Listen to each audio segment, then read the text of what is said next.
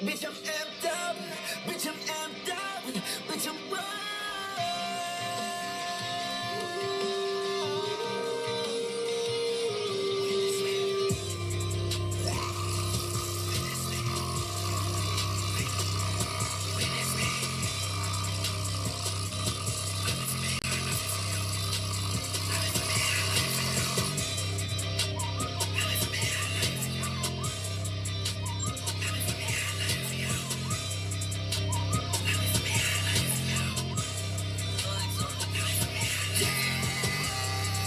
I'm going up. I'm going up. I'm going up. I'm going up. Crop top, on a thigh, bitch. Whoa. I'm going up. I'm going up. I'm going up. I'm going up. Crop top, on a thigh, bitch.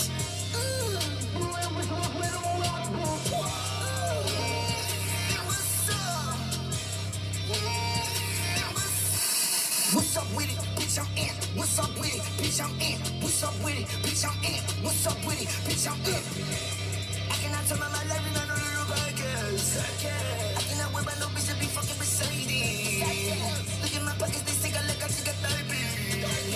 Everybody know I am the fry man. Shawty gon' pull up, she get what I need, and she give me a like machine. I'm in the same every since I got introduced to that bitch kind of me. I'm high and she like it. I'm high and she like a drone. She wanna feel me in the gun. I'm trying to just give her a bone. Trap life ain't that bad. Got 3 little follow phones. Trap life ain't that bad. Got 4 phone. Rap life ain't that bad. Got good enough in the home. I was going so high, I ripped this blood and I chrome. I'm going up. I'm going up. I'm going up. I'm going up. Crop top on a thigh, bitch. Whoa. I'm going up. I'm going up. I'm going up. I'm going up. Crop top on a thigh, bitch.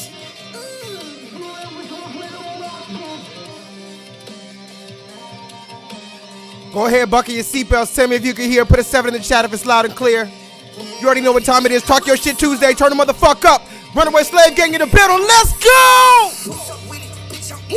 What's up with it? Bitch, I'm in. What's up with it? Bitch, I'm in. What's up with it? Bitch, I'm in.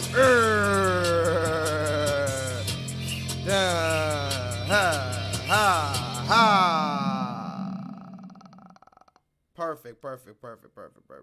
Anyway, guys, you know we're back again with another motherfucking special video. But I need you to do me a favor. I need you to tell me if you can hear me loud and clearly in the chat, because I'm playing with these settings on my thing. Mark Sanchez, can you hear me loud and clearly? There's no gray noise in the background, no scratching, nothing kind of crazy. Can you hear the music good? Let me know. Anyway, today is a Tuesday, a beautiful Talk Your Shit Tuesday, and we have a few things to talk about. Let me see if I could audio, see if I can reduce the background noise. You hear me right now? If everything sounds good, loud and clear. Like I said, I just need to make sure, because I hate moving forward and then I watched the stream back and there was a whole bunch of noise in the background. So let me just go real quick and check on the internet if I sound good. By the way, while we are looking through all this, I want to let you know that federal law allows citizens such as myself to reproduce, distribute, or exhibit portions of copyrighted motion pictures, video tapes, or video disc under certain circumstances without the authorization of the copyright holder. This is called fair use and is allowed for purposes of criticism, news reporting, teaching, and or parody, which does not infringe on the copyright 17 U.S.C. 107. Let me hold on. Let me make sure everything. This is called fair use and is allowed for purposes of criticism. Okay, it sounds good. Teaching and sounds good. Peace and blessings to everybody in the chat. Everybody coming in, everybody that's gonna be coming in, everybody who did not know I was gonna go live tonight and they're gonna catch this later. So if you are watching this later, leave a comment in the chat. As you guys know, I took a few weeks off, basically almost a whole month off. But I came back last night with a nice refresher class. And the name of last night's stream was what? I saw most of y'all in there last night. I don't think I saw Infinite Charms yesterday. Shout out to Infinite Charms. How's everything doing? Beautiful. Um, the name of last night's stream, by the way, just so we're clear, guys, this is not a live stream. What you're watching right now is definitely not a live stream, so don't even get any funny ideas. You're gonna have to be commenting and all that type of shit if you're gonna watch me. Okay?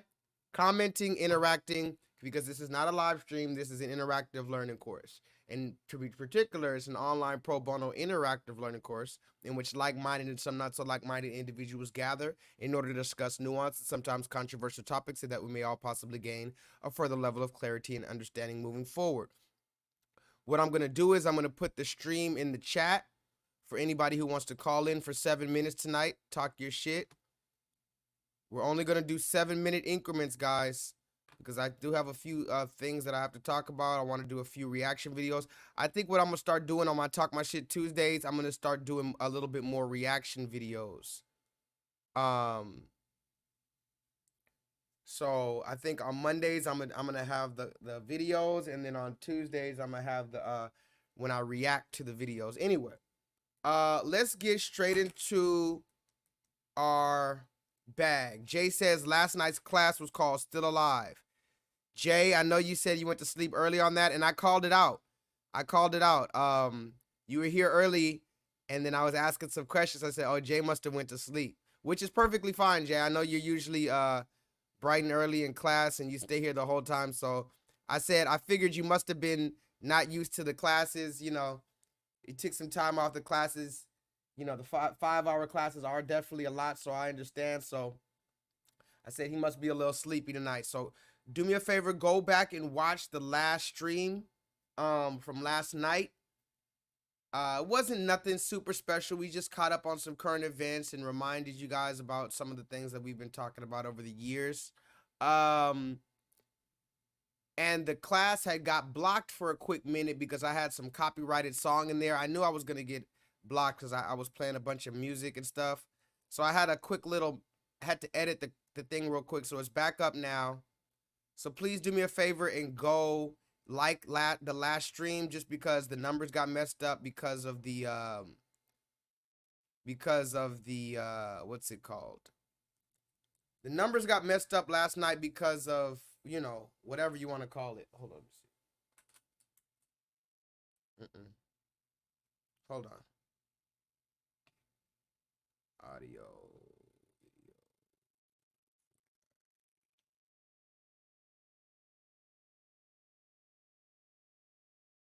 Hold on.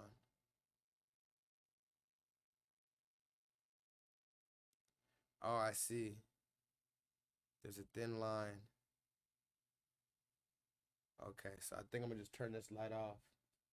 Maybe I'll put the light down here. What happens if I put the light down there? Nope. Still fucked up. Put the light right here. Still fucked up. Turn the light off. It's too dark. I'll just turn one of the lights on. Okay. So shout out to y'all, man. Back again today with the very special video. Hold on. Let me still don't look quite right. Virtual background 47. Let's do it around 47. Okay, cool. Anyway, we are back tonight with a very special video, a Talk Your Shit Tuesday. And as you guys know, I try to come to you every Monday and most Tuesdays, but as I told you, there's going to be some times where I'm not going to be able to do that. So I need you guys to just hold it down, stick with me. There's sometimes I get a little, let's just say, sensitive, and I say, you know what, I'm just going to step away from the class for a minute because, you know, I don't know if the class really appreciates me and stuff like that. I know my main 7 people appreciate me. I have about 7 people. I don't know who all 7 is, but I have at least 7 people who rock with me no matter what. But then there's the other ones who come in and out of my life. Sing that song, you can't keep running in and out of my life. Dun, dun, dun. You can't keep running in and out of my life. Y'all just be running in and out. and every now and then you want to watch the channel, but you also want to channel surf. Here's the thing about my channel. You can't just channel surf because you don't know when the next time you're going to catch me live. You don't know if this is the last time I'm going to be live. You don't know what I'm going to say. You don't know if I'm going to get my channel deleted. You don't know anything. So pull up on your boy. You know what I'm saying? Let's talk a little shit. And matter of fact, I don't know if I put that in the comments. Hold it down. You remember I also did a stream called Hold It Down. But if you guys want to call in tonight, I already put that on the stream. If you want to call in tonight for any reason for 7 minutes, get some shit off your chest, please do so. And I talk about the amazing Lucas a lot because he's a big YouTuber here in the YouTube space, but I know him in real life. And so I watch his content a lot. I enjoy a lot of his content. Some of the content infuriates me and I really disagree with it. But everybody has their right to say what they say. But a thing that Lucas does on his channel very often is a disagreement day. And I think that's pretty cool. I think he has a few of them a week, like a disagreement day. But the thing is, he has over 400,000 subscribers. So when you have that many subscribers, you could go live and at any given time of the day, 3 p.m., 3 a.m., you could go live and there's going to be hundreds of people in your chat. So when you have hundreds of people in your chat, or with bigger YouTubers, thousands of people in your chat, you can have a call-in show and you don't have to worry about it. There's going to be new people always watching. There's going to be people who've been trying to call in since last week. There's going to be people who were thinking about calling in. There's going to be first-time watchers who want to call in. So you have a plethora of people with different ideas from different backgrounds, different perspectives. They might agree with you, but they might disagree with you. They have a good, valid argument. They could call in. You could duke it out. That's what I want to do on my channel. I've been trying to do that for a long time. I've done it before. Every time a troll comes in here or something like that, I try to offer the space for them to call in. I really want somebody to challenge my talking points. Any of my talking points. Any of the videos that you've ever seen me make, or any of the things that you've ever seen me say about any current event, please challenge me. Please tell me, J-Lethal, I don't think that was a good take. That didn't make sense. That was stupid because of this information, this, and this. For some reason, I don't get that many callers. And, it is what it is. I already know we're shadow banned. We talked about it every single day. But if you do want to call in, the stream, it is in the chat. And anybody who's in the chat right now, maybe you can, put it in the stream later. Shout out to the people who are here now. Who's here right now? De facto, Solo, Jay, Mark Sanchez. Okay. Anyway, so today is Talking Shit Tuesday. We're going to do a few reaction videos and talk about the things that we haven't talked about, or we didn't have a chance to talk about last night. We talked about a lot of stuff last night, and I'm not going to get back into that stuff. There was a few things that we touched on, like Tia. We always like to keep track on Tia because Tia represents the modern single mom. Let's call Tia the modern day single mom. What is the modern day single mom? The one who makes enough money to quote unquote provide for her kids and herself, and she don't need no man for shit. You know how that goes. And also Tia represents the good girl gone bad, and which opens up the question, was the good girl ever really good if she quote unquote went bad? That's a whole conversation for another day. But when we're talking about people like Amazing Lucas or whatever, they say, oh, if your baby mama starts acting up, or if your baby mama wants to put you on child support or get somebody new, or she's twerking in the club, that's your fault. You should have picked a better woman. And I say it over and over again, the problem with telling men that they should have picked a better woman for a baby mama is that you're not accounting for the fact that people can change. And you're not accounting for the fact that women are encouraged to change. Let's just keep it a funky buck. Not only do people naturally change, but women in our society, once they have a child, they are encouraged from a multitude of people, from their friends, colleagues, co-workers, Niggas trying to get with them, their mama, their single mama, all their aunties, grandmama, big mama. Everybody's telling them that you can do it without that man. And so when we speak about Tia, a lot of people think that we're, shaming her, or we're, you know, uh, whatever, bullying her. The problem really is that Tia represents the single mother, the modern single mother by choice. And she was the good girl, allegedly had no red flags. Of course, we could talk about Suki Hana. We could talk about Sexy Red. Hopefully, maybe I'll talk about Sexy Red a little later. I'll try not to get a strike on my channel.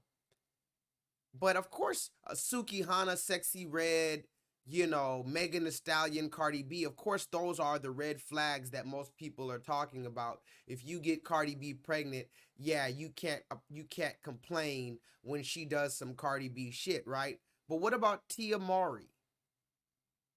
Can somebody talk to me in the chat? What red flags? I mean, of course, we don't know this woman in real life, but I mean, if you can say that Suki Hana had enough red flags that we should know, and Kim Kardashian had enough red flags that we should know, what are the red flags that Tia possessed before she lost her mind and started dissing her boyfriend at every turn?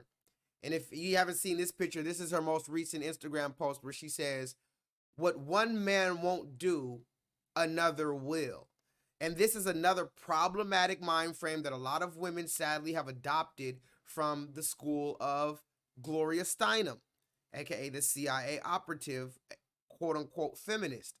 The idea that what one man won't do, another man will. That might be the case under certain circumstances. That might be the case, let's just say, if you were younger, if you're prettier, if you're this, if you're that.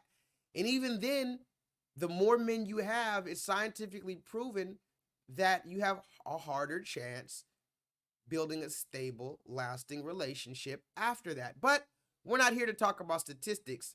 We're just here to talk about the overall moral of the story. And the moral of the story is, do not be like Tia. Tia goes from posing on Instagram. First of all, like I said, I really hope this picture is Photoshopped, guys. Shout out to Buckshot. I really hope this picture is Photoshop. And it's not to shame, but all I'm saying is, what one man won't do, another will. Well, realistically speaking, ma'am, I mean, it just depends on what you're talking about. Maybe another man might hit it. Another man might receive some head from you, might spank it from the back. I don't know. But even with this, I don't know. If you send the man this picture, he might not even text you back. I don't know.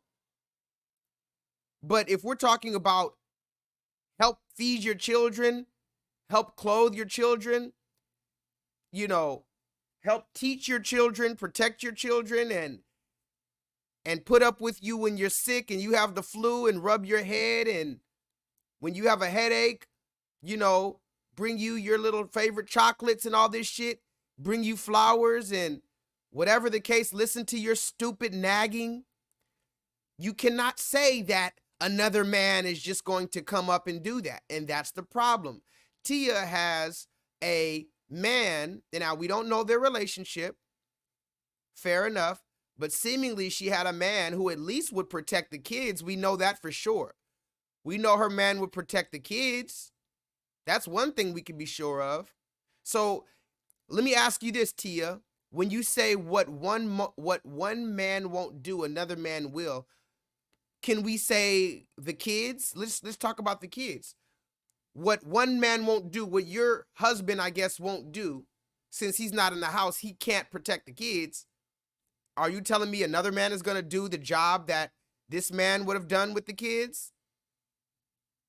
I mean, let's just keep it a funky buck. These are the questions we need to ask. But again, these are all variables. Now, the reason why we have to constantly drill this in your head is because entertainers are being used to socially engineer us. And I'm not sure how long that's been the case. Let me ask you guys in the chat.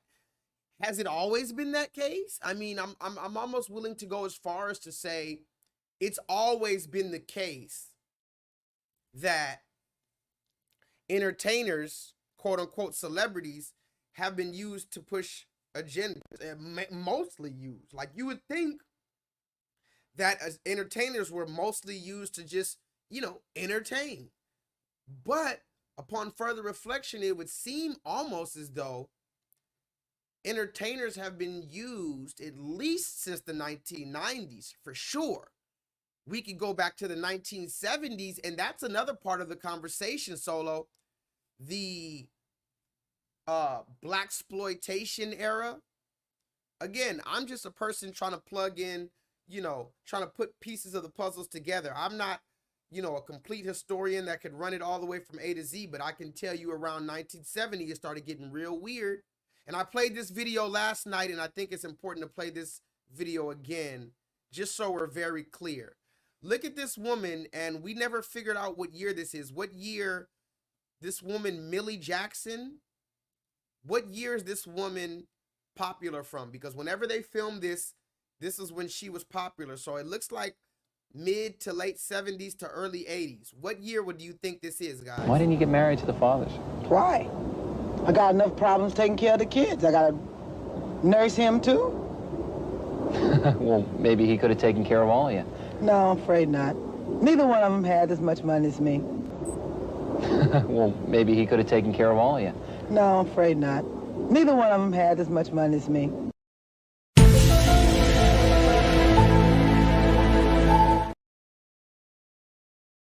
Now, again, that video is short but sweet. I recently saw that video, and I don't even know what year it came from. But that video is short but sweet, straight to the point. In that 15-second video, she admitted that she has not only one father that she does not want to listen to, she has two fathers of her kids. Neither one has she married, neither one does she plan to be with, neither one is she with, neither one does she respect, neither one does she listen to, and she makes more money than both of them. So do you see how that immediately negates anything else that they could possibly bring to the table? The man said maybe he could have took care of you. She automatically translated that as, I have my own money. Do you see the problem with this? The man said, well, you don't think the father of your kids could have, took care of you? Taking care of somebody, there's a whole multitude of ways that you can take care of somebody that don't even necessarily include a financial aspect. However, when the woman heard the question of some man taking care of her and her kids, she immediately went to money. How much money he has, how much money the other man has, versus how much money she has. And this is important. Why? Because it proves our point that around 1970 or something, oh yeah, this is a lot better, that around 1970 or something,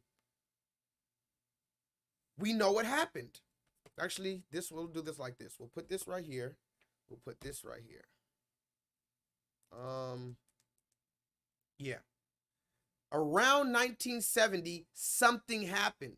We talked about how they killed Martin, they killed Malcolm, they killed the Panthers. They scared the rest of the black men. Guys, it's a very simple equation.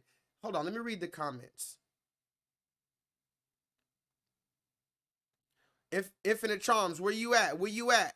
Where you at with it, Infinite? What up? Infinite Charms, you know, it's if you ever need to explain what happened to the black community, just tell everybody, white, black, and everybody in between. It happened at around 1970, give or take a few years. You killed Malcolm, 3. You killed Martin, 68. You killed the Panthers. You drive the rest of them crazy. The rest of them assimilated because they were too scared, because that's a Willie Lynch tactic to humiliate or kill the buck or the outspoken one and have the other scared. It's a very simple equation. And the thing about it is, it's such an effective war strategy that the red man has never had to change it. You killed them, you introduced this money to our community that you kept us out of all these opportunities. You kept us from having money. You made us work. Let's go back to slavery. You made us work for free. You showed us all the opulence that we could never attain. You so-called freed us with no language, no culture, no religion, no land, no resources, no family, no structure, no organization, no code, and the white man's God. I mean, it all makes sense, right? So by the time you reach 1960, one of the last rebellions, and then you kill our outspoken men, and then you give the women all these secretary jobs and whatever they can, as long as they put their perm on or their wig on, they can go work at the big house next to Mr. Johnson. They could be a secretary for Mr. Johnson. Meanwhile, the black man was an endangered species since the 1970s. And then I never even really went into the blaxploitation. We never even went into the blaxploitation of the 1970s, because think about it. You couldn't come around in the 60s with all these militant black men and push this image of the pimp and the hustler and the drug dealer. You had to wait till all the black men were dead or mentally incapacitated, and then you pushed out these movies like The Mac and what are these other pimp movies? Bishop Magic Don Juan and all these other niggas. That's when they started coming in the 70s. So that started showing you the acceptable type of Negroes. Woo! I haven't even started. We're not even 28 minutes into this thing. These are the acceptable Negroes. There's a few acceptable Negroes, Carlton Banks, but also, yes, the Mac, the pimp. Because guess what? The pimp and the gangster particularly serve two beautiful purposes for the white man. The pimp, he can destroy our women and he can do abominations that the Bible said, because when you turn your women into prostitutes, that's turning your whole nation into wickedness. So the pimp is already destroying the women. He's cursing himself. He's cursing his land. And then when he gets caught, which will be soon, he either gets killed by another rival pimp, or some nigga, some John kills him, or he gets locked up for human trafficking. That's what I'm seeing a lot going on in Houston, Texas. They got a street out here called Bissonnette, one of the most famous prostitute streets in America. Houston, Texas, Bissonnette Street. Don't ask me how I know. Don't ask me if I've been around there. All I'm saying is, you got these big booty women out here in Houston and wearing next to nothing, walking down the street. The police act like they don't know, but it's very clear. But the women don't really get in trouble. It's always, who's your pimp? Who's your whatever? And then they give him a human trafficking charge for 120 years. So by the time the pimp destroyed the woman, destroyed his morals, destroyed his land, then you can lock him up for 120 years. So it's a win-win situation, very similar to a gangster, a Blood, a Crip. The Blood and the Crip isn't protecting their neighborhood anymore. The Crip is no longer the community revolution in progress. What you're doing is, you're a Crip and you're killing. Now the Crips are killing other Crips. By the way, this shirt is not blue, it's purple. No diss to the Crips, but this is a purple shirt.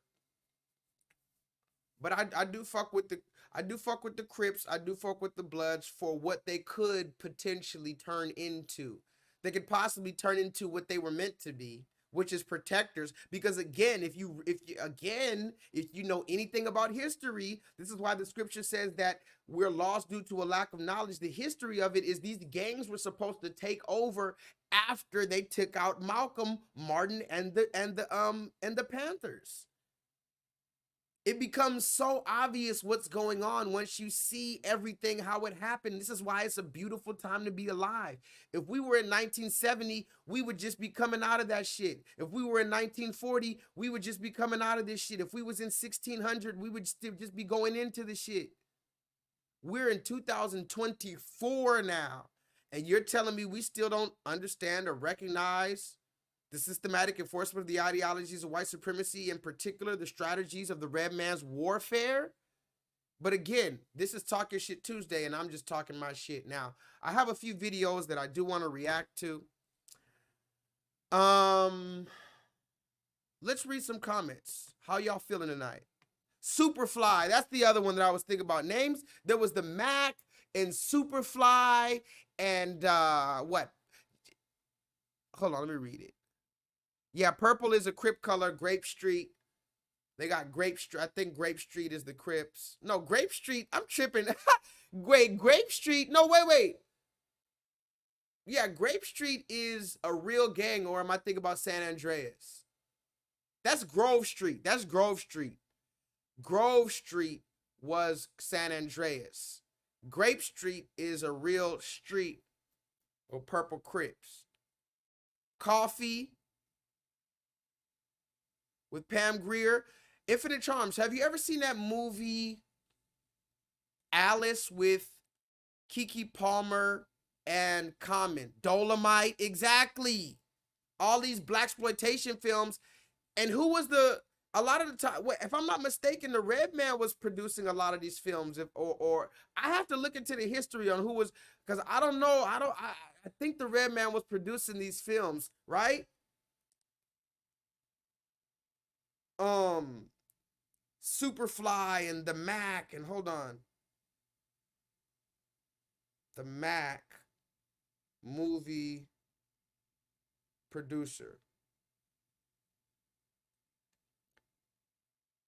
Look, this is the dude who is the producer of the Mac. Harvey Barnhard. Huh. Interesting. Look, you see that? Producer of the Mac.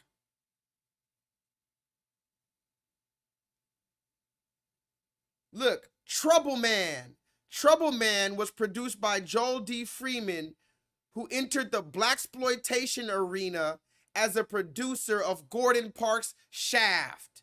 The art director was Albert Brenner, one of Hollywood's most respected designer.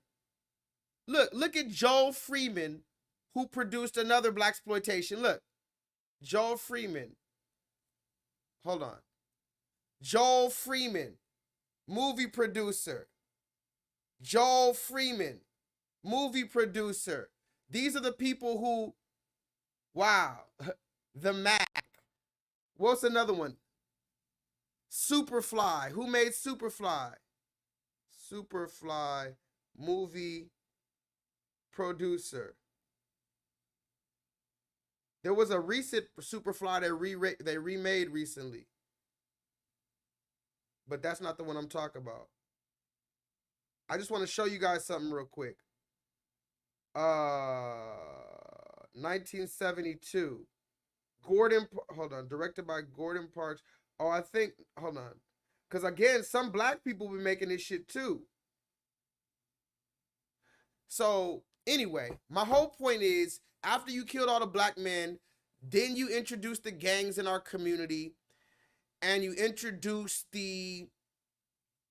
and by the way, when you talk to a lot of original gang members, the original gang members said they tried to start a truce 1,000,000 times, but there was federal agents in the gangs and shit like that. So there's a lot of stuff that we need to understand about how we got to the place where we're at right now. That's all I'm saying, guys. But going back to this woman right here, this is at least 1973, 1975. Can somebody tell me what year they think this is? The exact year you think this is. Go look up Millie Jackson, what year she was popular, and tell me what year you think this was. Because she said, I have more money than both my baby's fathers, so they don't mean nothing to me. This is something that the Red Man loves to hear. The Red Man starts jumping in his pants like Dr. Umar Johnson when they hear that, oh, I got more money than this nigga, so what do I need him for? This is the beginning of Hot Girl Summer. Why didn't you get married to the fathers? Why? I got enough problems taking care of the kids. I gotta nurse him too. Well, maybe he could have taken care of all of you. No, I'm afraid not. Neither one of them had as much money as me. Well, maybe he could have taken care of all of you. No, I'm afraid not. Neither one of them had as much money as me.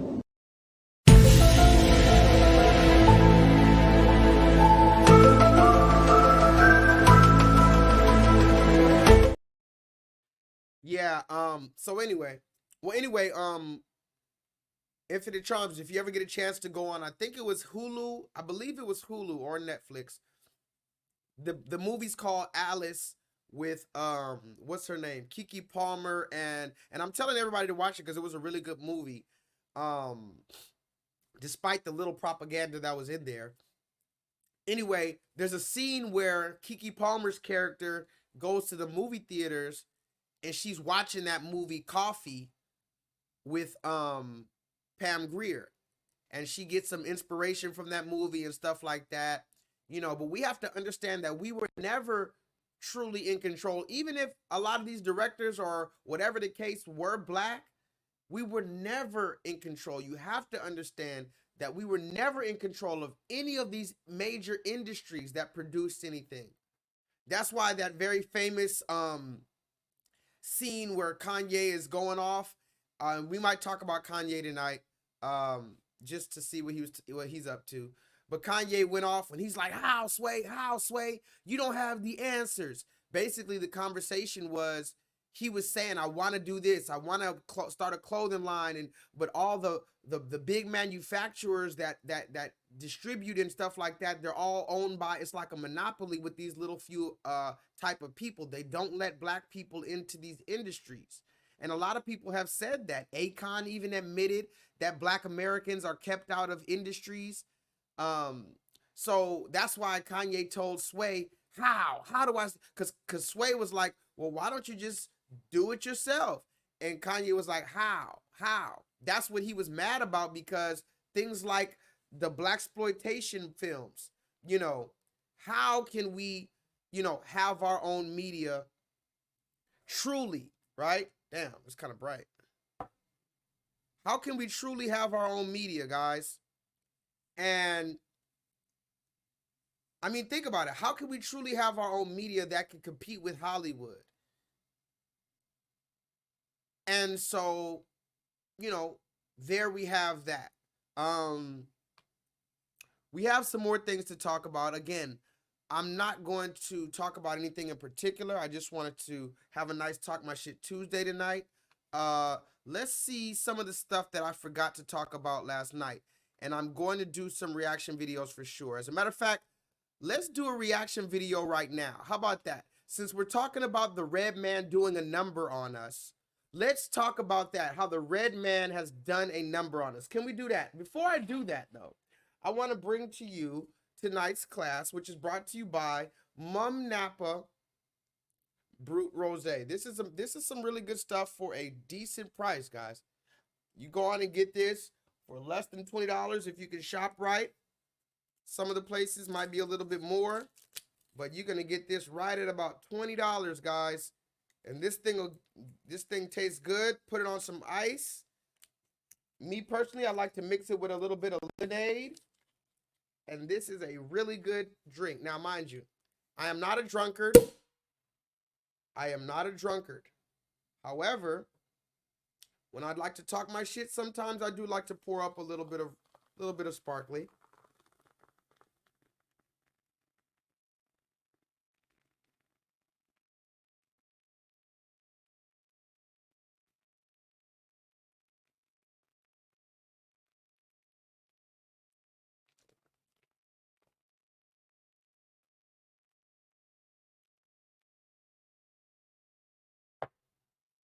Whoopsies, spilled a little bit. Anyway, again, feel free to call me at any time, guys. I sometimes I'm just talking to the camera. Sometimes I gotta make sure this thing is on me, because I don't even know if I'm just talking to the camera. But since we're talking about the red man doing a number on us, let's talk about this. Let me open up a sidebar just so that we can, and what I'm about to talk about is going to be some social media stuff. So please, you know, bear with me. But has anybody ever heard of, what is the woman's name? Tamar Braxton. Now, this is Talk About Shit Tuesday, so hold on. Let me open up the side tab real quick.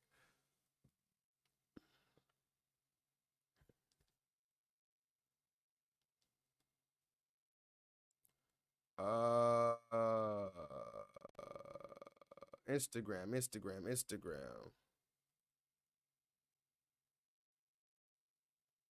Okay, y'all. So let me open up this side tab, share screen, Instagram, share. All right. Now,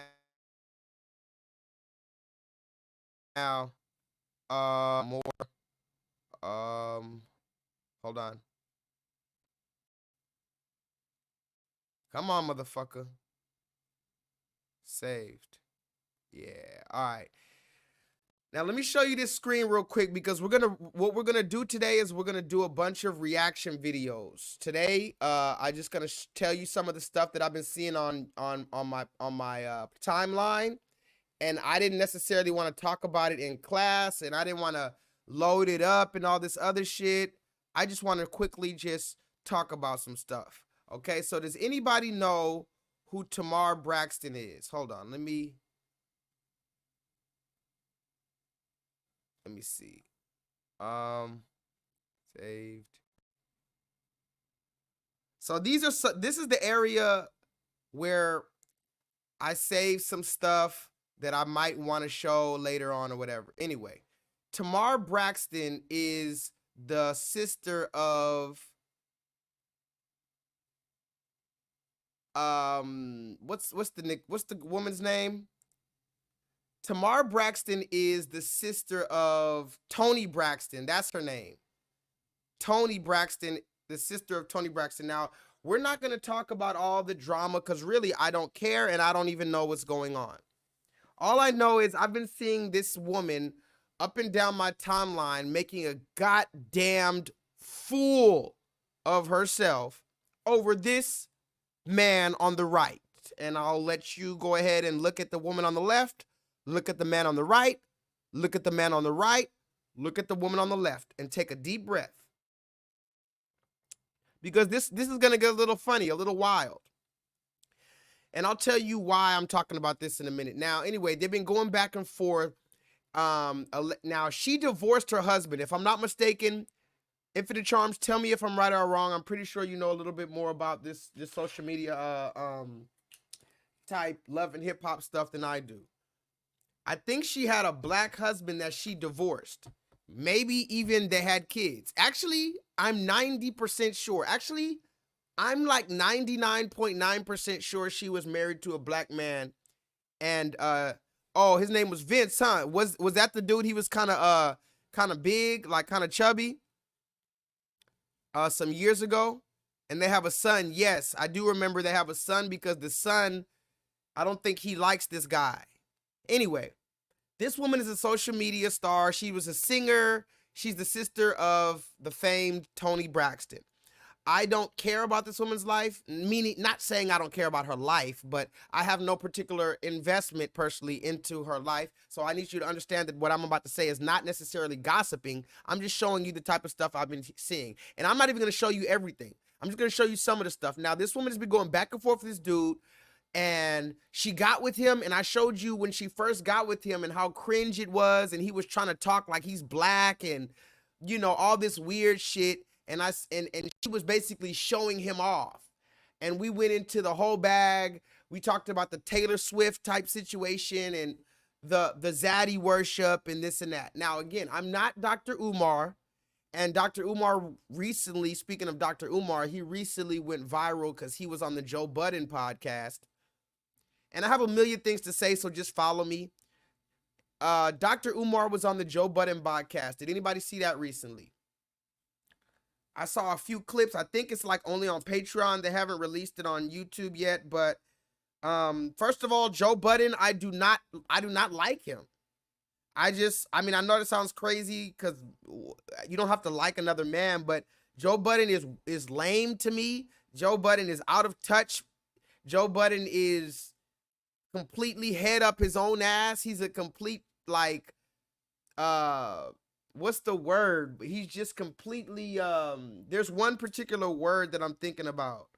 When you're very full of yourself, not even pompous, it's when you think too highly of yourself. Anyway, Joe Budden sit there with his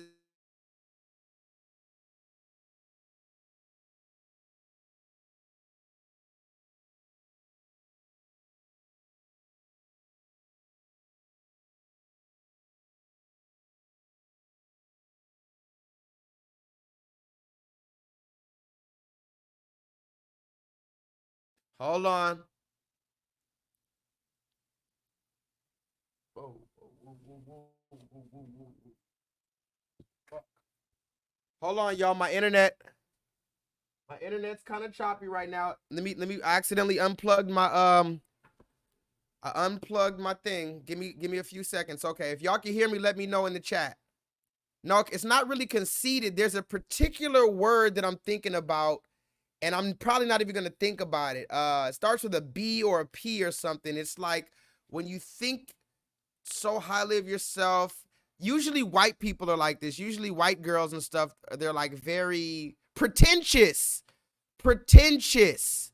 That's the word I'm thinking about. Go look. What is the definition of pretentious? Can somebody tell me in the chat? I think that's the word I'm thinking about. Joe Budden is very pretentious. And he sits there with his legs crossed, and I guess the white man is paying him a whole bunch of money for his podcast, so he feels like he made it out the mud, and he really feels like his word is the end-all, be-all, and he acts like he's gonna get so mad if somebody disagrees with him, and he has this stupid, raspy-ass voice. Anyway, Joe Budden recently has been he interviewed Dr. Umar, and he interviewed Kevin Samuels when he was alive. Now, those are two big names in the grassroots Black American community. So I need you to understand how these so-called big Black podcasters who are owned by the red man, I need you to understand that they are told who they can and who they cannot interview. So you better believe the fact that Dr. Umar finally got on Joe Budden, he was told he can do that for whatever reason. But I do want to let it be known that I don't trust these motherfuckers who are getting grassroots people. And, you know, I have my own problems with Umar, but we know he's not mainstream yet. So whatever the case. Anyway, Dr. Umar was on Joe Budden podcast recently, and he went viral for a lot of different clips. But one of the clips he talked about Kobe Bryant's wife. He said we shouldn't support Kobe's wife because she's not doing anything for the Black community. That was very controversial.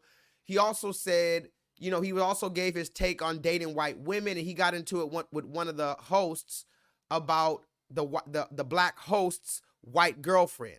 You can go watch that. It is what it is. But I'm not Dr. Umar. I'm not here to say you can't date a white person or whatever. I do think it's interesting to date a white person in 2024 and you know the dynamics involved, but that's up to you, right? But let's get back to Tamar Braxton. Now, Solo Dolo says pretentious means attempting to impress by affecting greater importance, talent, culture than actually possessed. Yes.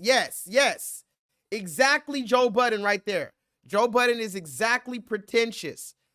He attempts to impress us by acting like he has a greater importance, talent, and understanding of the culture than he actually possesses. That's a perfect definition for Joe Biden.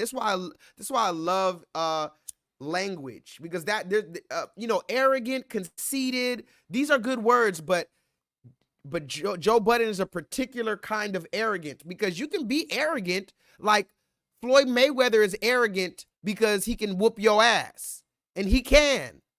So I understand his arrogance. You know, they said Kobe Bryant was conceited on the basketball court because he knew you couldn't fuck with him, and he was right. So if Joe Budden is arrogant or conceited, you know, so be it. Hold on. Why is I need to make sure my internet's working, y'all. Why is my internet not working?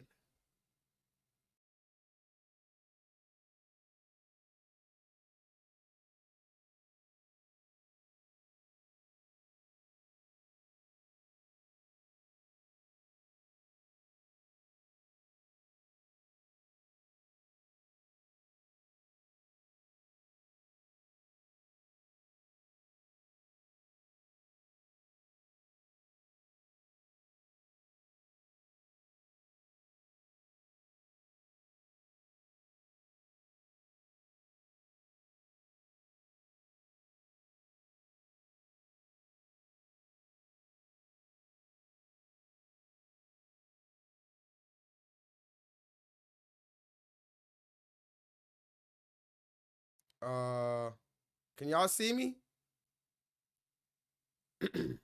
My bad. Shit. Shit is bright than a motherfucker. So let me pull up the screen one more time and let me tell you why I'm talking about this.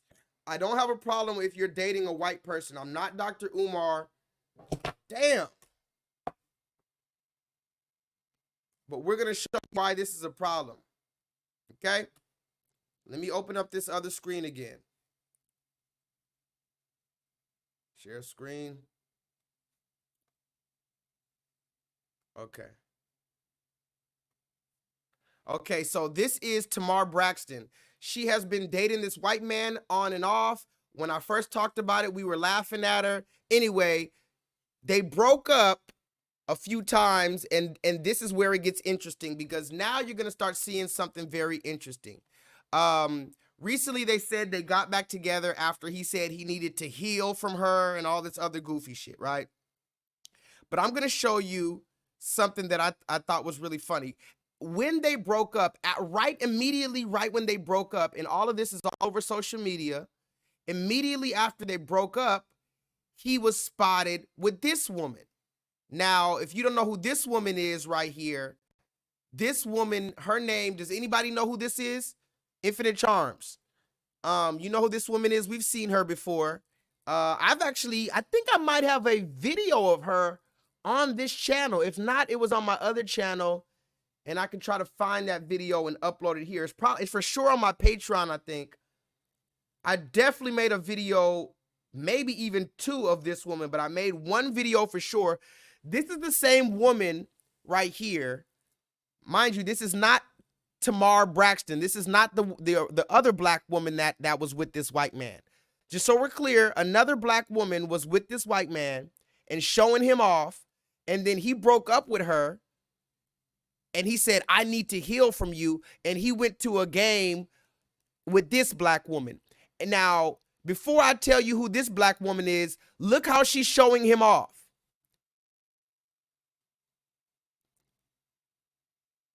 Put a sassy emoji in the chat if you see how she's showing this man off. If you can see how she is showing this man off right now, put a sassy emoji inside of the chat. Because this is the same way that the other black woman was showing him off. Like basically showing off a car. Like, oh, look, I'm balling. I'm with this man. Okay? Now, before I tell you who this woman is, I need you to look at this man's hair. Ladies and gentlemen, what is this man's hair giving? Particularly the side part. I need all my runaway slaves to talk to me in the chat. Look at his side part right there. Look at the little swoop down bayang, not the bayang. Don't tell me this nigga got a Cynthia G bayang. What is this? What is the bayang? And what is the side part giving? Mark Sanchez. Thank you for the sassy emoji. Thank you, Jay, for the sassy emoji.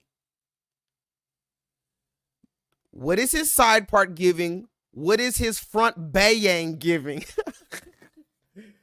It's giving German Nazi Gestapo officer with the yellow boots and the black leather trench coat.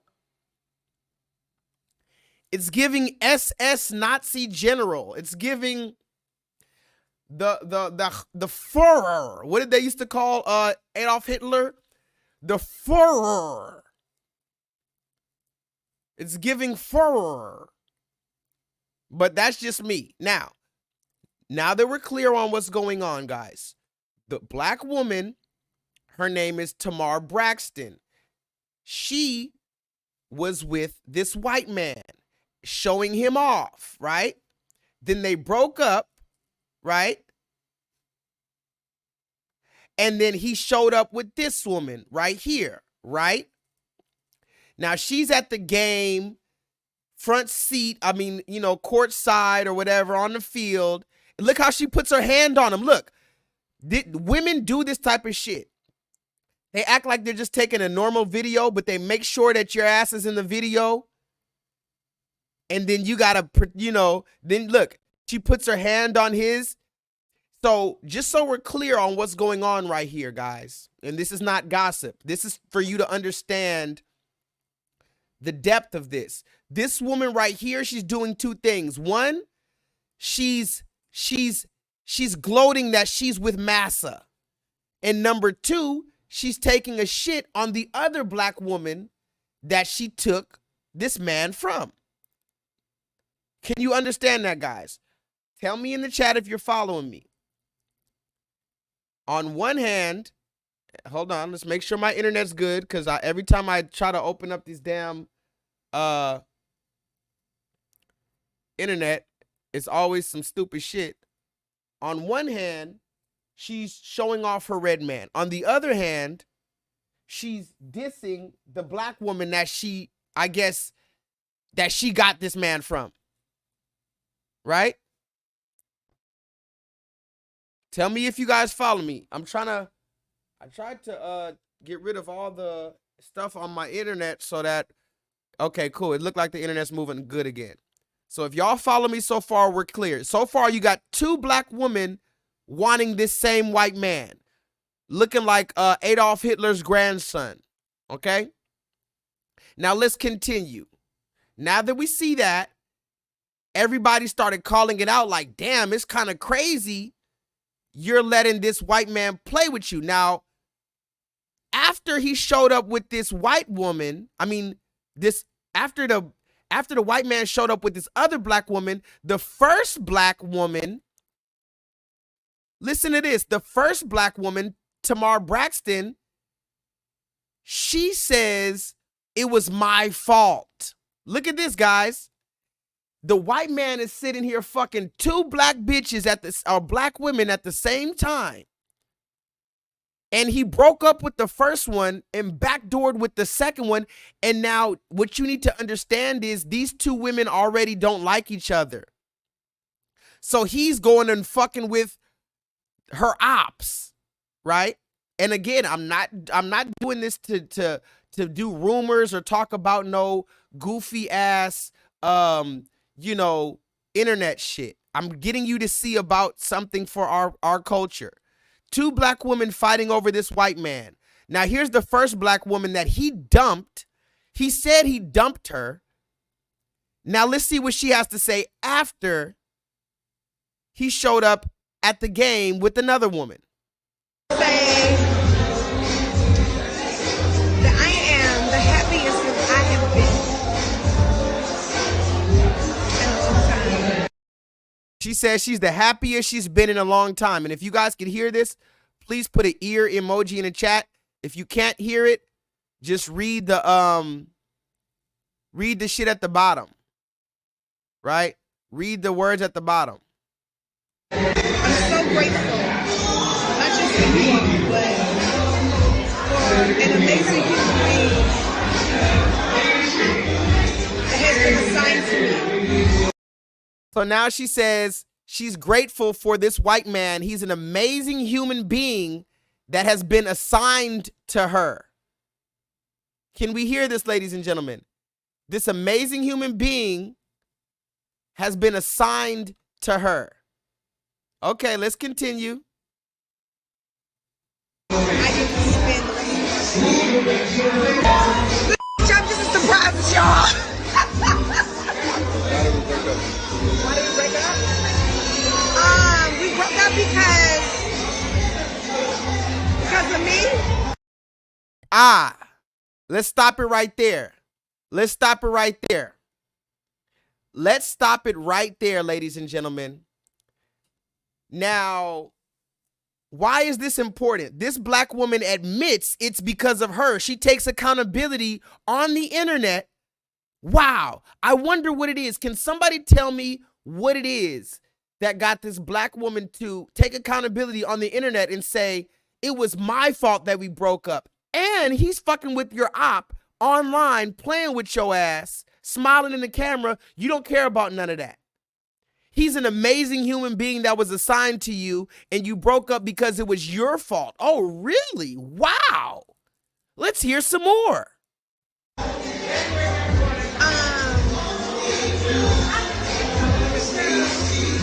because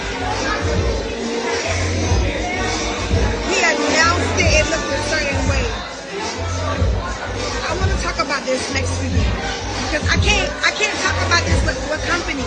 And y'all know what I mean by companies, people who don't understand. She says she can't talk about this with people who don't understand. No. We understand very clearly, ma'am. We understand very clearly what's going on. And I need to make sure y'all in the comments can understand exactly what's going on as well. She's taking accountability for this man slinging his dick around and fucking the women that she doesn't like. She says it's okay, it was my fault. Now, I'm trying to figure out what black women that I can remember doing that when the man was black. Can a man dump you? Can a black man dump a black woman publicly? Go online and do a whole live stream talking about, I need to heal from her. Show up at the football game with a bitch that you don't like. And then you come and say it was your fault. And he's an amazing human being that God gave to you. Wow, look at her right here. Look how happy she is right here. Let's continue. And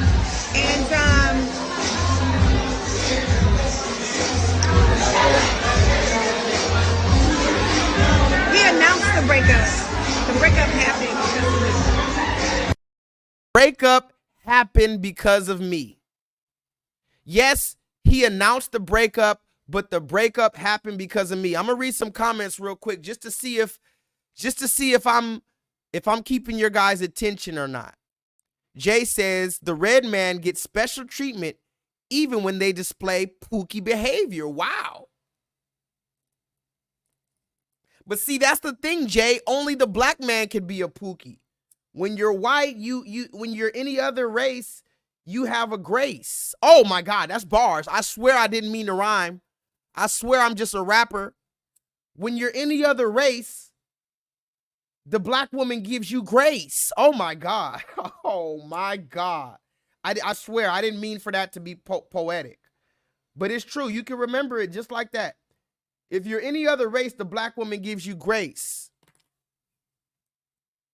Okay, now let me read Cop Killer. Killer says, two dumb black American. Come on, man. Don't be rude in the chat. Two lovely Nubian queens fighting over a Wookiee and a Wookiee. Oh, a Wookiee. Oh my God. Make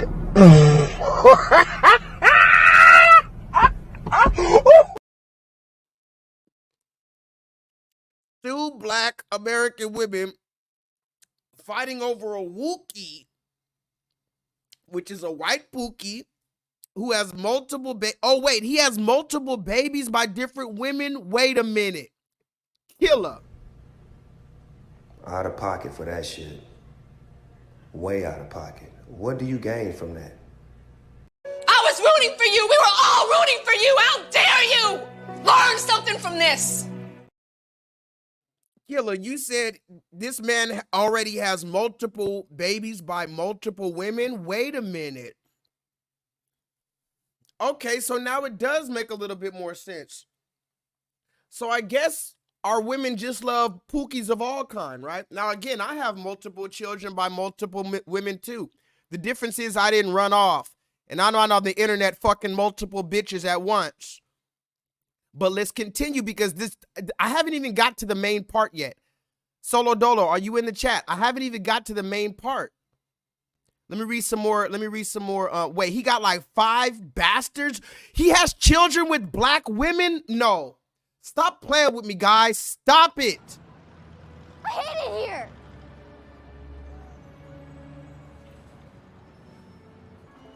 I hate it here. Waking up in the morning, thinking about so many things. I just wish things would get better. I'm trying to get rid of them, but nothing seems to stay the same. Woke up in the morning, doing my hair, makeup, getting my clothes on. Walking into school, thinking of what is going to happen next. Oh, whoa, things are just caught up in my mind. Just cannot get rid of them. I am worrying and worrying, I just cannot get rid of them. Somebody put that in the chat. Waking up in the morning, I'm thinking about so many things. I just want things to get better. Okay, now I'm learning this as we go because like I told you, this is how you know I don't even pay attention to these motherfuckers. But I've been seeing them up and down my timeline. Back and forth they go, back and forth. So now let's fast forward a little bit because I got more shit to show you. So just so we're clear, this woman on the left, this black woman, was fucking this white man who allegedly has like 5 black kids by black women. I didn't even know that. But every time you see him, he's talking like he's black and she's talking like a stupid ass house nigga. I can't even make this up. Look how she talks when she's around him. Y'all, we on a road trip. And we wanted to know. I was on X. Now, first of all, look how he's just driving. I need you guys to focus on body language. Body language. Somebody put that in the chat. Body language. It always be like this. You want to talk about who's the prize? Well, let's talk about when you're dating a red person. The red person's always the prize. Even when these athletes are dating red women, the red woman is still the prize. But that's a different story. Right now, we're talking about this woman. Look how she's leaned into him. He's sitting up driving, cool, calm, collected. He's not trying to be in the camera. He's not leaning into her. She's the one leaning into him. Again, showing him off. The same thing that she was doing since the beginning, every time. Same thing that the other woman was doing at the football game with him. Showing everybody that they're with him. But just listen to how she talks around this man. And I seen, we're taking the kids to Disney.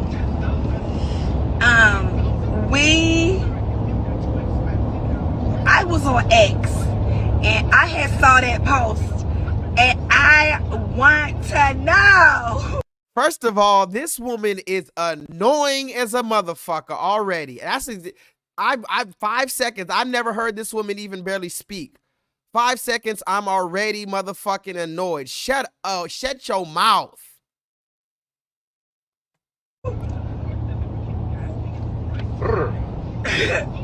I don't know. I came here to ask y'all, did she get married? I don't know. I've been blowing up her phone. I've been blowing them stuff up. Somebody got to tell us something. Let me call Stunner. Look at the red man. Let me call Stunner. Let me call Stunner real quick. And again, that might be his real personality, but we're not even here to go in on their relationship. I really want to get to this main part. Somebody tell me I could just get to the main part. Please tell me that you get where I'm going with this and I can just show you that. Because I can show you more. For instance, here's another time she popped out. First of all, this woman is batshit crazy. Look at her right now. This is Tamar Braxton.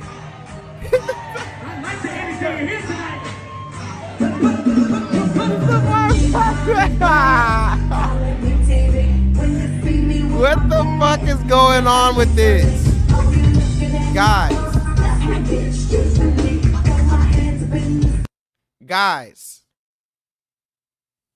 Guys, we have to, this is embarrassing the entire culture. This is embarrassing the entire culture, guys.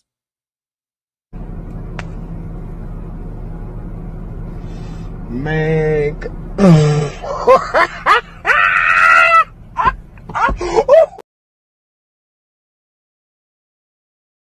Look at this in the yellow wig. You think the red man's ever going to tell her to take the yellow wig off because it's enforcing the systematic enforcement of the ideologies of white supremacy, or should I say perpetrating the systematic enforcement of the ideologies of white supremacy? Talk to me in the chat, guys. These are the women that we're dealing with. And these are the women that quickly smiled and said, I don't need my baby daddy. I got more money than him. You know, one of the #1 songs in America right now is Fuck My Baby Daddy, right?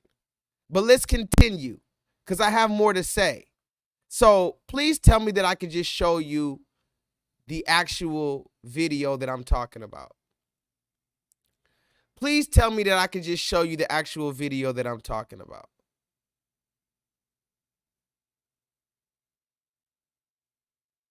Please go ahead and tell me that I can show you exactly what I'm talking about.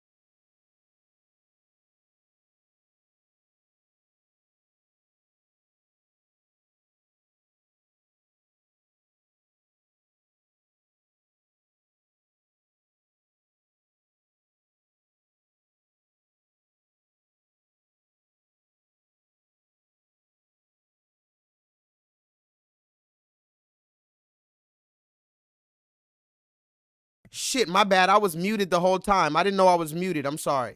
Anyway, so this is the woman Tommy Lee. Before I show this, please tell me I can show you what I'm about to talk about. This is the main reason I'm showing you all of this right now. This is the woman Tommy Lee. So just so we're clear, Tamar Braxton is one black woman that's fighting over a white man with multiple kids with black women. This other black woman that they're beefing is also fighting. They're fighting to be seen with him.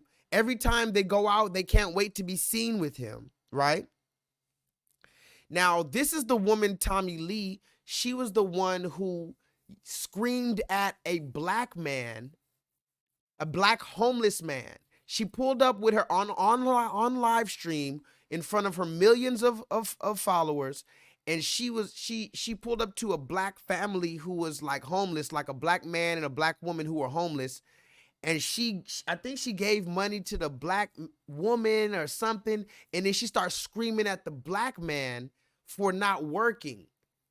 And the black man was like old and disabled or something like that. She screamed at that man and told him, get up off your ass, literally made him get up off of the ground or get up off of his seat. And she made him just go walk down the street and told him to go get some money. I mean, I can't make this shit up. I wonder if I can find that video right now. Have anybody ever seen that video where Tommy Lee says, where she screams at the homeless man? Hold on. Share this tab instead.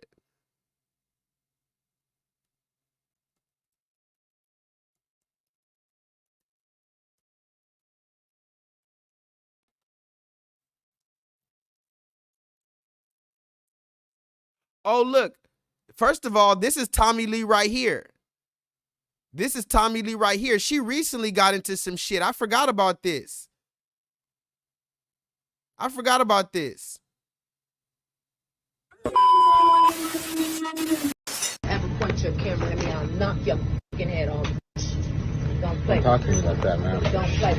Don't talk like that. Don't talk to me. The messy shit. I get on the 100 to step in the loop. Talk like that. Don't talk to me like that, man. Don't play. Don't talk like that. Head off.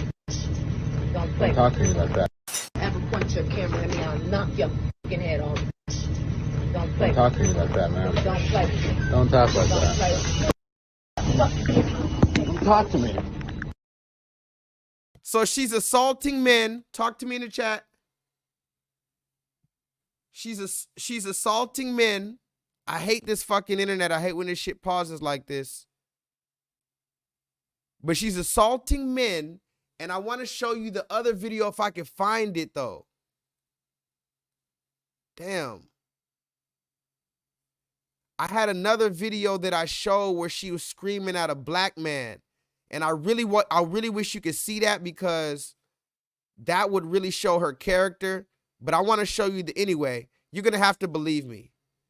You're gonna have to believe me. We're gonna show this next video right here. This is the main reason why I want to show this whole thing. Share this tab instead. Tommy Lee.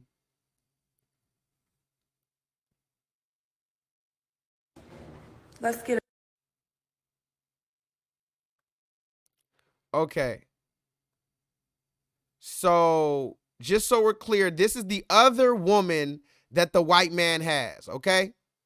Can we understand that? This is the other woman that the white man has. Ah, shit. Can y'all see? Y'all can't even see it, huh? I'm sorry. I haven't been on stream in a minute. I'm a little rusty, I think. I'm a little rusty, guys.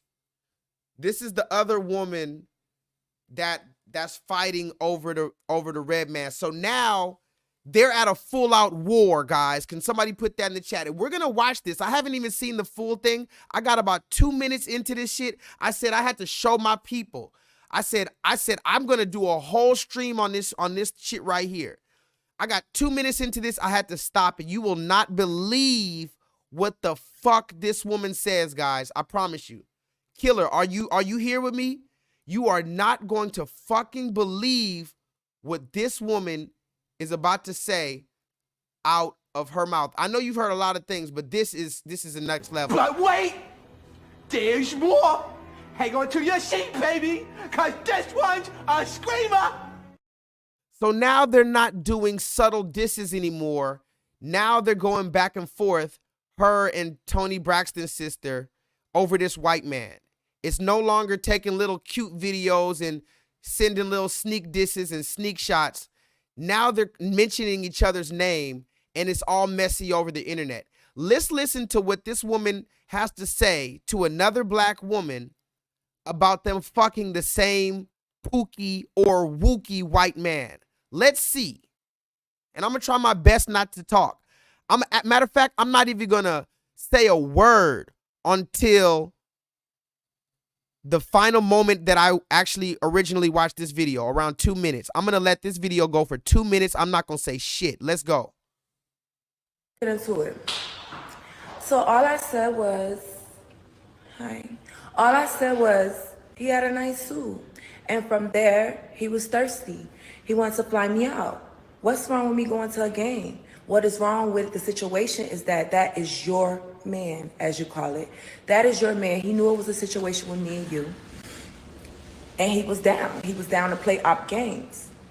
I wouldn't take nothing like that serious, my love. That ate my ass, and I sent him on his way. It wasn't the...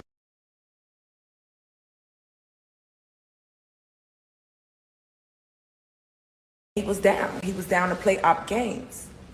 I wouldn't take nothing like that serious, my love. That ate my ass, and I sent him on his way. It wasn't... I wouldn't take nothing like that serious, my love. That ate my ass, and I sent him on his way. It wasn't you. And he was down. He was down to play op games. I wouldn't take nothing like that serious, my love. That ate my ass, and I sent him on his way. It wasn't the...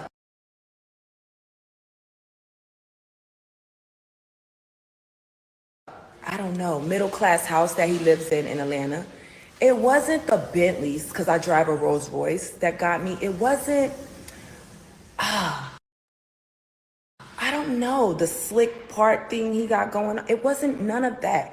It was when he paid for the Waldorf in points, I knew that I could no longer play this game. So it was a one-night thing. He never got no pussy. One thing, JR, you never want to play with me. You don't want me to expose how you were saying that you kicked her out and she went back to her mother's house. Not Mrs. Braxton. Not Mrs. Not Mrs. Singer with the sold out tour that JR also told me was flex. It was cap. It was she flexing. She don't have no soul. That shit between me and you was his exact words. The tour not sold out. He said you was messy. He said you went back to your mother's house. He told me a lot of things that he shouldn't tell a stranger. I just met this man less than a week. Love, if that's your man, as you say, then you need to check him. You need to really check him and check your situation and really see if you're sleeping with the enemy or not. I am not your problem. I don't know you. I wish I was drunk. I wish I was drunk right now. I wish I was drunk. Because, that. I'm about to post your shit, JR. I'm about to post your shit, boy. I try to just let you eat my ass for the slaves. I told you I was going to be quiet till 2 minutes, ladies and gentlemen. We are at 2 minutes and 3 seconds. This is exactly where I turned the video off, and I said I was going to watch it live with you guys. Listen to what she said again, ladies and gentlemen, and tell me if you cannot hear it. That. I'm about to post your shit, JR. I'm about to post your shit, boy. I try to just let you eat my ass for the slaves. Know you. I wish I was drunk. I wish I was drunk right now. I wish I was drunk. Because, that. I'm about to post your shit, JR. I'm about to post your shit, boy. I try to just let you eat my ass for the slaves. For the slaves, bitch. This whole shit, JR. I'm about to post your shit, boy. I try to just let you eat my ass for the slaves. For the slaves, bitch. This. Now talk to me, ladies and gentlemen. Tell me what's wrong with that sentence. Can somebody tell me what's wrong with that sentence before I tell you? Please, somebody tell me what's wrong with that sentence before I have to tell you what's wrong with the sentence.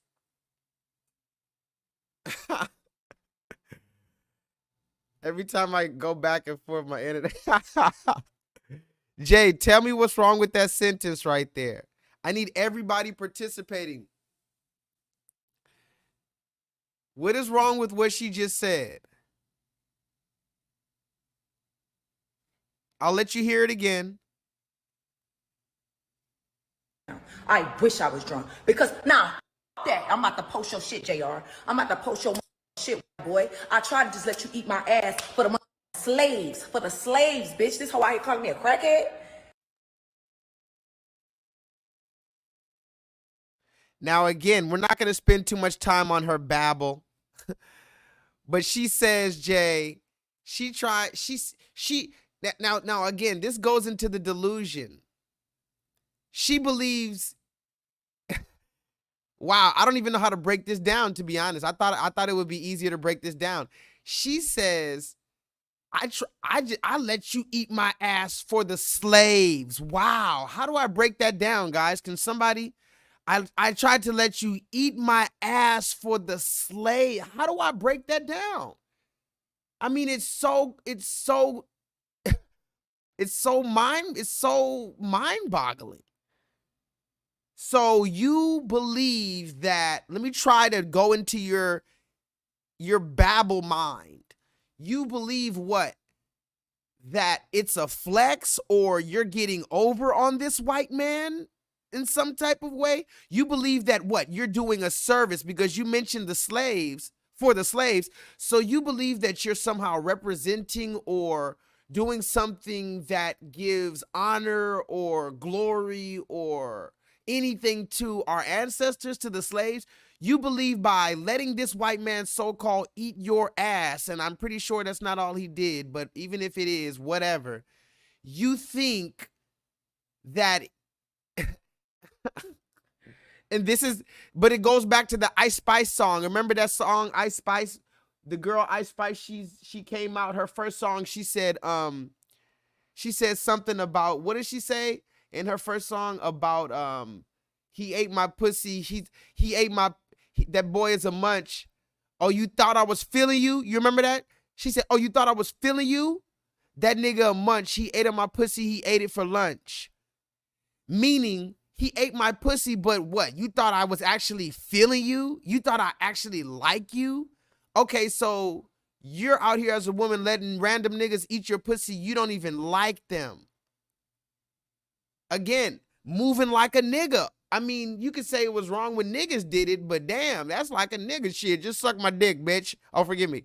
Just suck my nether region. That's some, if you talk about masculine, that's some super masculine shit. Just suck my nether region. I don't need to know your name, whatever. Ma'am, you can't move like we move, and this is another point. Women cannot move like men move. You cannot move around just suck on my pussy and move around. No. Even if the nigga just ate your pussy, he can go to work. It hits different. It hits different when a man, if at work, oh yeah, this coworker, she let me eat her pussy. I ate that coworker's pussy. It don't matter. He won. Stupid. Don't you understand? Now follow me, guys. If all of us work together and you found out somebody, this dude ate this woman's pussy, this manager's pussy, or this coworker's pussy, who won in this situation? Who's going to be looked at as the hoe and who's going to be looked at as the one that won? The man. And vice versa. If you find out this man at your job got his penis sucked, he also wins. The man wins no matter what the sexual activity is. He wins whether he ate the pussy or he got sucked. Do you see? So you can't walk around talking about, yeah, you just ate my pussy and I did that shit for the slaves. And so what is your mind frame on that again? Why did you bring up the slaves? You really believe you're doing a what? Service to the slaves by letting the white man who already has 5 kids by other black women, and he's already fucking another famous black woman, and you're fighting over them and over this man with a German fucking Adolf Hitler part in his head, and you're what? And you think that's for what? Harriet Tubman or what? Nat Turner? Which one? Which one did you allow that white man to eat your ass for? Harriet Tubman or Nat Turner? Really check him and check your situation and really see if you're sleeping with the enemy or not. I am not your problem. I don't know you. I wish I was drunk. I wish I was drunk right now. I wish I was drunk. Because, that. I'm about to post your shit, JR. I'm about to post your shit, boy. I tried to just let you eat my ass for the slave. Yo, y'all crazy. Y'all crazy. Killer said Colonel Sanders took her to Pound Town. Pound Town just left Pound Town. Her coochie pink. Look, Pound Town just left Pound Town. His nether region's pink, and her nether region's brown. Wow. The man's nether region's brown. His not brown. Nether region's pink. His nether region's pink. Her nether region's brown. That's crazy. She went to Pound. Colonel Sanders, the secret recipe on your ass. This nigga left the secret recipe all over your backside. To check him. You need to really check him and check your situation and really see if you're sleeping with the enemy or not. I am not your problem. I don't know you. I wish I was drunk. I wish I was drunk right now. I wish I was drunk. Because, that. I'm about to post your shit, JR. I'm about to post your shit, boy. I tried to just let you eat my ass for the slaves. For the slaves, bitch. This whole out here calling me a crackhead. I did it for us. Oh my God, I did it for us. Wow. Mind you guys, what you're hearing now, everything from this moment forward, I have not heard anything else she had to say. So everything else you're about to hear is a pure, straight up reaction. I've never heard this shit in my life. That's stupid, guys. Is this camera on me? Yes, it's on. That's stupid. Use your common sense. But just use your common sense. Robert, stop it. Y'all quit playing. Quit playing. Y'all killing me with this. Y'all just don't want to believe the truth. You don't want to believe it. I hope this camera keep going. That doesn't even make sense. You need to check him. You need to really check him and check your situation and really see if you're sleeping with the enemy or not. I am not your problem. I don't know you. I wish I was drunk. I wish I was drunk right now. I wish I was drunk. Because, that. I'm about to post your shit, JR. I'm about to post your shit, boy. I try to just let you eat my ass for the slaves. For the slaves, bitch. This whole out here calling me a crackhead. I did it for us. For us. Bitch, I don't pink dicks. You got me up. Now I'm about to post your shit. Oh, so first of all, she said she did it for us. Now, here's something I gotta say real quick, because I have to just say this. I have to say this real quick. This is also where we know Tommy Lee from. Does anybody else know where we know Tommy Lee from? Does anybody know where else we know Tommy Lee from? We talked about Tommy Lee. Now mind you, she had plastic surgery. Hold on. Tommy Lee. This is also Tommy Lee.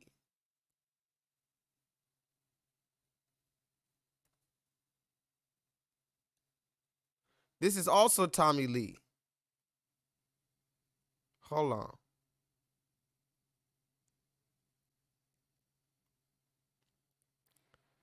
This is also Tommy Lee. Look at Tommy Lee right here.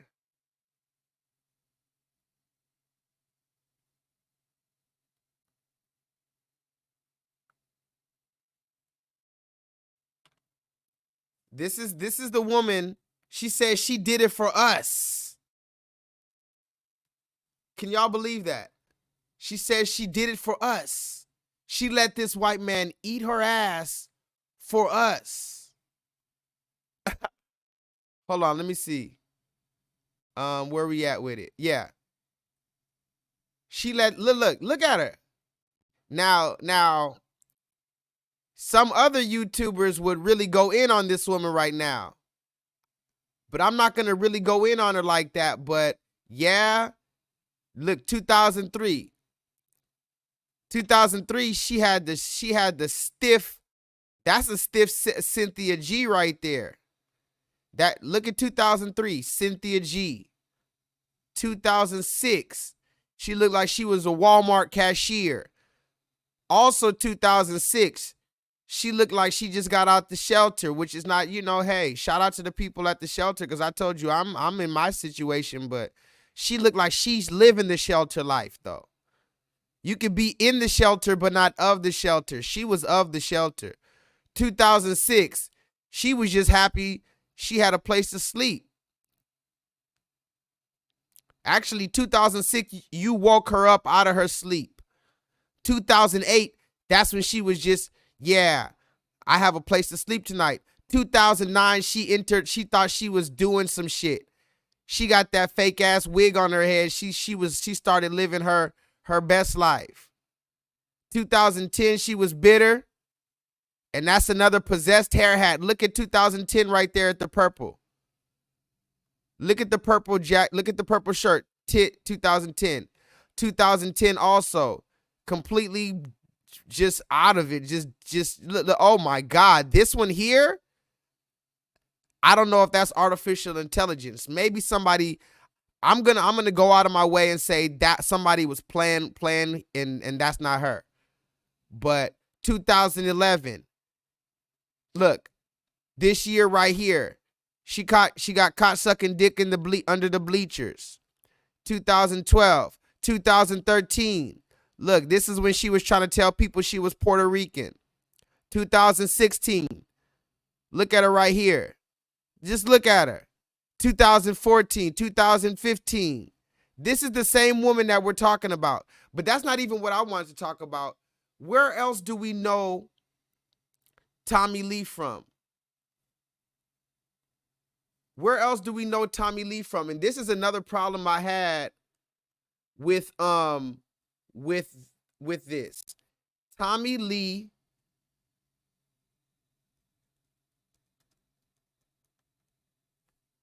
look at this, guys. Hold on.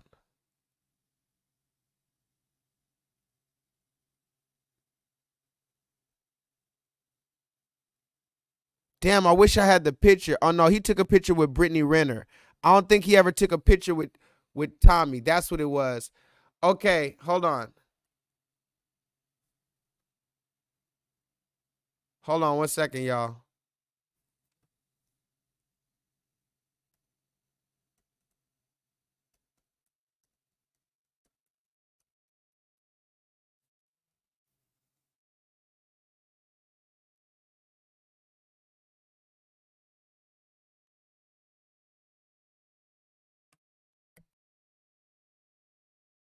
Hello. Hello. Hi, how are you? How you doing, Evan? Good. So do you think I hate women? I don't know. I think the way that you come off is kind of like it's really harsh to women, and that the things that you say is very insensitive to any women that reach out to you, because you being a therapist. Hold on. Let me stop you right on. Let me be clear. I'm not a therapist. I'm not a clinician. I'm a consultant. Well, you being a consultant of what? To women? Do you consult men? Yes, I consulted with men. See. Now, again, I'm not going to spend all day talking about this, but this is a very interesting dynamic because this is the first time she called into Kevin's show. And if you used to watch Kevin live, she called into Kevin's show a few times after this. She actually got cool with Kevin. There was one time she called Kevin with a white man. I'm not making this shit up. There's one time, matter of fact, hold on. I want to see this real quick, but by the way, federal law allows citizens such as myself to reproduce, distribute, or exhibit portions of copyrighted motion pictures, videotapes, or video discs under certain circumstances without the authorization of the copyright holder. This is called fair use and is allowed for purposes of criticism, news reporting, teaching, and or parody, which does not infringe on the copyright 17 USC 107. I just want to run through this real quick, but there was another time she called Kevin and she had a white man in the chat. Or sitting next to her, and she was telling Kevin, yeah, you know, maybe you could learn something from him. And one of my biggest problems with Kevin, and I said it when he was alive, I took the video down after he passed away, but my biggest criticism of Kevin was he didn't hold certain people's feet to the fire like I felt like he should have. In particular, DJ Vlad. In particular, Nicki Minaj. In particular, Tommy Lee. In particular, Brittany Renner. I'll go Brittany Renner, although he had an interview with Brittany Renner where he pretty much grilled her and stuff, but he wasn't, and I have to be honest, Kevin was very soft when it came time to celebrities. When it came time to certain celebrities that he was cool with, you can see where he kind of took his foot off the gas, and I don't like that. And, I didn't like that because a person like Tommy, if she would have called in with this energy, even though right here, it looked like he was about to get her straight. But if she was just a regular person, he would have chewed her ass out. And when he finds out, when he gets cool with these celebrities, he allows a lot of liberties. I think this was the first time she called in, though. So let's see real quick what he was talking about. Mind you, this is the same woman who said, I let this white man eat my ass and bust a nut for the slaves. I did it for us. So she wants us to believe she literally put herself out and she sacrificed herself. Oh my gosh. Wow. She sacrificed herself for us, for the community. She did a deed and sacrificed her ass to get ate by the white man. The white man ate her ass in her nether region, and she sacrificed her. This is the delusion and disgusting arrogance. You want to talk about arrogant, Solo Dolo? Now, this is where she's not pretentious. She's also pretentious, but Joe Budden is pretentious. This woman is arrogant. Can somebody put the definition of arrogant in the chat? Completely arrogant and does not have any qualities that deserve or warrant this level of overconfidence. Man, most of you, did you see her mugshots from 2011? Now look at her. She got some plastic surgery with the money from Love and Hip Hop. And mind you, Love and Hip Hop is modern day blaxploitation. Bingo, did I ever tell you that? We were talking about blaxploitation in the 1970s after Martin Luther King and all them people died. When the mother took over and the welfare system took over, they brought in these blaxploitation movies where they showed the black man as a pimp, a hustler.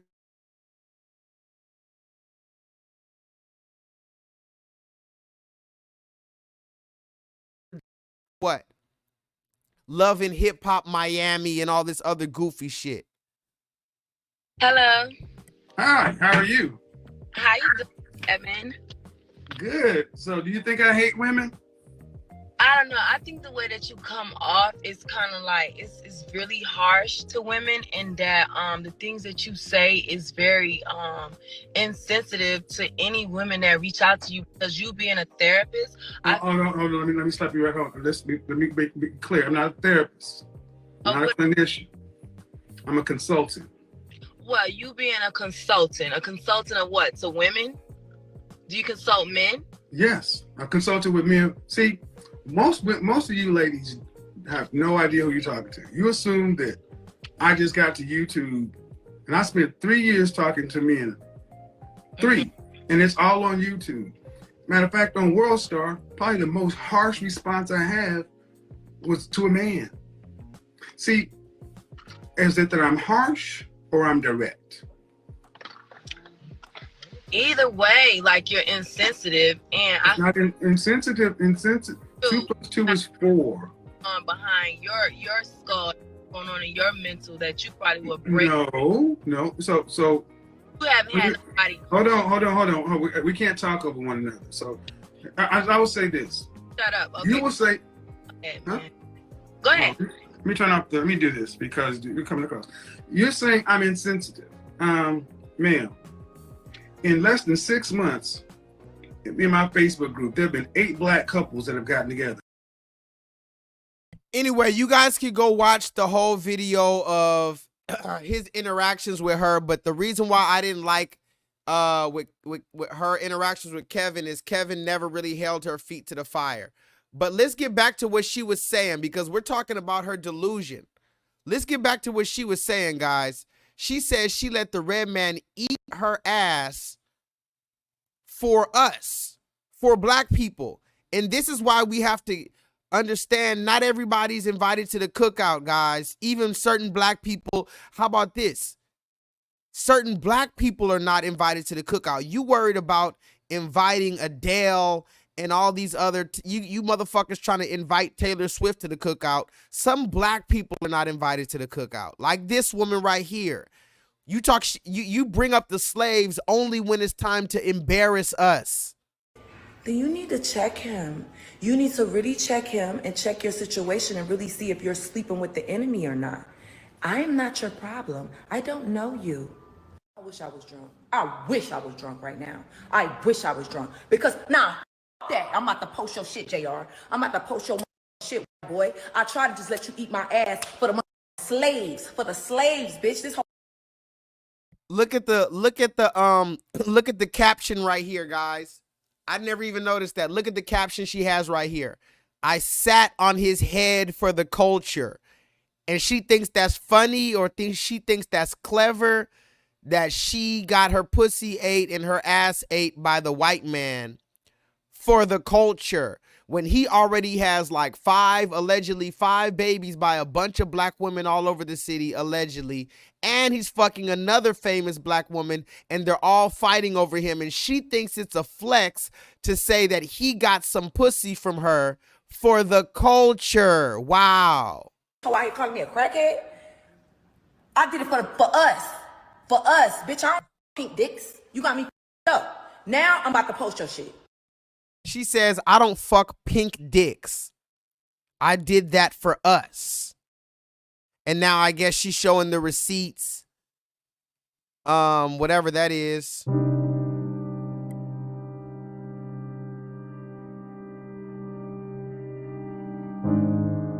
Because she should be supporting you. Yes. And then when he went after her, then she came out with a comment. Notice. When I say, Silly me. I should have just reported. I should have recorded his head in my ass. I should have recorded that. But you know, I try to keep the moment personal. She said, I should have recorded this white man's head in my ass, guys. And again, some of you are going to ask me, well, J-Lethal, why are you talking about this? Well, I'm trying to show you where our culture is at right now. And of course, this doesn't represent all black women, so we're being very clear. I'm showing you the levels in which certain women are willing to embarrass themselves for white validation, because that's really what it is at the end of the day. And I just thought this, I'm going to finish watching this, I guess, but I just thought it was ridiculous. And I wanted to see your guys' perspective on this woman claiming that she fucked this white man and she let the white man do whatever to her for the culture. These are the type of women that be on the internet trying to argue with us, guys. I need you to understand, a lot of these women are the type of women that leave laughing emojis and, oh, who hurt you emojis in the chat. This is the type of woman that'll get on the internet and argue with you or try to say that you're lame or broke or whatever. I'm just trying to show you. Let's continue. He never me, but the sad situation is, like, we're black. Tamar, I could say your name. I know I'm not a crackhead. I live too well, baby, and I've never indulged in drugs. I don't have to keep saying that y'all gonna run with whatever. But we're two black girls letting this, I'm not even gonna say the race or whatever, play with us. Like. So, again, now she's bringing up being black again. You hear what she says? We're black, Tamar. We're black. Somebody put that in the chat. Jay, put that in the chat. We black out here. She hit him with the we black out here. So she keeps on bringing up us being black and that man being white. And I'm trying to figure out, so are you fucking him for the ancestors, or is it love? Is it clout? What's going on? What's even in your bimbo mind?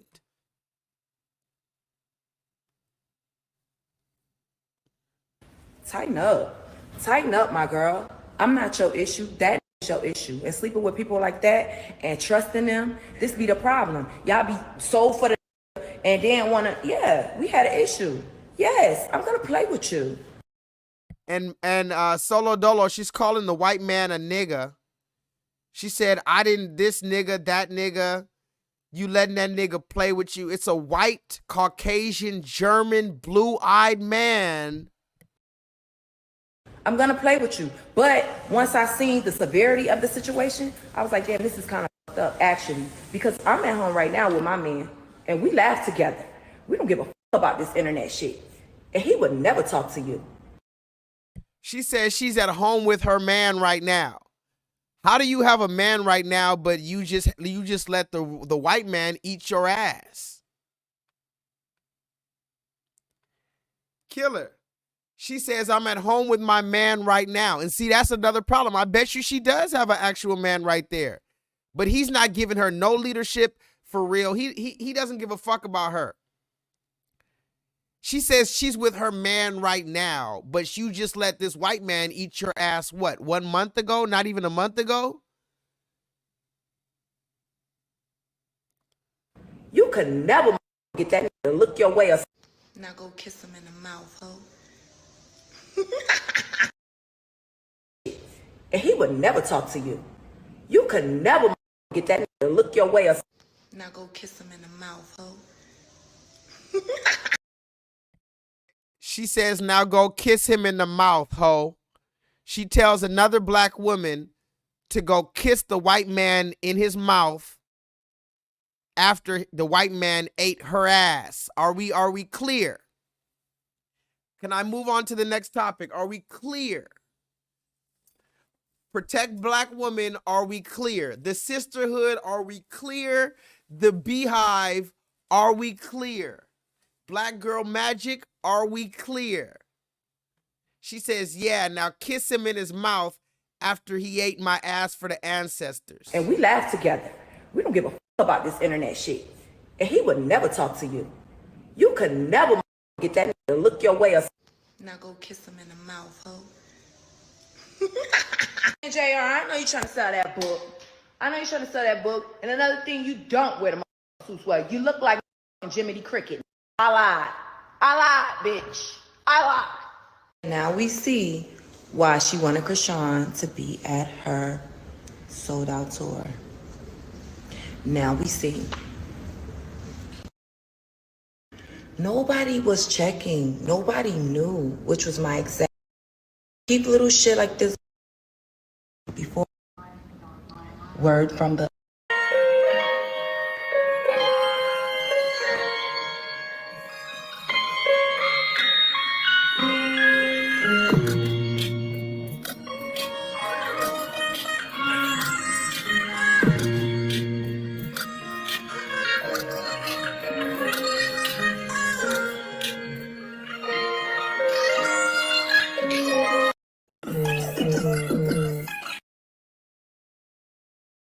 Look right here, guys. Talk to me in the chat. Now she's with the black man. De facto, do you see that? She don't want to show his face, though. Talk to me in the chat. Ladies and gentlemen, why doesn't she show this black man's face? So 1 month later, after you were just embarrassing yourself with this white man for the culture, now you're with another black man. And I'm wondering why she's not showing his face. And see, this is the problem. It's a bunch of goofy niggas out here. Exactly, de facto. It's completely embarrassing for the nigga. The nigga driving this car, I don't give a fuck. You got to have some composure and let these hoes starve, man. The problem is you got to starve these hoes and they're so full. And they have a fucking buffet of goofy niggas that's gonna just let these bitches fall back on them.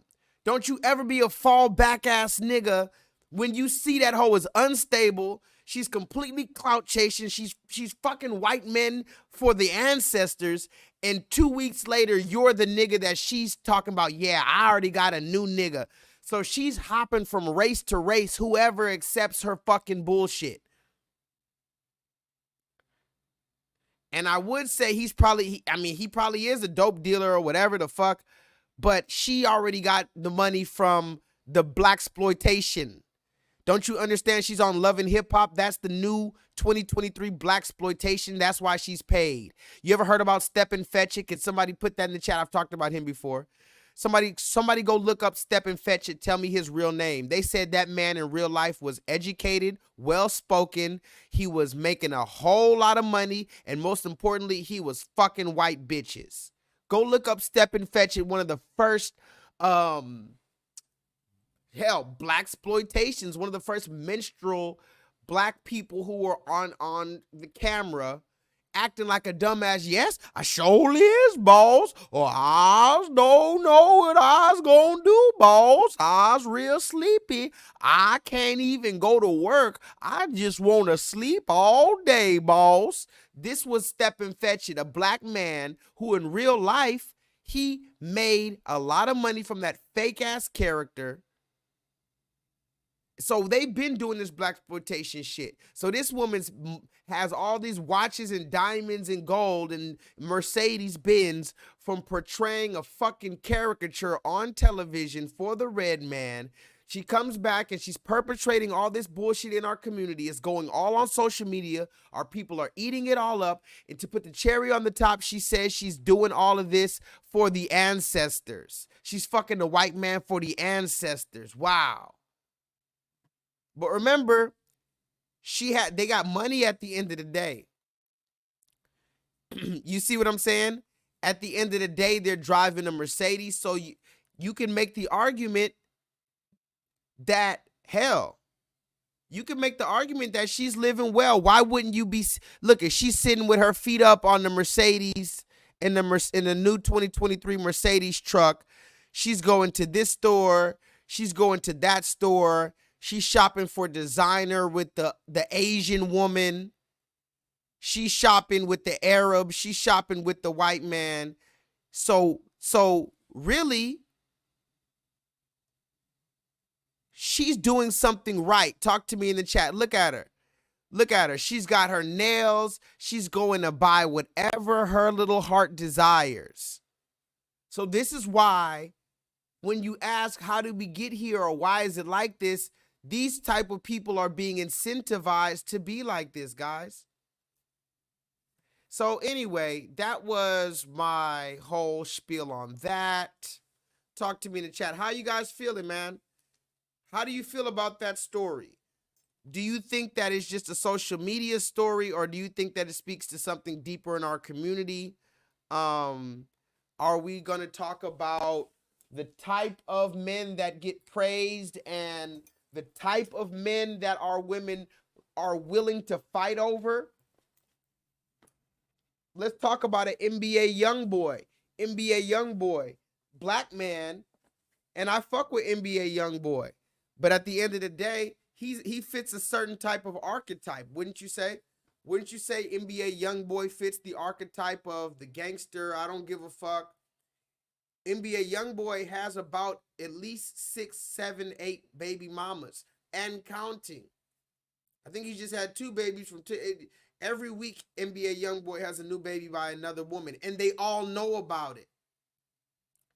All of the women know about it. So we have to have a conversation about the type of women that, the type of men that our women are willing to fight over in public. It's different if you fight over a nigga, or if you just like a nigga. To fight over someone in public is a different type of shame. It's a different type of disconnected from reality. When you're fighting over the same person, and you're fighting over him, and he's able to get whoever wins and whoever loses. Think about the man who 2 women are fighting over. He could have the winner and the loser. He could fuck the winner for winning and then fuck the loser out of sympathy. So these women are publicly fighting. And it's only a certain archetype of man that women in general, but particularly black women, are willing to, because you remember, black women have a lot of pride. They've been through slavery. They've been through a whole lot of shit. So they don't want people to play with them. They don't want to look like vulnerable and all of that shit. So to fight over a man in 2023 in public, you got to look at the man.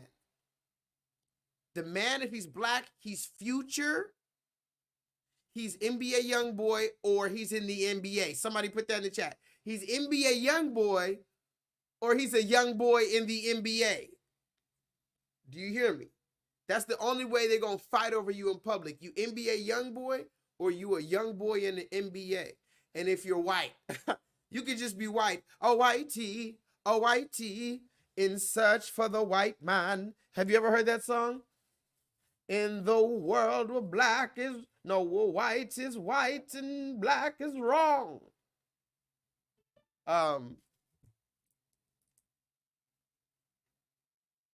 Ancient prowls on the move in search for the white man. You never heard that song? The whitey, in search for the white man. If you're white, you can do whatever and they'll fight over you. You ever heard this song? Like hunters searching for meat. White meat is bitter when heat. It doesn't matter where you come from. Listen to the lyrics though. Searching for meat. White meat that's tastier and sweet. It doesn't matter where you come from, as long as it's white and has lots of money. Could be young or old. It really doesn't matter, as long as it's white and available. Damn, that's sad. That's really sad. He said, it doesn't matter if he's young or old, as long as he's white and available. Damn. like hunters searching for meat. White meat Oh, I know what it is.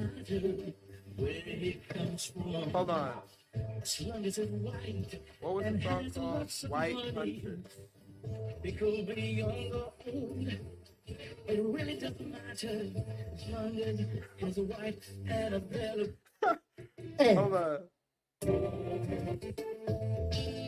That's it right here. Hey, turn up, turn up. Hold on. Call this the intermission real quick. Go ahead and get relaxed. We're about 2 minutes into it, y'all.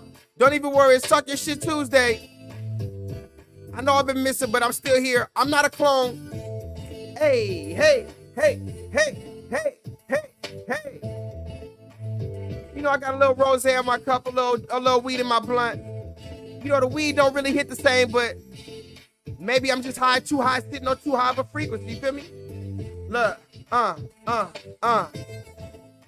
Look, let me spit this thing real quick. I'm about to spit a freestyle. Look, I'm about to spit a freestyle. Goddamn, got powers like the black man on Green Mile. It's Lethal, aka J-Lethal. I can see you through the peephole. Police running in my people. Police destroying my people. But I'm still on my... And I'm still with... Anyway, no, I thought this was the song. That's just the instrumental. That's just the instrumental. But that instrumental's hard. Go listen up the song Whitey. It's a beautiful song. It talks about how the white man can do whatever they want to our people. It's a beautiful song. And when you think about all the different ways that it affects us, then you really start realizing, wow, we're in a different place. Anyway, let's talk about some more stuff. Tonight is Talking Shit Tuesday. Can we talk about, maybe we'll talk about Kanye. You want to talk about Kanye? How about this? Put a yay in the comment. Yay or nay? How about that? If you want to talk about Kanye, if you want to talk about yay, put a yay. If you do not, say nay. In the meantime, let's talk about this. Did you see this? We talked about this last time. Neo, we talked about this last night. Now, Neo is a very important case, as are the other black men that are chosen to wear the humiliation dress. Why is Neo really important? Well, because Neo has spoke against the gay agenda recently and went viral for speaking against the gay agenda. So then when he came out in the dress, many were puzzled, but many of us, just like you and me, we knew exactly what this was. This was the red man flexing their power. And like we said, he had to do it in front of Nick Cannon, who also bitched out in a similar fashion, right? So I wanted to say something real quick, and I wanted to give this disclaimer. Now, let me read some comments real quick to see who's in the chat. Chocolate Melanin, what up? Chocolate Melanin says nay. Solo says yay. Jay says yay.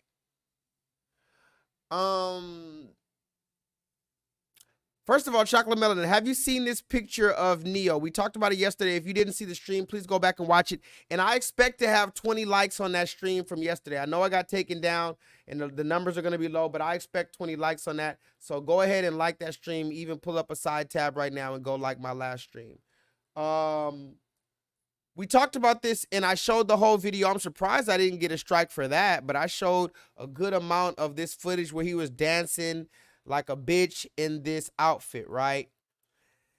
Now, I do want to say this because a lot of people will tell me sometimes when I talk about these issues with the black man wearing a dress and the humiliation ritual, what they'll say is, J-Lethal, well, you act like, well, is it only black men that do it or something like that? People will say a number of things, but one of the things they'll say is basically like, well, why you only pick on black people and whatever. They'll say some dumb shit. So I just want to let this be known. And I saw this footage recently, and I guess it's from this movie allegedly is from 2011.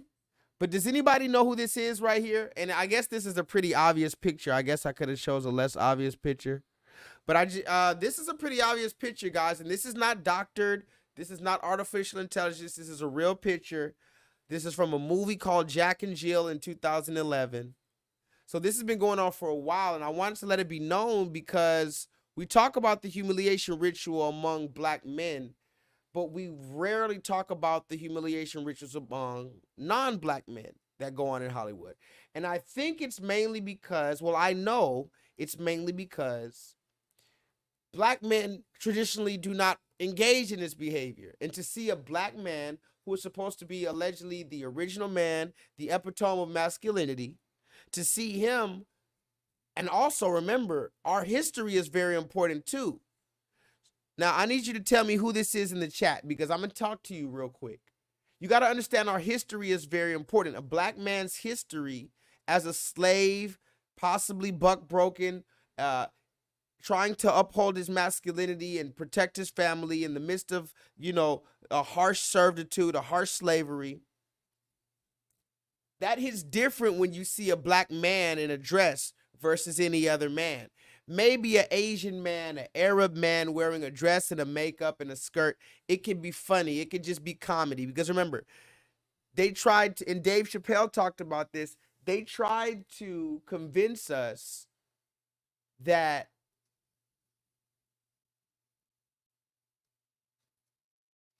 hold on, let me make sure. Oh, okay. I thought I heard something. My bad. They tried to convince us that only black men do this. And they tried to convince us that this is okay. But I'm trying to get you to see some pattern real quick. So this is, by the way, I'm going to read some comments. Does anybody know who this is? Mrs. Doubtfire, exactly. It's been going on since Mrs. Doubtfire. But the difference is, by the way, I want somebody to tell me who this is. But, and maybe I should give you a bigger picture so you can see, you know. What I'm trying to say is this, guys. To see a black man do this in the midst of his servitude, in the midst of what's going on to us, that's why it hits different than anybody else. Maybe, you know, they try to convince us that this is comedy. Maybe anybody else who hasn't been through this historically can do this and comedy and be comedy. But to put us in this situation when we've already been through similar situations or triggering situations that are related to this, this is not okay. This is why black men such as myself will never stand for this. And you cannot shame us for speaking about the humiliation rituals. Yes, these red men go through humiliation rituals too. Mrs. Doubtfire. This is Adam Sandler, yes. But see, when you see Adam Sandler in a dress and a wig, dressed like a bitch, yeah, it hits. I'm not gonna lie, it does hit, it hits. But when you see a black man, you see Wesley Snipes, that hits different. You remember when Wesley Snipes was dressed like a bitch?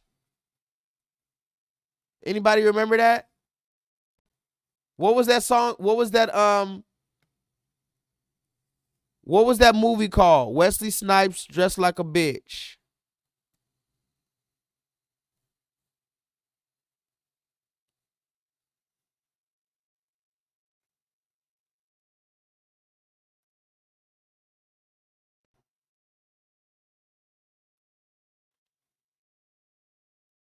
And so I'm going to talk about this until the end of time because it's one of the most clear instances of humiliation rituals in the world. Speaking of humiliation rituals, first of all, let me show you this real quick.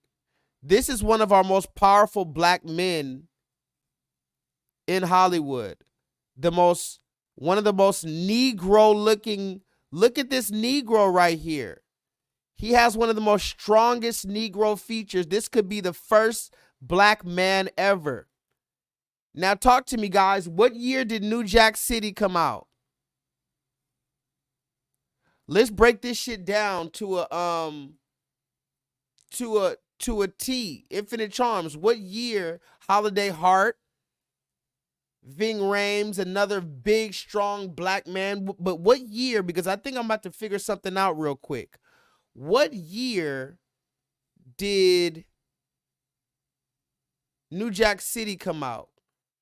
Because it says, I guess this was 95 was Tu Wang Fu. So what year did New Jack City come out? 91. You see, Infinite Charms. Put it in the chat what I'm about to say. Go ahead and break it down for us. If New Jack City came out in 91 and we know about what that was for the black community, the image and how New Jack City hit the community. 91 New Jack, and then by 95, 4 years later, this is him. Talk to me in the chat. What is this saying, guys? Does anybody understand? Does anybody understand this?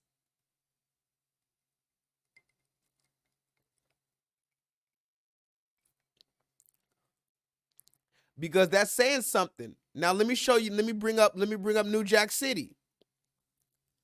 Let me show you the representation in New Jack City. Although, you know, the drug dealer image wasn't good for us, obviously. The drug dealer image obviously wasn't good for us, right? But what I'm saying is, you couldn't say that this man wasn't masculine. That's one thing you couldn't say about this image of this is one of his most popular roles right here. And then you turn around, the same Hollywood that allowed him to do that role, the same Hollywood, they told him to do this role. Do you see what I'm saying? So I just wanted to show you that it hits different when this guy does it versus Adam Sandler. If Adam Sandler dresses like a bitch, sure, that hits. I understand that hits different. But this is the reason why it hits different with us. Adam Sandler is part of a community or a race or whatever you want to call it, that they can afford one or two of them to dress like a bitch in the sake of comedy, because the majority of them aren't already conquered. The majority of them haven't been through that historically. Black men are not in the position to where we can just willy-nilly act like this is just all fun and games. But again, either we don't know our history or we don't care about it. But since we're talking about humiliation rituals, I just thought this was another thing that I could talk about too. Go ahead and leave some comments, guys. I'm reading all your comments. The conversation is becoming more mainstream, and I need you to also understand that. This dude right here, he has a blue check. Not that that means anything anymore. I think you can buy a blue check. So I don't know if this dude is famous or not, but he has a blue check. He called out Kid Cudi recently for performing in an Illuminati quote-unquote humiliation ritual. He asked Kid Cudi, was the fame and fortune worth it? We want answers. Now, if you don't know about this, this is when Kid Cudi was wearing a dress on Saturday Night Live. He said he was trying to give a homage to Kurt Cobain, who was a white rocker. Now, again, this isn't the first time he wore a dress, but I just want to talk about this. I'm going to show him in a dress. Matter of fact, let me show that real quick, because no, fuck that. Let me read his response first. So they called out Kid Cudi for this dress, and now they're using these words that we're using in the grassroots. This is a grassroots word. Illuminati humiliation ritual. This is deep, guys. This used to be hush hush information. This used to be only on the very, very outskirts on the internet, like places like J-LEETHAL's channel, talking about a Illuminati humiliation ritual. And look, Kid Cudi responded to this. He says, "Dear Isaac, you silly, stupid little person, and all people under this post, it's the start of a new year, and I got time for these motherfuckers like you today. This post is mad fucking lame of you and sad. A black man can't express himself and be confident and successful without it being some conspiracy. My success was given to me by God and with the help of my angels. All you people in the comments have been tweeting me all day about this shit can gargle on my mayo. What? Pretty, anyway, this moment was a proud moment for me. Mind you, he's talking about wearing a dress on Saturday Night Live like a bitch. This moment was a proud moment for me, a shining moment for all people who express themselves in their art. I felt free and alive in that dress like a bitch as a black man, knowing what happened to my ancestors historically. He felt free and alive on Saturday Night Live. That's another bar right there. You see how I'm a rapper? He felt free and alive on Saturday Night Live. It inspired people. And nothing you stupid, simple asses can say can take that away from me. Happy New Year, you fucking simps. You're a stupid dumbass. Dumbass.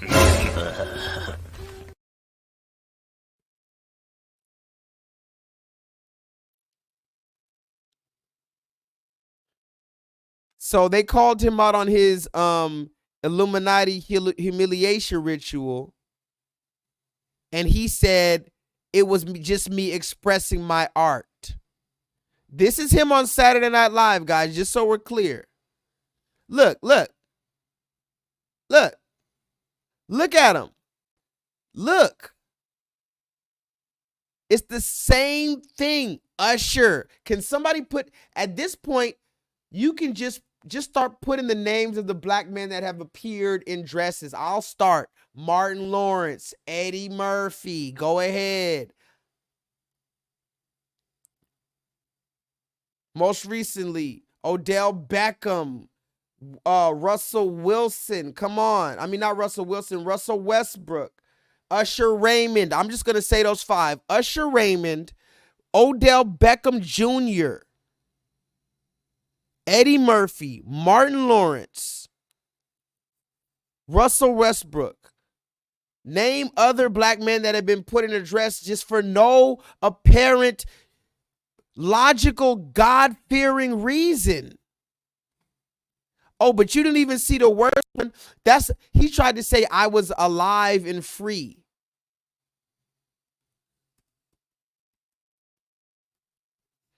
Okay, so if you were alive and free, why did you do this one? Talk to me in the chat.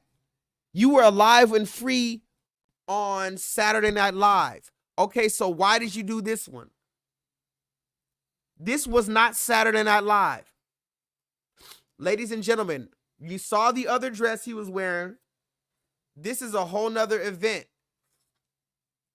Saturday night, this was not Saturday Night Live. Were you free? Were you expressing yourself in your art right here with the red man? Look, he's the red man's bitch. Literally, look at him. Look at him. He's the red man's bitch, guys. Wow. Guys, look at the humiliation actual ritual. The actual, whoa. Tyrese recently wore a dress. Damn it, what is going on, guys? Tyrese, red dress. Tyrese recently wore a dress. Dressed like a bitch. Tyrese, what more do you want from him?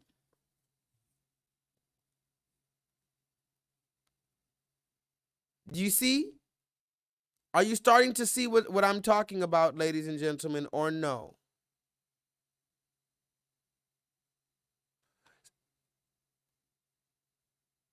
I just want to know. Now, mind you, this is all, I say this so that you can start getting it all through your mind. But Kid Cudi, he said it was the red man's idea to dress like a bitch right here. Let me see if I can find that footage. Kid Cudi said it was he called the red man, and the red man had an idea for him to be his bride. Look.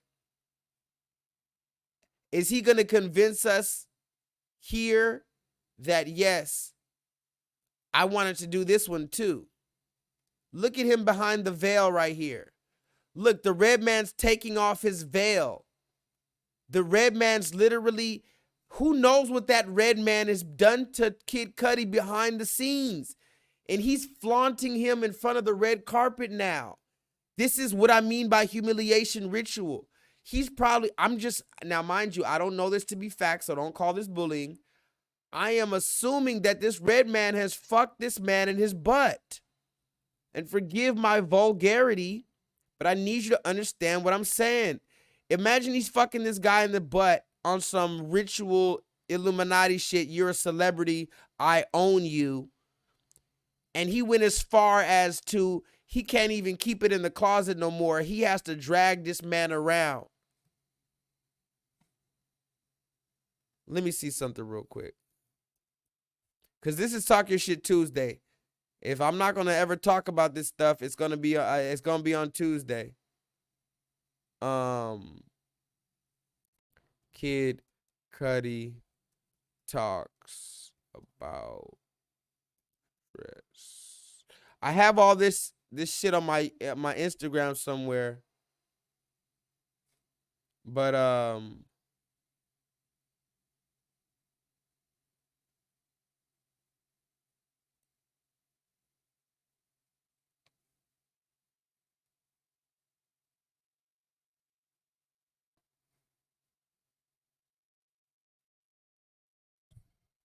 can y'all see this, guys?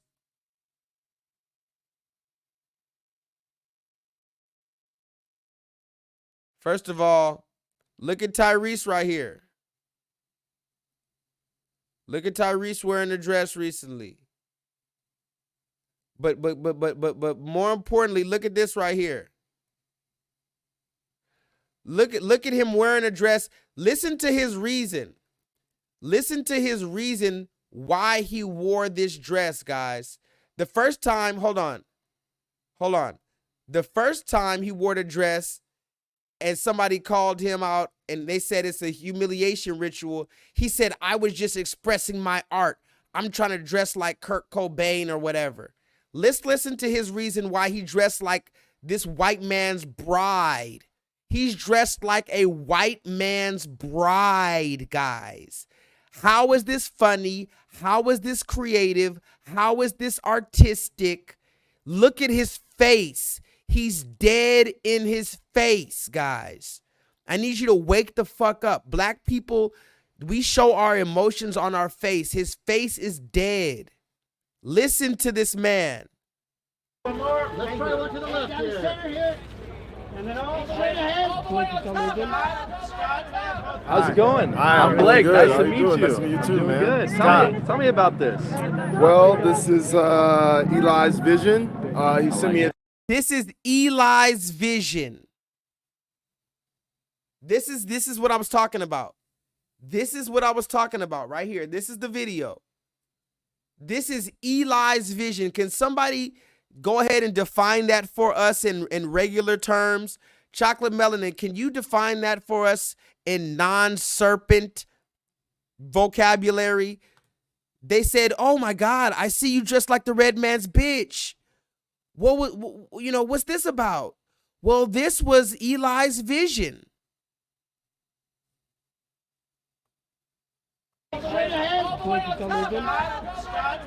How's it going? Hi, I'm Blake. Good. Nice to meet you. Nice to meet you too, man. Good. Tell me about this.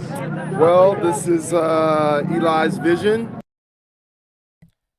This is Eli's vision. Now, mind you, he's in this super snobby white area, guys. Let's keep it a funky buck. They try to convince us that once you get money, that racism just stops. I would venture to say that there's probably more racism among the people with a lot of money. I would venture to say that. That's the reason why the people at the top are constantly racist. Racism trickles down, guys. You're probably going to find some cool ass people. You'll find a whole lot more cool white people at the trailer park than you will at the motherfucking golf course. Talk to me in the chat.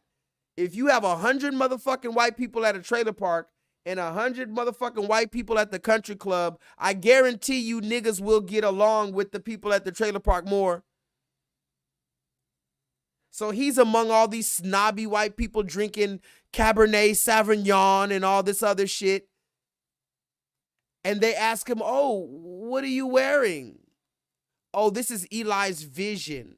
Chocolate Melanin says Eli wants his ass. Simple. Anybody else? His butt hymen is no longer intact.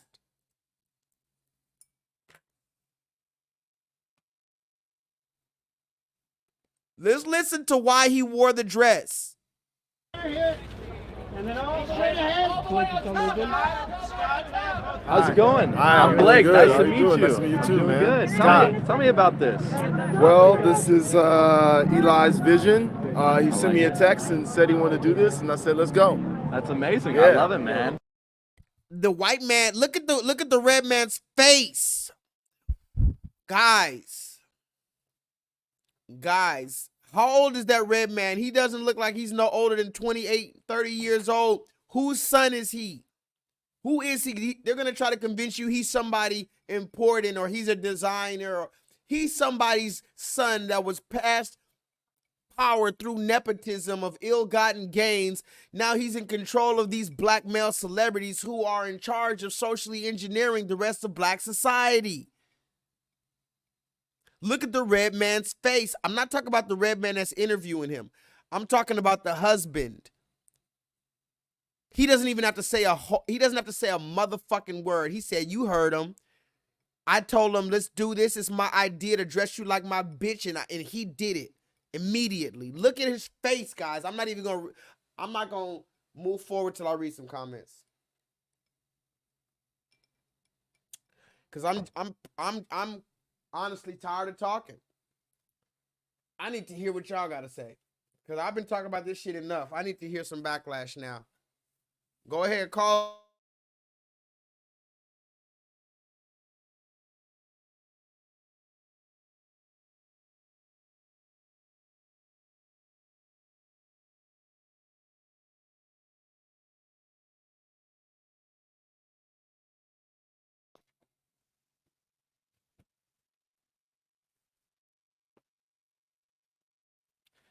My bad. My internet is I keep unplugging my internet cord. Call up for 7 minutes, guys, and tell me anything that we talked about yesterday or today or about this dress humiliation ritual. I also have a lot of people trying to shame me for talking about the humiliation dress ritual. They try to convince me that these black men are making these choices. They're trying to convince me that it's all in the name of comedy. They're trying to convince me that I'm looking too much into it. I need somebody to call in. Anybody who's never called in, feel free to call in. You don't have to show your face. You just can have your voice. You can fake your voice. Talk to me. Listen to this goofy shit, guys. Center here. And then all the way ahead.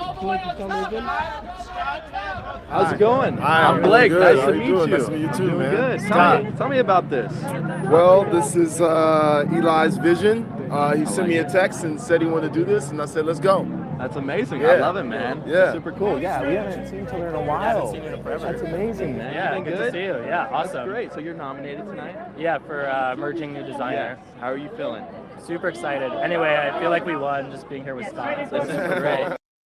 He said he's an emerging new designer.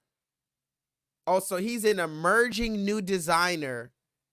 And look how, man, I'm trying to get you guys to see this is some get out shit, guys. Yeah, man, I'm a big fan of your work. I was this morning I was just jamming to tequila shots. Nice, It's nice. my go-to gym song at the moment. That's what's up. Yeah, That's what's super up. Thank cool. you, Super man. Thank cool. you. But yeah, I appreciate you guys so much. Appreciate Thank you you. so much. So let's have a caller in. I knew my boy De Facto would call in. Stop sharing. Let me try to get some better internet reception. Bop, bop, bop, bop, bop. Let me bring my boy De Facto on. Let me turn my lights back on real quick. My bad. I got a lot of shit on this. I got a lot of shit going on. Okay, let me bring my boy De Facto on real quick. This day, What up, Jay? What up, De Facto? What it do? How you feeling, brother? You know how it is, man. I'm out here running away. Still running away. I don't know if you was here yesterday. I was talking about some shit that was going on in my job. I'm facing systematic racism, not necessarily every day from white people, although white people are in charge of it. I'm dealing with a lot of Latino racism. Yeah, you already know how they go though. You out there in the belly of the beast in Texas. Mm-hmm. That's their stomping ground. Of course. How you feel about tonight though? What we talking about? Man, that shit there. What you talking about now, dude? God damn. That man. It's safe to say, I think he may be, he Who's may that be you talking broken. about? Kid Cudi.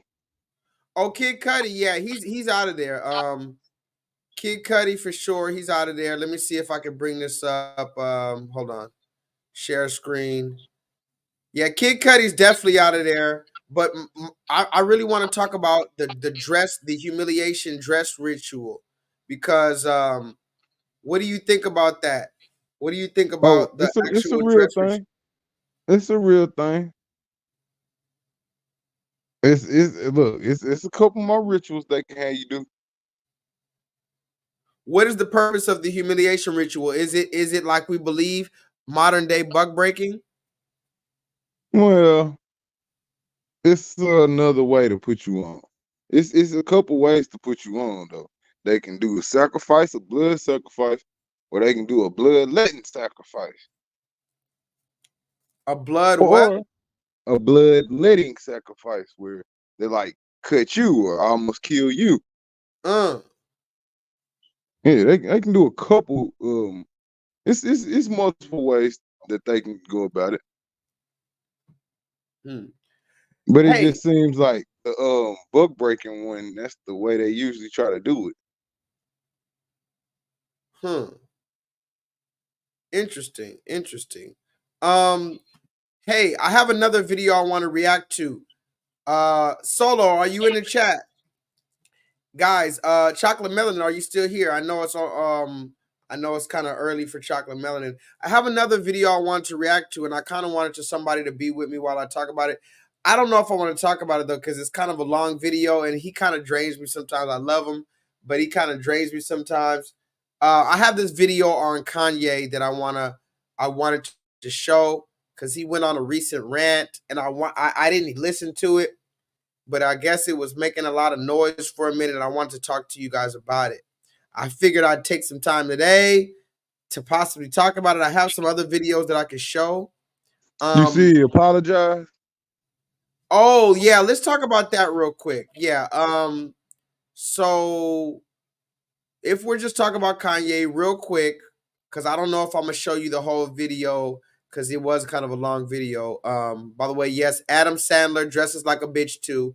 It's not just black men who wear the dress, but Kanye recently was in the news. And let me see if I can find a picture.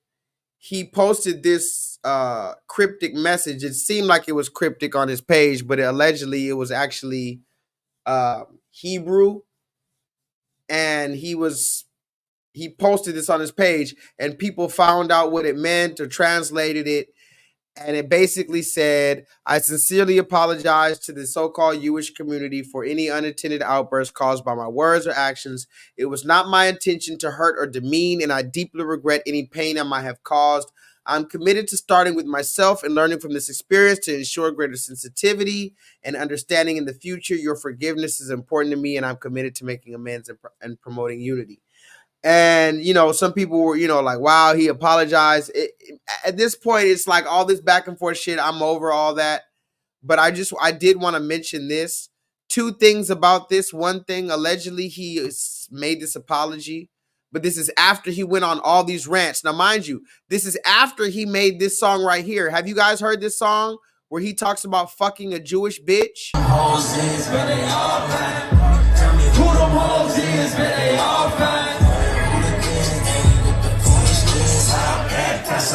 I just fucked a Jewish bitch. I just fucked a Jewish bitch. And you ran like a... No. Brody, tell me who them hoes is. 100 hooligans and we... How I'm anti-Semitic. I just fuck. Now, de facto. I've been listening to the album like all week. Is it even out? Is the album Oh officially yeah, out? Vultures is out, baby. Yeah, the whole thing. They dropped it officially. Yeah. I know go the check one it. I've been listening to. Yeah, it sounds like it's ready. Sound like it's No. all ready. I'm saying did Kanye West drop the album? I could have swore Because the some official shit that I Vultures. heard some shit and I thought it was it, and then a week later they said no, that wasn't it. They had other songs. I'm like, I don't know what's going on. Oh well, maybe it's not, but it sounds like it's ready. Did it have this one song about I'm just there to get paid? Yep. Something like that. It had that one. It had a few songs on there actually. Yeah, It there had was the some one where bangers. Northwest. It had two songs where Northwest was on there. Okay, I gotta check the most recent one. But what do you think about this, guys? I think this is genius. If we're talking about Kanye, I do think this is a genius move. He has a song, and this might be one of the first songs that they've ever like in rap. I don't know, but he says he fucked a Jewish bitch, and he mentioned I can't be anti-Semitic because I fucked this Jewish bitch. Now, again, a lot of his antics are very, I'm like, oh, I'm drained. But I do think that was a really good chess move. He put that in a song. So now when he's performing it, he has the crowd singing so-called anti-Semitic lyrics. Think about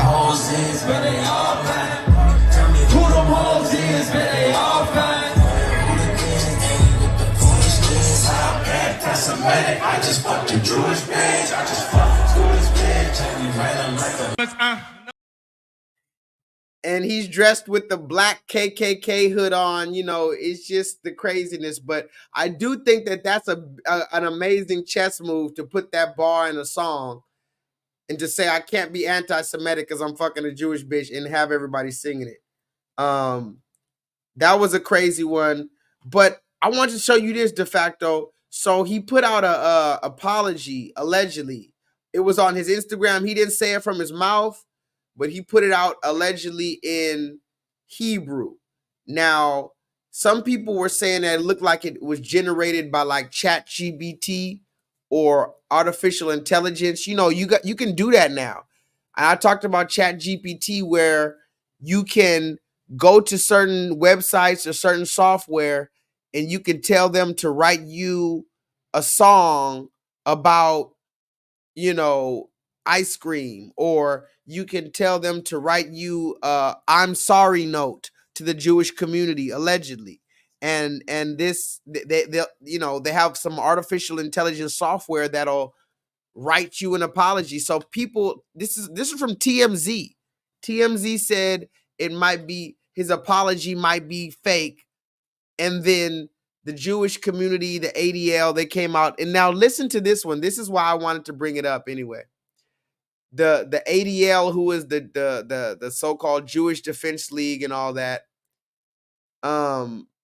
This is what they said about Kanye's apology. They said, after causing untold damage. Now, I need you to focus on the vocabulary that's being used here. After causing untold damage by using his vast influence and platform to poison countless minds. Now, listen to how the serpent speaks, guys. This is what they're saying about Kanye West, who used his mouth. After causing untold damage by using his vast influence and platform to poison countless minds with vicious anti-Semitism and hate. An apology in Hebrew may be the first step on a long journey towards making amends to the Jewish community and all those who he has hurt. Ultimately, actions will speak louder than words, but this initial act of contrition is welcome. Now, why did I want to bring that up to you guys? Because if you really read this sentence, this whole sentence is full of shit. And about 10 different times, they're trying to make it seem like he blew up a fucking synagogue. If you didn't know what this man did, you would think he literally planted a bomb at a Jewish synagogue. In other words, they said, boy, you better get back out there and act ignorant to our bullshit ass scheme. Right. There you go. And look at this de facto. At the bottom was the most interesting part of it all. They said actions will speak louder than words. So they're not willing to accept his verbal apology de facto. But here's the thing. They're mad at him because what he said verbally. Like I said, he didn't blow up a synagogue. He didn't beat up a Jewish person. He didn't burn a Torah. He only said something with his words. But now they're requiring him to do actions. They're requiring him to do more than use his words. So in other words, the words that he spoke made him so-called hurt everybody and poison countless minds with, but those same words he can't use to fix the situation. He has to do something now. And see, this is why. Notice this never goes this far when it's a white person who offends a Jewish community. Of course it never goes that far. Of course. But also notice this de facto. They want actions. They want what? Reparations. They want what? Tangibles when something happens to them. And even if it's this something small as what was said, they require actions and tangibles for the things that were said to them. But when we ask for actions and tangibles for things that were done to us, these things that are done to us, it's not, we're not, you never see black people complaining about what was said about us. They tell us we don't deserve it when shit was done to us, but they want action when we speak against them. And I just thought that was important. I thought that was interesting. You know what I mean? What's the parable? Beware of those who call themselves Jews but are not. Right. But are of the synagogue of Satan. Right. Exactly. That's exactly what it is. Where's Jay at? Jay went to sleep again. I was gonna show this receipt to Jay, but I'll show it next time. Let me read some more receipts before I get out of here, guys. We're not gonna spend too much time tonight. It's just a little quick talk my shit Tuesday. You know? Speaking of Kanye, I guess I could show like 2 minutes of the first of what he was talking about. I haven't seen the video, so let's watch it together real quick. Just since we're all here, I know a lot of people have already given up on Kanye. Me personally, I still love the brother. I just wish he was more transparent. You know, do you understand what I'm saying about that, de facto? Yeah, like what is his true motives? Right. Because it's like you go missing for 6 months and I don't know. Well, you go missing for 6 months. You got a white woman. I mean, there's a lot of things that I could be saying. You know what I mean? I'm the same way. I'm right there where you are with it. It's too many conflicting It's too many conflicting things. It's like 1 minute you, like you said, 1 minute you doing this, but the next minute you talking about some some B1 grassroots shit. But the next Right. minute you over here doing some old Donald Trump shit. Right. Right. That's what I'm trying to figure out. And so it's like it's like, man, because you don't want to. The thing is this: once you turn your back on somebody or once you throw them out, you throw them out. You feel me? So Exactly. And I don't want to do that to the brother because I feel like he got some good information sometimes. that's the whole thing. I'm like, bro, I don't want to throw you out. Because remember, when you throw Kanye out, you're also throwing one of the last black people who allegedly, supposedly is in the public eye that's actually gonna. But then you start, and it's also bitter. It's also bitter because if you have to throw Kanye West out, then you finally have to admit that nobody that's so-called famous is on our side. Like that's a tough pill to swallow. You know what I'm saying? Even for me. Yeah, but then at what point though? Because then if we can throw Kanye out of the community, then somebody might throw us out over our opinion. Right. So that's why I said, is it just he has a difference of opinion, or is he a government, operative? That's Exactly. those are two different conversations because we could appreciate somebody with a difference of opinion. We could, Exactly. for instance, his clothes and shit are different, but you see how people start coming around to wearing his clothes? Hell, his rap's different. Right. So you don't want to throw him out because he's different, but if you're an op, that's a different story. So let's talk. Let's watch this real quick because I haven't watched it before. But since we're here and it's Talking Shit Tuesday, we got a little minute. Let's watch this. He recently came out with an album, I guess, and let's see. He did a listening party and he went on a rant at the listening party. And I guess he went on Instagram Live. So let's listen to what he's talking about. I haven't heard any of this, so I'm going to stop it whenever I hear something interesting. But in the meantime, let's go, guys. Put an ear emoji in the chat if you're listening. Let's go. Ari Emanuel contracts. Ari Emanuel, your brother fucked up my city. Your brother turned Obama hair white. Rahm Emanuel, y'all don't do y'all facts. All y'all niggas want to talk about.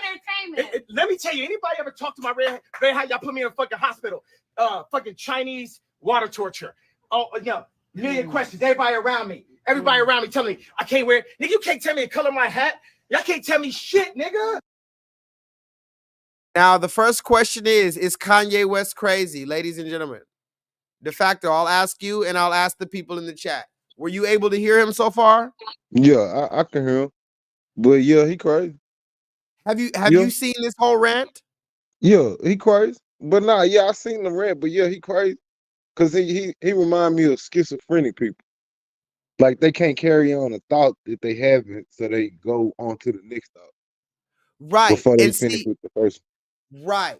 And see, I have to catch myself sometimes because my brain be moving so fast. So if you guys notice, I'll say I have ADD a lot because I'll be going here, then I go there, then I always connect it. But so I'm kind of crazy myself. But what I've noticed about what really makes somebody crazy is exactly what you said. When they can no longer formulate the thought, because it's not about how wild the idea is. It's about, can you make it tangible to the rest of the reality? You get what I'm saying? How well can you relate what you actually thinking actually in words? How well can you articulate it? Right. Because when you find so-called crazy people, they might be really thinking of something, but they've spent so much time alone that they forgot how to communicate with the average person. That also happens with super smart people. You ever heard somebody so smart, so scientific, they don't even know how to speak in layman's terms anymore?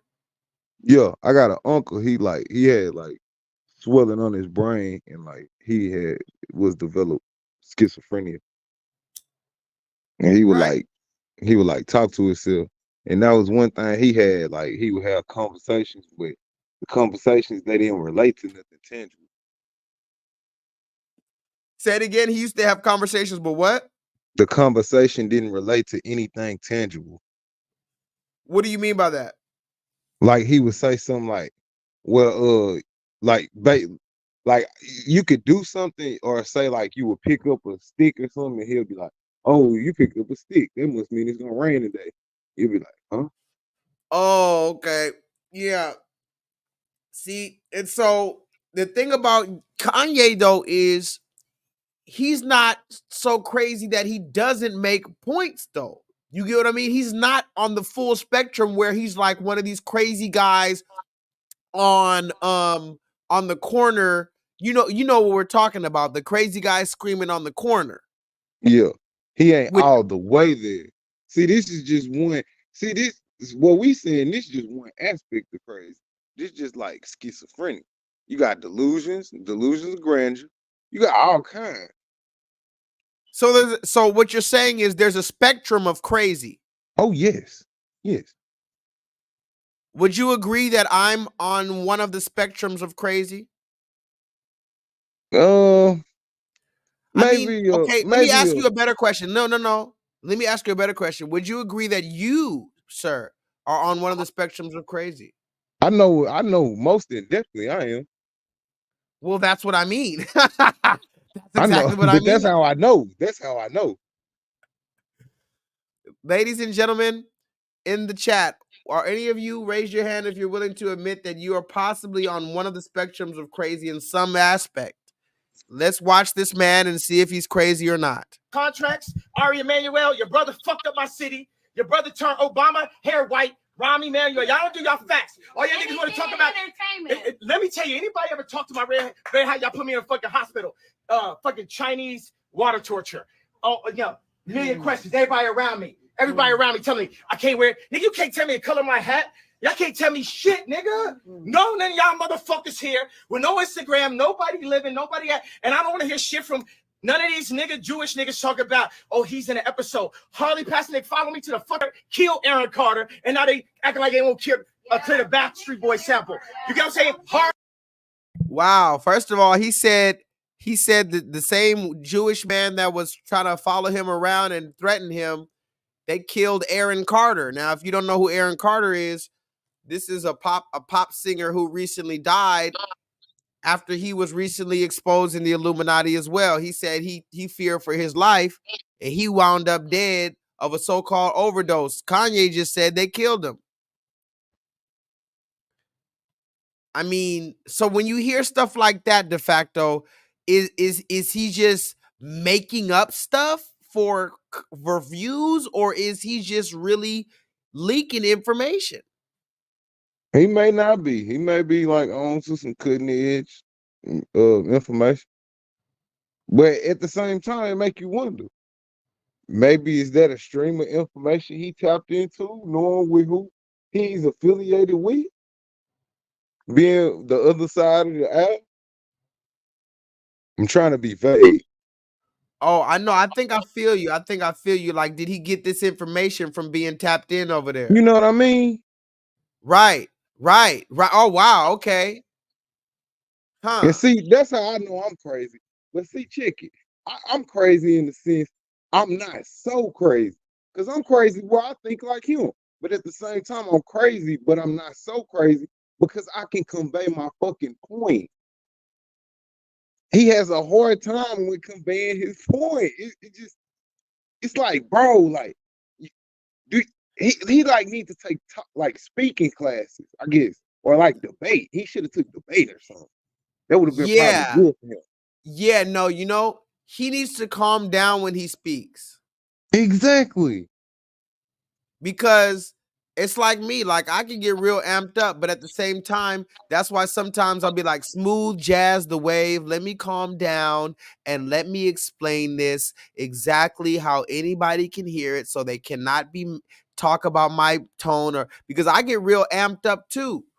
So I understand when he be talking like this. But again, to all crazy people, myself included, let your craziness tone it down enough for them to be able to understand what your point is. It doesn't matter how crazy your idea is. I don't care if your idea sounds crazy. That's not the problem. The problem is when you can't articulate it to the average society.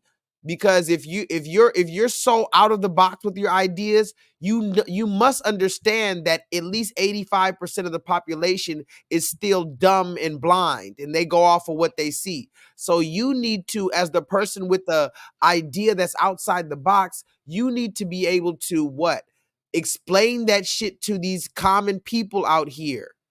And I need to see some comments in the chat. Is my chat broke? Well said. Let me hear this nigga a little bit more. Everybody around me telling me I can't wear. Nigga, you can't tell me the color of my hat. Y'all can't tell me shit, nigga. No, none of y'all motherfuckers here with no Instagram, nobody living, nobody at, and I don't want to hear shit from none of these Jewish niggas talking about, oh, he's in an episode. Harley Pasternak follow me to the fucking hotel. The nigga killed Aaron Carter, and now they acting like they won't clear the Backstreet Boy sample. You get what I'm saying? Harley Pasternak pusher, your trainer. Harley Pasternak, Jay-Z. You get what I'm saying?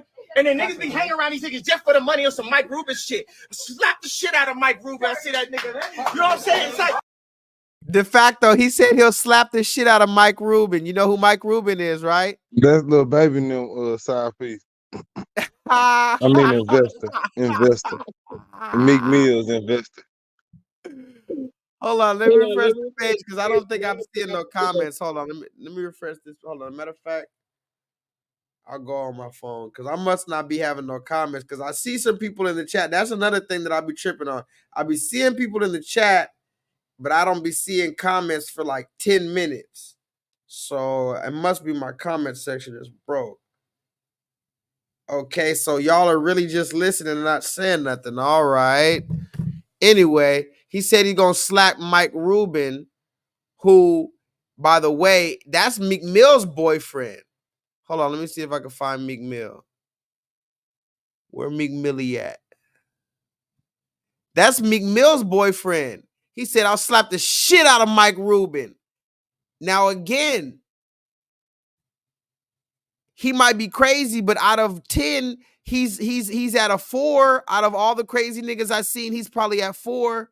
Because when you can name people by name and you'll say you'll slap the shit out of them, you're very coherent.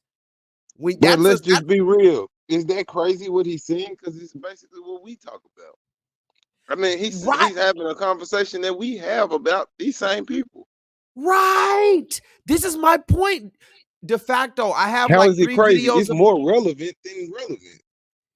De facto, I have like 3-4 videos of Kanye on my channel, and that's what my main point is. He's having conversations that we literally have in these crazy ass grassroots conversations. Exactly. This is some shadow ban conversation shit that they don't want nobody having. They want to do the shit in front of your face, but they don't want nobody having this conversation. They want you to talk about all the gold and diamonds in the picture and all this shit here, but they don't want nobody to have this conversation. So who is Kanye? Is he really that one that's talking that, or maybe he's plugged into the algorithm and he knows what we're talking about and he's pretending to be one of us? Have you thought about that? I'm thinking more the latter. Yeah. Let's listen.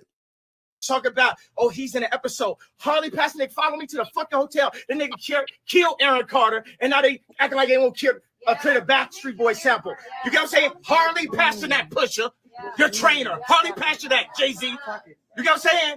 And then niggas be hanging around these niggas just for the money or some Mike Rubin shit. Slap the shit out of Mike Rubin. I see that nigga.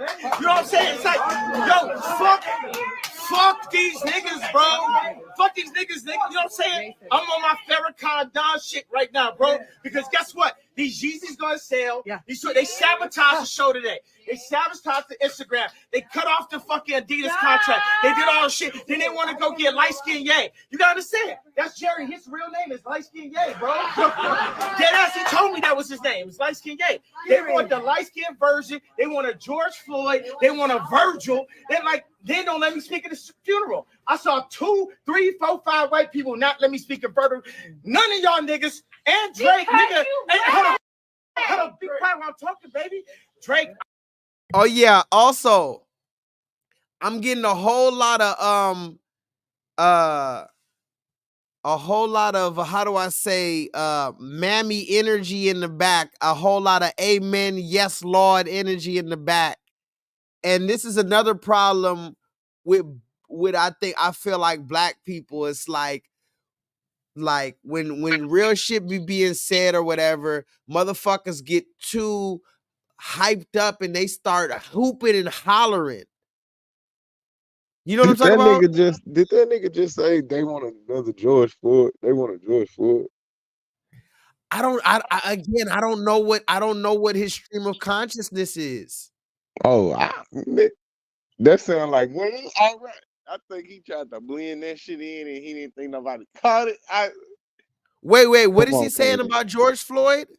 No, I think he tried to throw that in because Candace and them be saying that a lot, and he hang around with Candace. Oh no, but I'm saying, what is he insinuating by mentioning George Floyd? What was he They say insinuating? George Floyd was some shit the government made up, and he was like a patsy. And they Oh, let me hear it again. Deadass, he told me that was his name. It's light skin Ye. They want the light skin version. They want a George Floyd. They want a Virgil. They don't let me speak in the. Oh, okay. I guess I can see what you're saying. Like they want, yeah, okay. Let's listen more. Let's listen more. Hey, you gotta understand. That's Jerry. His real name is light skin Ye, bro. Deadass, he told me that was his name. It's light skin Ye. They want the light skin version. They want a George Floyd. They want a Virgil. They don't let me speak at the funeral. I saw 2, 3, 4, 5 white people not let me speak in further. None of y'all niggas and Drake, nigga. Hey, hold on. Be quiet while I'm talking, baby. Drake, I love you. I'm gonna get the tattoo. But any of y'all niggas, Trav, Drake, whoever, y'all gotta show up. And don't tell me I'm talking crazy. Y'all nigga, I motherfucking Pharrell and me. Hey, come on. Me, Pharrell, we broke down this door. We all in this shit together. We all in this shit together. And we all dealing with a lot of and what I'm telling you, a lot of people had shit to say about my Jewish comments, but ain't nobody in this motherfucking room, and none of y'all entertaining niggas ever said nothing when I was praying to see my kids one of the last days. What's my nigga that got fucking locked? You see, it's moments like that. It's moments like I be talking about right there. It's moments like that but here's the thing. I feel him though, because I know where he's going with it. But I'm crazy too. Damn. You see what I'm saying? So when you're talking to a room of not crazy people, you need to, it don't matter how hyped up you are. Nah, they crazy too. They crazy. Cause the people clapping for this shit, like he said, something real. They hearing something real. They crazy too. Yeah, true. You ain't lying. They're just, they're more uncomfortable than anything. Yeah. They're more uncomfortable, but listen to what he's saying though. He was again, he's trying to talk about a lot of real shit, but you have to be able to, once you're amped up like that, you have to be able to just bring it. And any moment of weakness, and where you go, now you're losing the momentum. Yeah. Now people are starting to doubt you. So His I thoughts haven't. are too convoluted right now. You said what?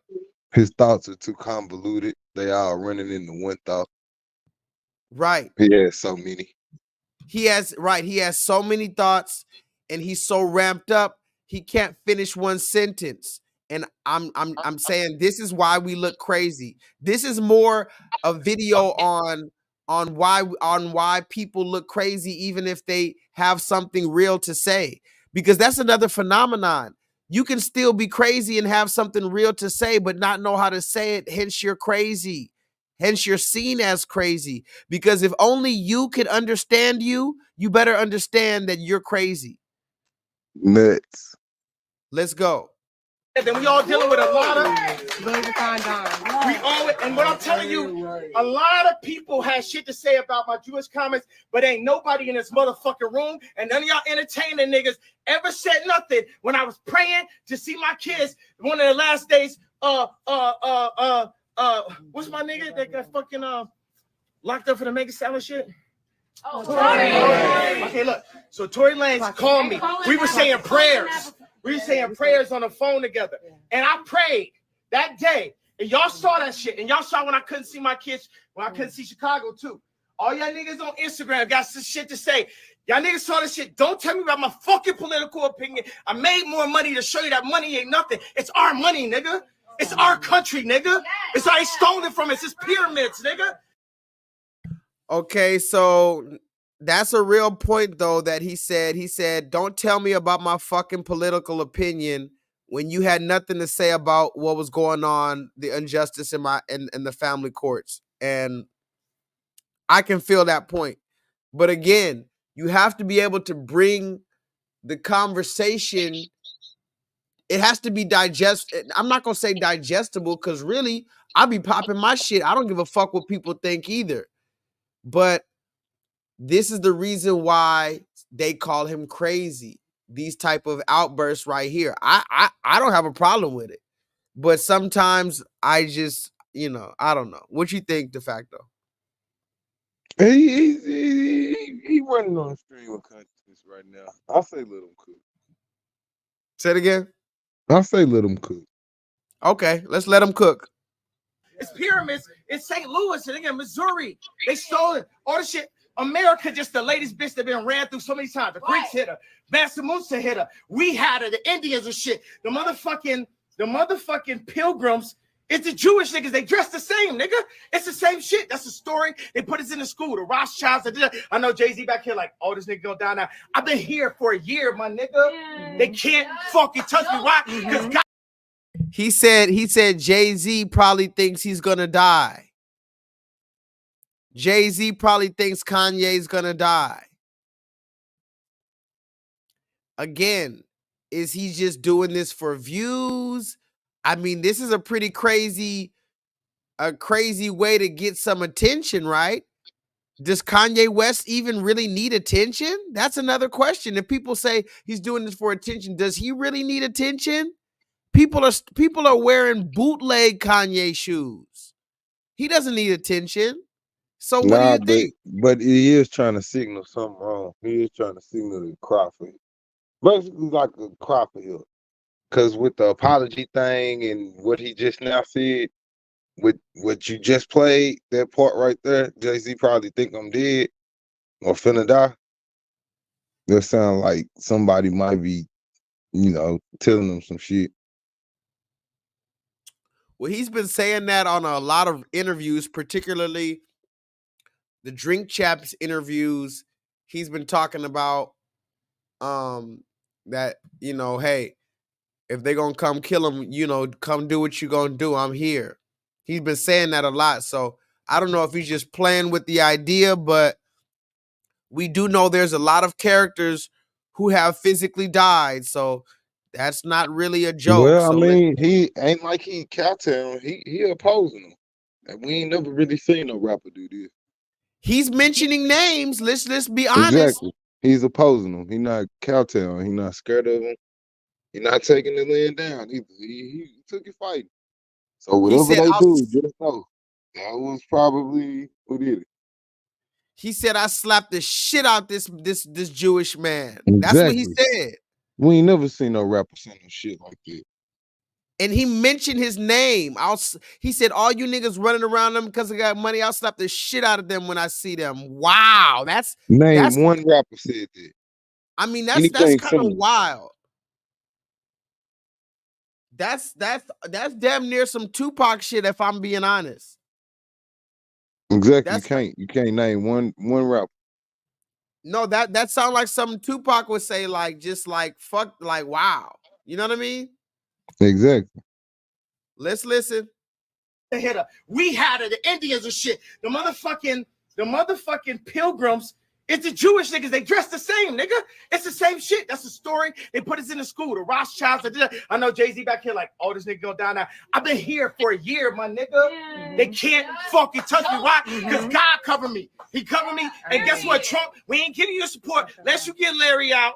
Unless you get Jeff out. You understand what I'm saying? Because y'all niggas, y'all politicians think y'all gonna just get our shit for free. Oh, all of a sudden, nigga, because you got a mugshot, you with us now? No, nigga. No, what you gonna do for us? What they gonna do for us? Y'all niggas done voted Democrat. All these mother. Look, he just called out Trump right there too. Yeah, he did. He said that. He said y'all got a mugshot. Y'all think y'all with us now. Yeah.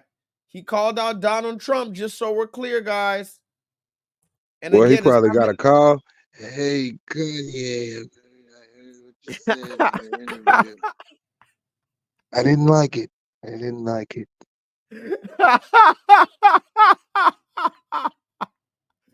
That's a good Donald Trump. That's a good Donald Trump, man. I can definitely see him calling you. Yeah, I didn't like it. Hey, yay. Hey, yay. Hey, how you doing, yay? It's Don here. I'm sitting holding. I heard your comments in your interview the other day. Not too fond of it. Not too fond of your comments. Let's see this man. Hold on. Motherfucking times. These y'all niggas showing up with the LV show. These niggas is colonizers, nigga. The French own 80% of the banks in Africa, nigga. That's why I just met with MBS, nigga, head of Saudi. Nigga, we don't have to bow to this shit, nigga. Okay, it's 60 million of us in America, 60 million Jews in the world. 50% of our deaths is abortion. 25% of us go to prison. Raise one hand if you don't know one nigga in prison, one nigga got locked up, and one nigga poor. Raise your hand if you don't know one person got abortion. Now I tell you, if we was in a Jewish mother on Friday with no fucking everybody raised their hands. So wait a second. But wait a second. Who make the hospitals though? Who got the hospitals? These are Zionists, nigga. This is what I'm trying to tell you. Jesus. Now I do feel the need as I'm moving forward with this this rant. I do feel the need to say that the opinions stated on this interview are not necessarily the opinions of the channel holder. This is a reaction video to a recent interview that is actually all over YouTube. So this video is also on the YouTube platform. I do not necessarily support or endorse the things that are being said here. I'm simply viewing for educational and commentary purposes. You know what it Christ, sounded Hitler, yay. Third party, sponsor that, nigga. Yeah. Bring the sponsorships to that. Because there's going to be some niggas that feel exactly like me. I don't give a fuck, nigga. I'm 7. I don't give a fuck about life or death. I get visitation with my kids. I ain't got no say so. No. Listen to what he said. Listen to what he said. Wow. There we go. There we go. That's the shit that activates me right here. You see? This is a black man this is why I can't throw the man away, because I feel when a nigga say some shit like that. He said, I got visitation of my kids. I don't have a fucking say so. Who's the one that taught you about visitation versus primary custody? Sponsor that, nigga. Yeah. Bring your sponsorships to that. Because there's going to be some niggas that feel exactly like me. I don't give a fuck, nigga. I'm 7. I don't give a fuck about life or death. I get visitation with my kids. I ain't got no say so. You hear that? Yep. He says, I got visitation of my kids. I don't give a fuck. I don't even have a say so. And so you heard a minute ago he said he met with Saudis. I didn't even hear that part. He said that on that new album too. He said he the new Saudi. He the new Saudi or something. Oh, I saw him out there with the Saudis though. Oh yeah. He was out there in Dubai, yeah, for like Christmas or something. So what if they feeding him some stuff? Because you know they Muslims. But what would be the overall outcome? What would be the overall agenda of him saying all this? If he's an agent, remember, anytime we ask about who's an agent and this and that, we always have to ask, what is their agenda? Well, have them break away from the Zionists and come get down with the Dubai or the Saudis. Possibly. Solo said something exactly what I said. It sounds like he's literally listens to us. I'm telling you, when you watch some of the, I put some of the footage up on my channel. Some of the shit he said, he's literally talked about shit that I've been talking about over the years of my channel. It's amazing. Like, it's almost like he listened to my channel, and I'm not tooting my own horn, but he listened to channels like ours for sure, because he's talking about Gloria Steinem. He's talking about, I mean, just the certain things like the black people are the Jews. Like, it's like, what? And remember, he's always been ahead of the wave. So this is another reason why we can't throw this dude out, because he's a wild card. He's going to say, all eyes are on him. How about that?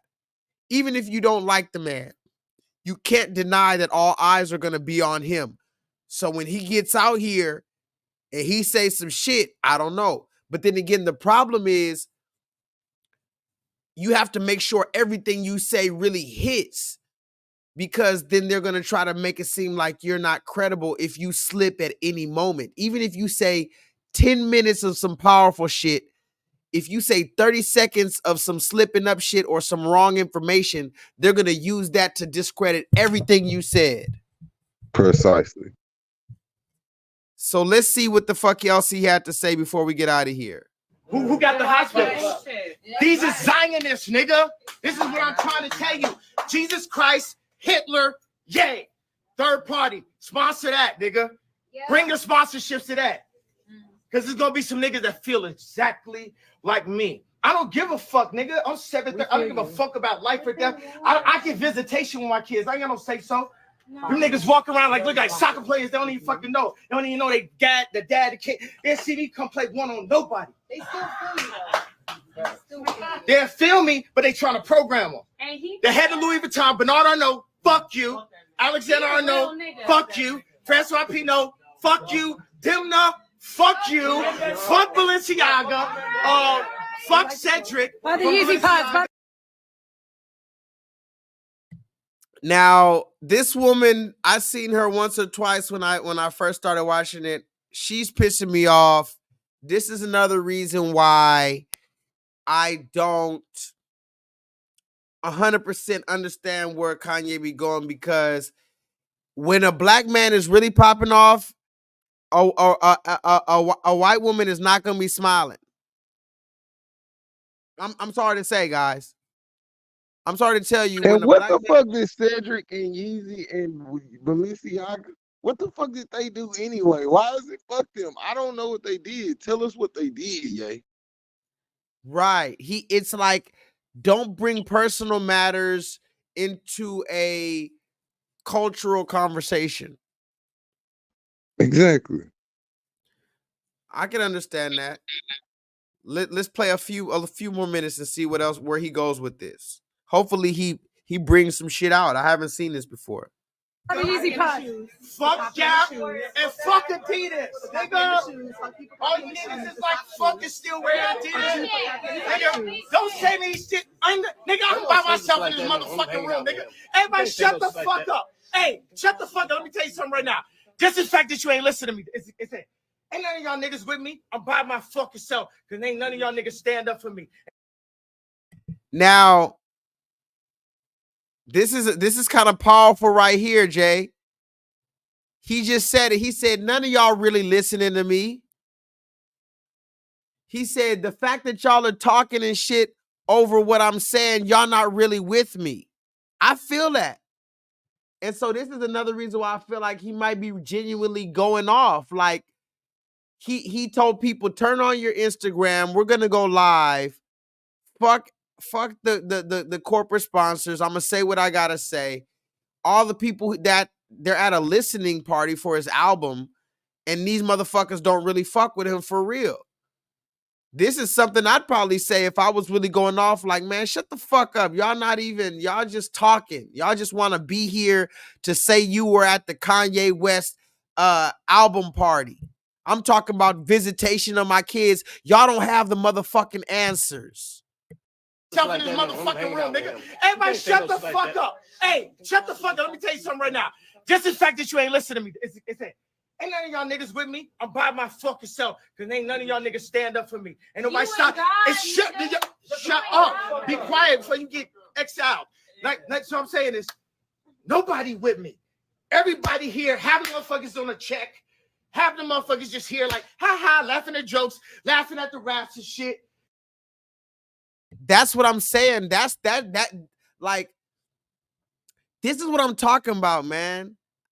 De facto, this is what I mean when niggas start breaking the matrix. You know what I'm saying? You start calling out NPC behavior and fake ass behavior shit. Like, I see all of that. Am I tripping? Nah, but it's all around you though. And he think he can escape it because he famous, but nah, you can't escape it. It's around you. It's around me and you. If we get on social media right now, that shit, it might be in our inbox. We might have a motherfucker just respond just out of the blue. We don't even know this person. We never seen him, heard him, talk to him. It could be a ghost profile, a bot profile. All right, let's continue it. Almost done. Shut the fuck up. Let me tell you something right now. Just the fact that you ain't listening to me, ain't none of y'all niggas with me. I'm by my fucking self. Because ain't none of y'all niggas stand up for me. Ain't nobody stop. Shut up. Be quiet before you get exiled. Like so I'm saying is, nobody with me. Everybody here, half the motherfuckers on a check. Half the motherfuckers just here like, ha ha, laughing at jokes, laughing at the raps and shit. Then I made these beats in my mama's basement. I drew these motherfucking shoes since I was in 7th grade. Nigga, because when I asked niggas step up, not one nigga stepped up. Not one nigga stepped up. Yeah. You know what I'm saying? That's what I'm saying. None of the famous niggas, Mav Carter sold me out. You know what I'm saying? Nobody fucking said y'all saw me and see my kids. All y'all rich niggas got y'all kids in that Zionist school. Fuck Sierra Canyon. My daughter ripped up the motherfucking couches in the house to be able to be with me right now. Y'all don't know what's going on. For real. Where y'all TikToking and all that shit. Y'all put up with all that shit. I don't give a fuck, nigga. I'm in Pop. I'm in Vegas. Like Pop. Now, talk to me in the chat, guys. Is Kanye West crazy? I'm going to ask you again in the chat. We're about to move on to the next topic before we get out of here. But I want to know, is he crazy? And what is crazy is being crazy. Does that mean that you're not correct? Does crazy equal wrong? Can y'all hear me? De facto, can you hear me? Yeah, I hear you. It's just the 35% for me. 35%. When he started going off in the weeds and stuff. Like, bro, you had a solid point. Stick with that one. Right. Yeah.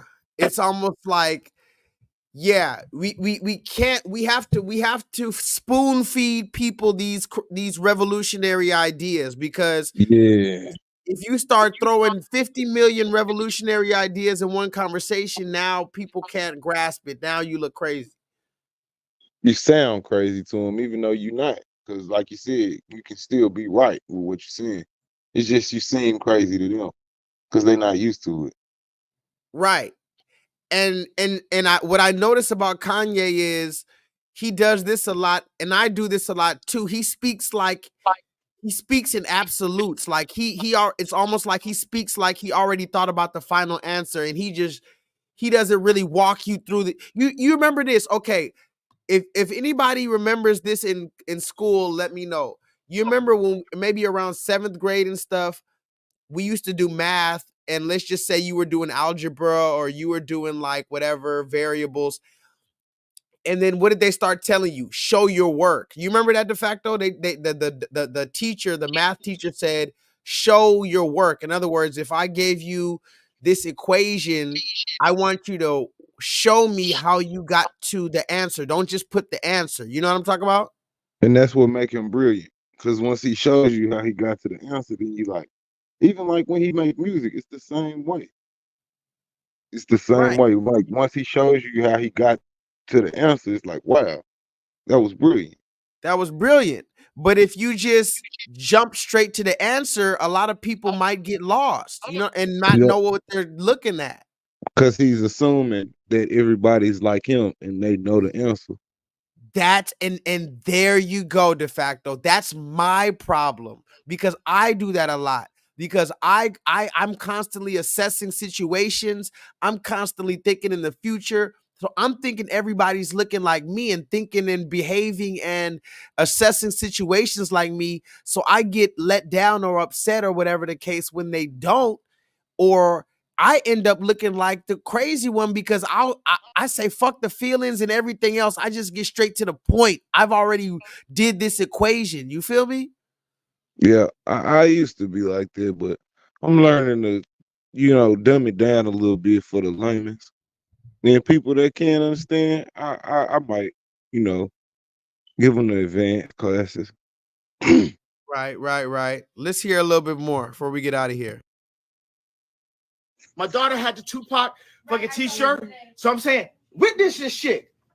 Visit this shit. But I don't believe in nobody but me, nigga. I know for y'all, I gotta say we with you. You're not with me. No one's with me because no one's really with me. It's just me and God. That's what I'm saying. And I'm still alive. Let's go.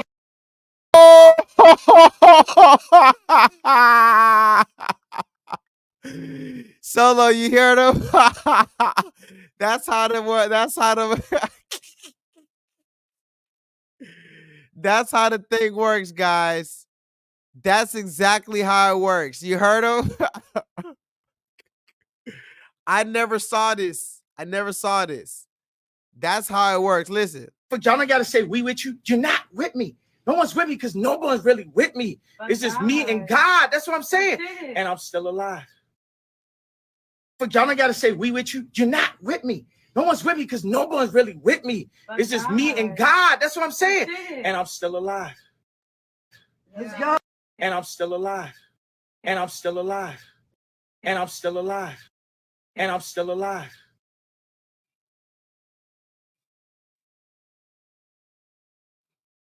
Me. It's just me and God. That's what I'm saying. And I'm still alive. I'm still alive, y'all. Also, now look at this. Let me show you this real quick. Look how this thought is looking in the back. Let me show you this real quick. Mind you, I didn't even know he said that. I be looking at little signs like that. I see little signs like that, and that's how I know I'm on the right path of what I'm doing. Because I named my stream Still Alive, and anyway. Look at the thought in the back. Look at the thought in the back. She's so uncomfortable because that's the breaking of the matrix. She should be happy to be around Kanye, but she would be happy if they were talking about drinking liquor and all this other goofy shit. You know what I'm talking about? Yeah. Hey, one point for I forget. When you pulling in from the ether, that happened. A lot of reaffirmation happen like that. When you pulling in from the ether,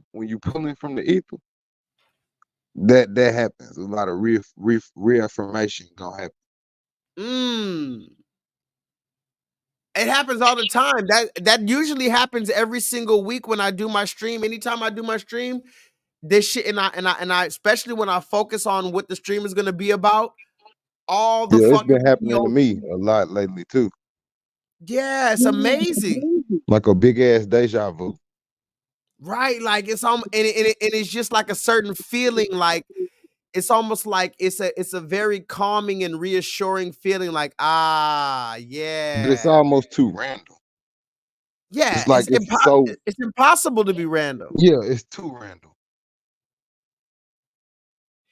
Look, I played a song by Alicia Keys yesterday. I heard like 3 Alicia Keys songs today. And she has not made songs in years. I heard them like going into a store and all this.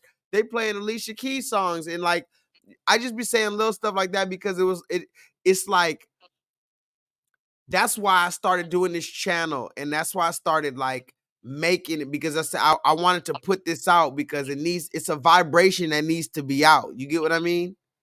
Yeah, we're definitely vibrating high. What up, Bryce? Bryce just got to the chat. You're gonna have to watch it back, Bryce. But Bryce, we're asking the question: is Kanye West crazy? I'm gonna ask you in the chat, Bryce. Is Kanye West crazy? Yes or no? And all that shit. Y'all put up with all that shit. I don't give a fuck, nigga. I'm in Vegas. Like Pac, my daughter had the Tupac fucking t-shirt. So I'm saying, witness this shit. Visit this shit. But I don't believe in nobody but me, nigga. I don't fuck y'all. I gotta say we with you. You're not with me. No one's with me because no one's really with me. It's just me and God. That's what I'm saying. And I'm still alive. Let's go. And I'm still alive.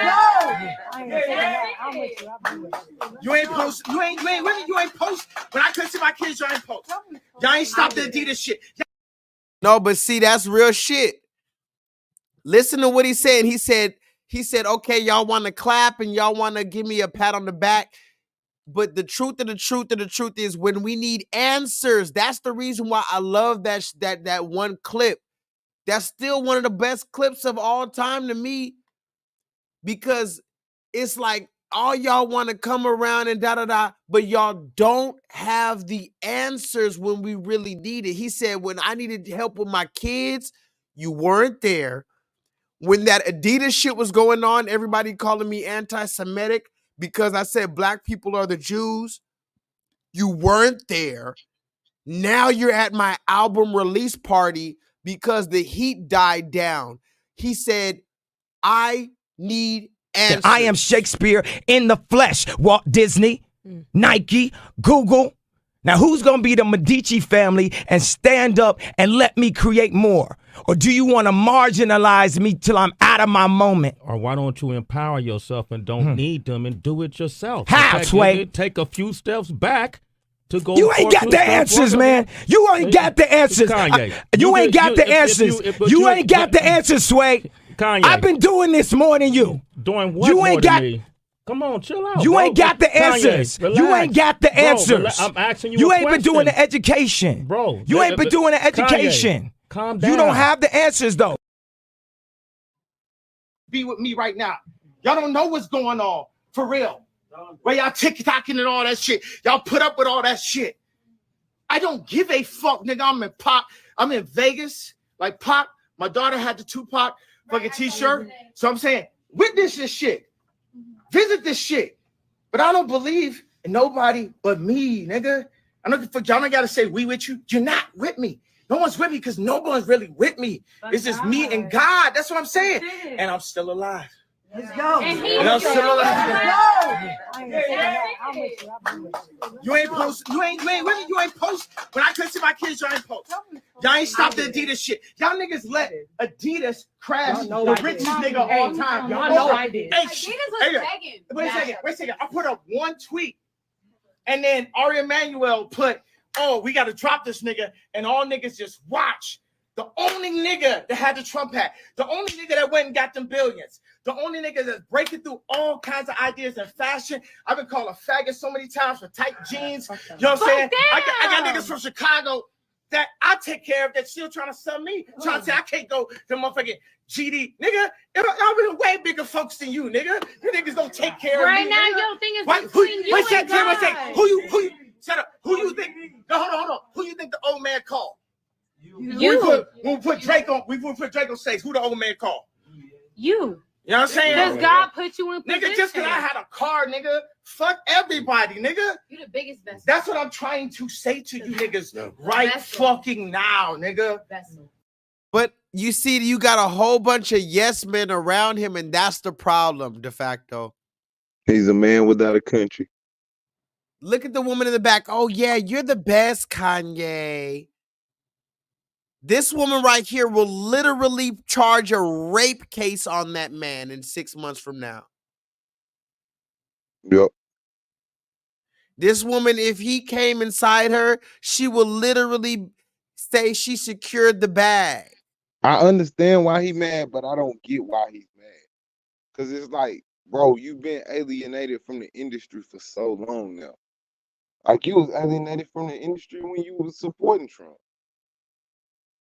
But was he really? Can Kanye even really be alienated from the industry? Really though? I mean, of course, I in the mean, way that he's talking about, like in the clothes manufacturing industry and stuff. But I mean, if we're talking about Kanye West, the artist as we know him to be, I'm like, can he look at really what be the industry canceled? tried to do to him. Look at what the industry tried to do to him, and how much money he lost, and how they tried to blackball him. Well, yeah, but that's recent. I'm saying you said he's been blackballed for a while. I'm saying it wasn't until recently that he even got in trouble, right? Or am I tripping? No, I'm saying like, it could be like said, okay, maybe at first he was probably seen as maybe hard to work with, and now it's Right. maybe Okay. like. Yeah. But what I'm saying, like he basically complaining to people who ain't even. They still taking orders from them people. They can't do shit. Well, I mean, okay, let's say this.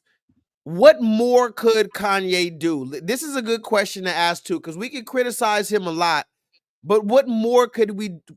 In other words, if any of us who are on the grassroots right now, if you think about even Tariq Nasheed or any of the Umar Johnson, any of the big Louis Farrakhan, any of the big black, grassroots people, whatever the case, what would they do if the spotlight were on them? What would they say? What type of information would they bring out? What type of shit would they expose if the spotlight was on them and a million people were watching them? Because we already admitted that Kanye is speaking everything that we've said before, and we want our information to be spread. So we should be happy, even if he is looked at as crazy and says a bunch of other irrelevant shit. We should be happy that he's bringing our conversation to the mainstream, right? Yes, we should. But it's like at the same time, it's like, what all are you gonna sacrifice when you? I guess what I'm trying to say is you're surrounded by vultures. The name of his album, luckily. You in the industry surrounded by vultures, bro. Like if you Or wanted as to Mark come down here, Sanchez says, or Mark Sanchez said, how you stay faithful in a room full of hoes. Or as Jay-Z said, teach you how to move in a room full of vultures. it's the old saying, do you want to be famous or infamous? Ooh, say that again. It's the old saying, do you want to be famous or infamous? Famous or infamous? I remember one of this dude I know, it's a long story, but one time he was we were talking about my YouTube channel, and anyway, he thought I was trying to be famous and stuff. And anyway, he mentioned being infamous. And I remember thinking that was the first time I ever really thought about the word famous versus infamous or infamous. And that's what What it is the is. difference? What is the difference between being famous and being infamous? Infamous is your niche, what you just good at naturally. So you could make money off of just because you. And famous is something that you use basically with the limelight or the spotlight or the media, with the help of the media. It could be your talent, but you use the media to give it a boost or a signal.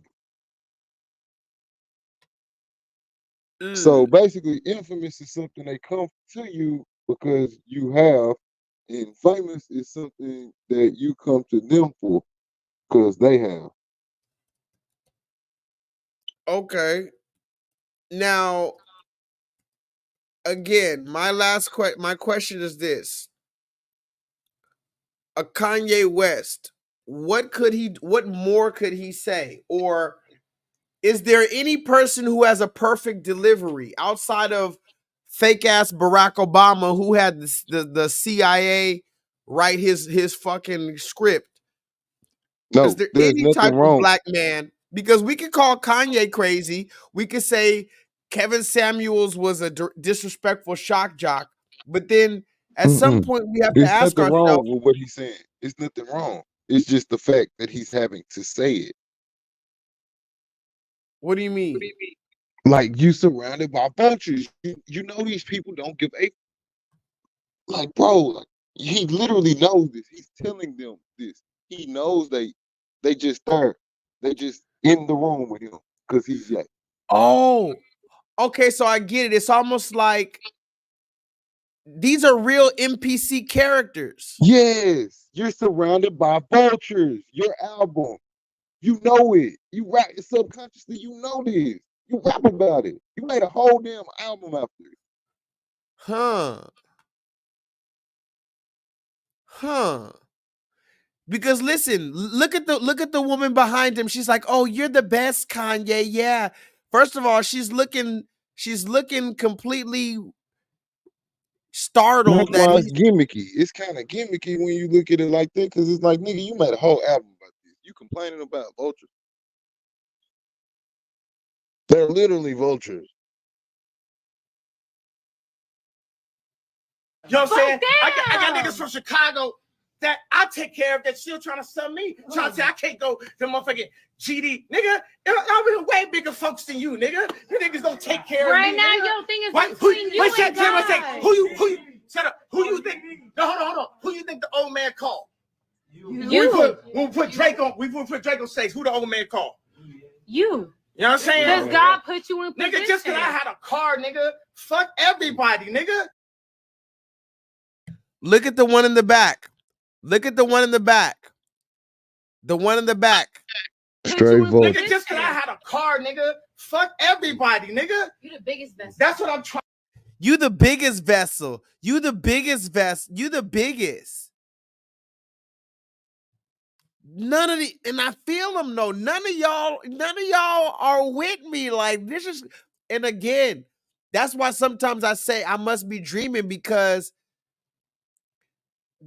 none of y'all is feeling me. Like, I'm not talking about y'all, but I mean, I'm just saying, like, this shit is not right. This shit is not normal. It make you want to spaz out on everybody. Like, none of these people are anybody. They can't even they're just there just to be there. You got to understand that. You got to understand that. Because you'll They drive can't, yourself fucking crazy. You'll drive yourself fucking crazy trying to convince. You will. but you know what I see de facto? You know what I see right here? This is a black man trying to find, and there's nothing wrong with that.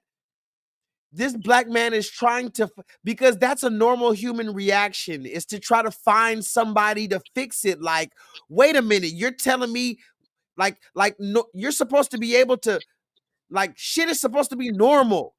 You're supposed to be able to fix some shit if there's some shit It's wrong. supposed Like, to be, but it's not. We all know that this shit is not normal. We all know it. And that's what I'm saying. You'll drive yourself crazy trying to convince these people this, because they really believe this shit is normal. he's screaming, trying to find somebody with enough sense to agree with him so that we can do something about it. Exactly. And it sounds crazy what we saying, like how this can't be done. Like, you mean to tell me a wrongful these people can't understand what he's saying? Yes, that's what I'm saying. He's the entire room. He's literally crazy, guys. I sound crazy for explaining it this way. Yes, that's what it is. But everybody else, they would rather just spend the whole night talking about the NFL and loving hip hop and BBLs and hookah smoke. Or Taylor Swift. Bryce, Kanye is crazy, but the rest of the room that's listening, if he wasn't going off, they would just be talking about hookah and who plays who and stupid babble. And the color purple.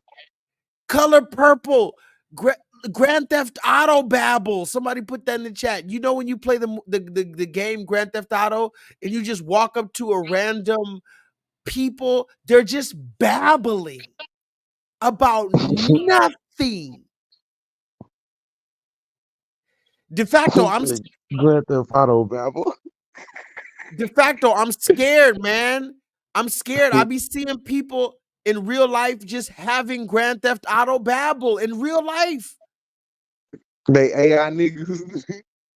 I'm like, oh my God, you're in a group. You're in a group of people. And you're spending. AI nigga. Oh yeah, there's some chat GPT AI shit going on, ladies and gentlemen. I told you the other day, there's robots walking amongst us. It's fake Sims Real talk. characters. Real talk. This nigga's trying to break down. It's like when you're dreaming, Bryce, you're gonna feel me on this, Bryce. Last night, Bryce mentioned something in the chat. Has anybody ever heard of lucid dreaming? Go ahead, Bryce, and give a plain definition for what you believe lucid dreaming to be. Explain it to a third grader. If anybody's ever had a lucid dream, I'm going to read the comments on what you think about them. But long story short, this is basically where you're dreaming and you realize that you're dreaming and you take control of the dream to a certain extent. I do that all the time. Of course, because you're a real nigga. Because your spirit is more powerful than this fake ass reality. You're right. It does happen. I'll explain this to somebody, but I didn't have those words. But yeah, that does happen to me a lot. I got so good at it when I don't like my dream, I wake up and start over. Yeah, all the time. Yeah, I'm like, oh nope, reset. Yo, real nigga shit. I swear. Oh shit, de facto, you do that too? Uh-huh. I go drink some water and go back to sleep. Like, yeah, bitch, I got you now, ho.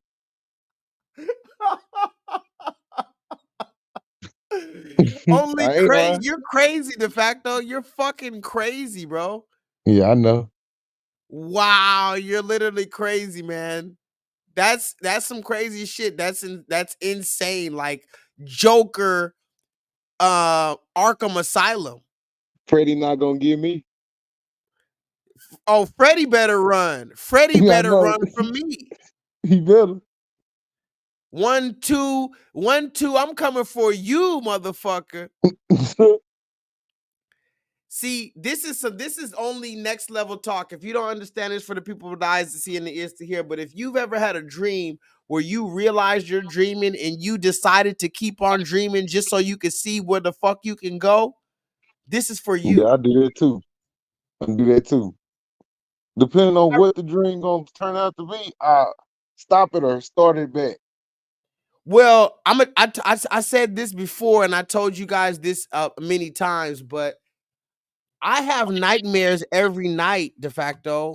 And I have a lot of fucked up shit going on in my life, so I have nightmares every night. It's unfortunate, yeah. I'm probably gonna have a nightmare tonight. I don't claim it, but I mean, just based on the pattern, I probably used will to have have a lot of nightmares. I don't have them as much no more. Well, you used to have nightmares. Okay, talk to me in the chat, ladies and gentlemen. Do you have nightmares? What are your nightmares? First question is, ladies and gentlemen, do you lucid dream? Meaning, have you ever realized that you were dreaming and kept on dreaming, or stopped your dream, or whatever the case? Second question is, what was the second question I was just asking? Damn. Man, I don't know. It was a good one. Sleep? No, oh yeah, no. No. So the first question is, have you ever understood that you were dreaming and not lucid dream? Second question is, what are your nightmares? Now, I have a nightmare a few nightmares every single night, but it's not about werewolves and vampires and stuff. It's more about real life situations that I don't necessarily want to happen, you know, and they're always happening. Like I'm always being chased by the police, Or I be some having niggas one try. where I'm a slave. Well, I'm a slave in the 1800s, and I be running. Damn. Yeah, but I don't never escape. But you're always running. They're always right on your ass, huh? Yeah. Yeah, I be having dreams where every time I'm getting chased, they're right on my motherfucking ass, but I never really get caught. Sometimes I have dreams that I'm in jail. I don't ever get dreams that I get caught, but I have some dreams that I'm in the jail, and I have some dreams that I escape from jail, but they're all the helicopters on me, the dogs on me and shit. It's crazy, man. But my point in bringing the dreams up and lucid dreaming is mute your I'm gonna mute your mic real quick, de facto, only because you have a little backlash. But when you want to talk, you could definitely unmute your mic. But the reason why I bring up lucid dreaming is, talk to me in the chat. What are your nightmares? I had that dream last night. What dream did you have last night, Mark Sanchez? Only lucid dream I had is in one room of the house, and now my kids sleep in there and they say they have lucid dreams. What is the dream that you have, Mark Sanchez? One time I had a dream, guys, that I was dreaming, and I knew I was dreaming, and I told the person that I was dreaming. I was sitting across from some random person in my dream, and I told them, I'm dreaming. I know I'm dreaming. And the person in the dream, he started smiling, and then I just started floating away, guys. I'm not lying. I know it sounds crazy, but so what? I'm crazy. When I realized I was dreaming one time, I told the person in my dream, hey, I know I'm dreaming. You can't trick me. This is a dream. I know I'm dreaming. And then he started smiling, and then I floated away. It was the craziest thing. Bryce, that means I'm stressed in my real life set because I have a whole lot of nightmares. Yeah, that, to say the least. To say the fucking least, I'm stressed in my real life. But I have nightmares every single night. Why am I bringing up dreams and lucid dreams? And keep on telling me your nightmares in the chat, guys. This is a vulnerable place. The reason why I'm bringing up Kanye and lucid dreams, because Kanye's screaming like how I scream in my dreams. Or better yet, how I scream on my YouTube stream. Because when I'm screaming at y'all like this, is because I know I'm dreaming. This is some type of dream. I can't explain it right now, but it's like when you know you're dreaming and it doesn't make logical sense, so you know it's a dream, because God is not the author of confusion. This nigga screaming the real truth in front of all these people, basically, and they're only prepared to have conversation about love and hip hop, guys. They're only prepared to have conversation about the Super Bowl, guys. So they don't even know how to react to this conversation. That's insane. These are all adults. They're supposed to be functioning adults with their own mind. They are not Carnal human minded. beings. Carnal minded. Wow. Wow. I couldn't see my kids joining post. Y'all ain't stopped the Adidas shit. Y'all niggas let Adidas crash the richest nigga of all time. Y'all know I did. Hey, Adidas was begging. Wait a second. I put up one tweet, and then Ari Emanuel put, oh, we got to drop this nigga, and all niggas just watch. The only nigga that had the Trump hat, the only nigga that went and got them billions, the only nigga that's breaking through all kinds of ideas in fashion. I've been called a faggot so many times for tight jeans. You know what I'm saying? I got niggas. Bryce asked me, do I have any type of dream where I can't escape or can't win a fight? Yes, Bryce. I never had a dream where I got beat up in a fight, but it's always like a bunch of niggas are trying to come shoot me or trying to come fight me, and I'm outmatched. I always have dreams where I'm arguing with people. I'm trying to prove my point.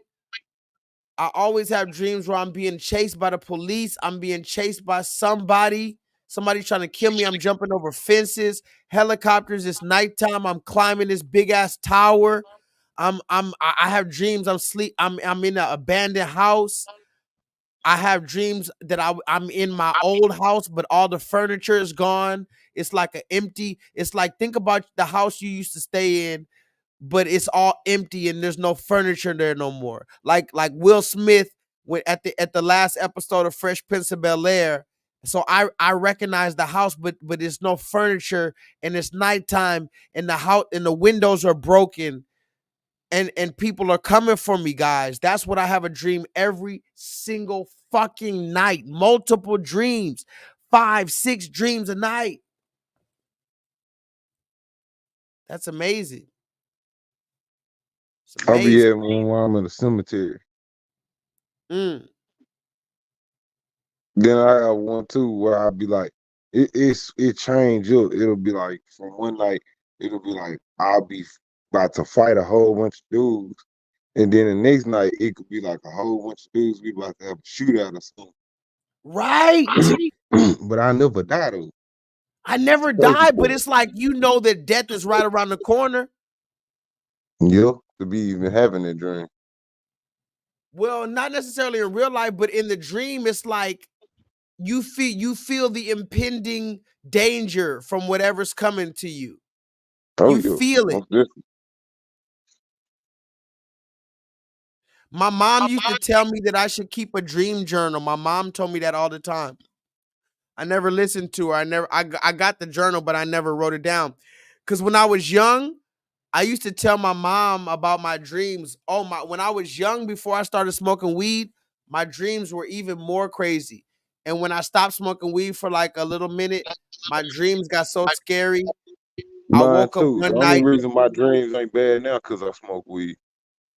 Oh yeah, when I stopped smoking weed, one night I had a dream. I was running down the freeway butt naked, and I woke up crying, bro. I called at this time I was talking to my grandma. And I called my grandma. She was in LA. I was in Houston. I was sleeping in my car. I called my grandma crying.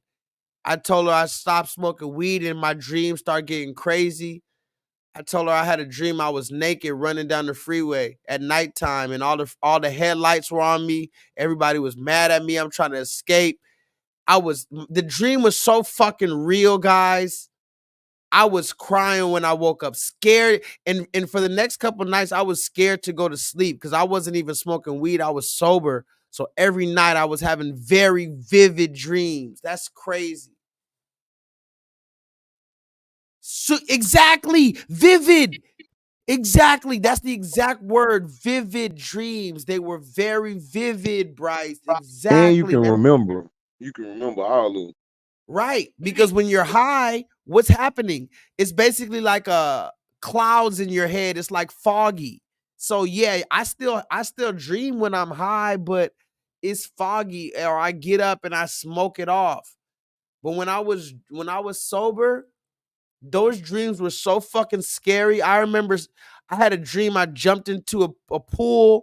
In the pool, the water was crystal blue when I jumped into the water, and then all of a sudden, like the water started getting dirty and like rats and all this stuff was in the water. Like I was having crazy fucking dreams sober, and it was about family members. My family was there looking at me. And remember, I told you I have a lot of shit going on with my family. So all my dreams, I wish I could have nightmares about a vampire or a monster chasing me. That's Look, you ever normal had a fucking dream? nightmare. You ever had a dream and you left your body?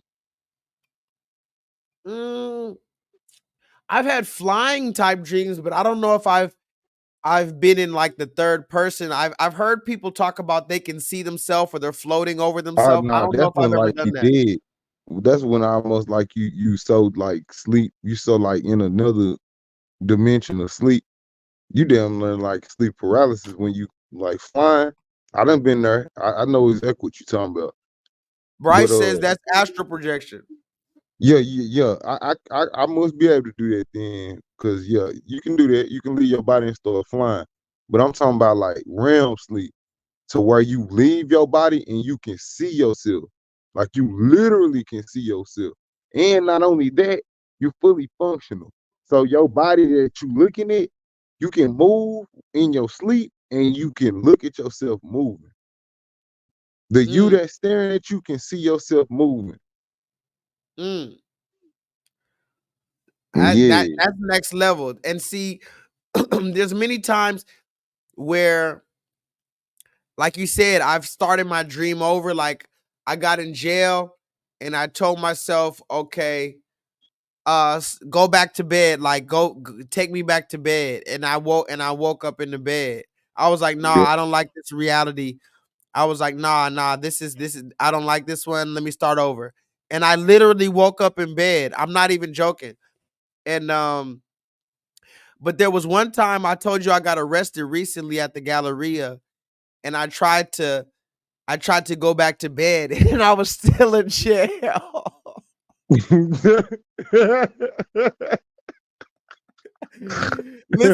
to me, guys. Listen, guys. So usually I can, when I don't like my reality, I can just go back to bed and I can stop the dream. But I went to jail recently and I was in handcuffs and I saw these hard ass walls made out of concrete, and I closed my eyes really hard. I closed my eyes really hard, de facto, and I was like, okay, take me back. Fuck that. Take me back. There's no place like home. There's no place like home. And I opened my eyes and I was still there. So I was like, nah, maybe I haven't got good enough yet. You know what I'm saying? I haven't mastered this shit yet. Nah, your ass still there. Yeah. I was still in jail.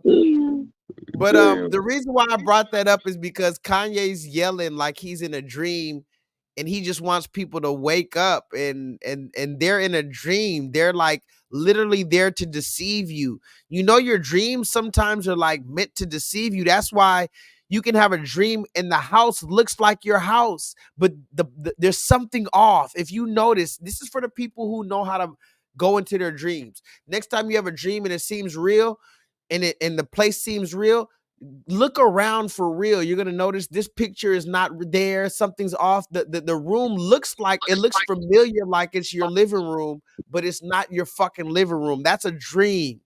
It's a whole nother dimension. And it's like your brain trying to convince you that it's real. And that's why you wake up usually when you recognize that it's fake. Because your brain, it's real. It's real. It's just we don't exist on it. So our minds start trying to patch stuff in that really ain't there. Right. In your mind, yes.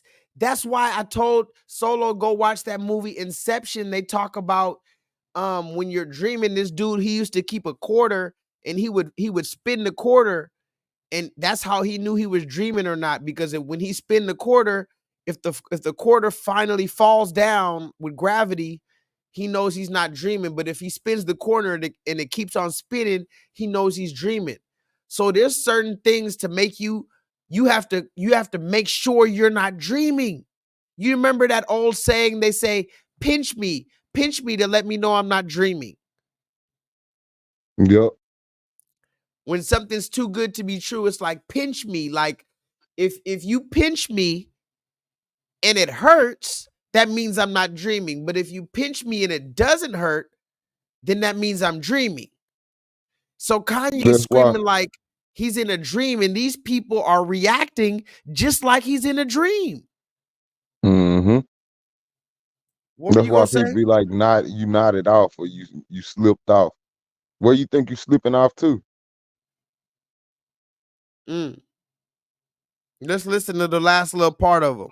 No one's really with me. It's just me and God. That's what I'm saying. And I'm still alive. Let's go. And I'm still alive. You ain't post. You ain't really. You ain't post. When I couldn't see my kids, y'all ain't post. Y'all ain't stopped the Adidas shit. Y'all niggas let Adidas crash the richest nigga of all time. Y'all know I did. Wait a second. I put up one tweet, and then Ari Emanuel. Bryce, you're crazy. Bryce, welcome to the club. You're officially crazy. Because I agree. Probably the best reality check to see if you're dreaming or not is to just jump up and see if you can fly away. And if you're dreaming, you'll fly away. But guess what, Bryce? The problem is if you're not dreaming and you try to jump up and fly away, you're officially crazy. Do you see how that works? If somebody sees you try to jump up and try to fly away in this reality, you're officially crazy. However, there is a reality in which you can jump up and fly away, and it seems it's just as real as this, and you wouldn't know until you're flying or not. So, Bryce, thank you for admitting that you're crazy with me. And imagine yourself, Bryce. When I read this comment, because I've seen you before. You called in before. I imagined you jumping up. I'm seeing you from like the next block over. I'm seeing you from across the street. I'm seeing some nigga with dreadlocks closing his eyes, lifting his arms up like the Titanic.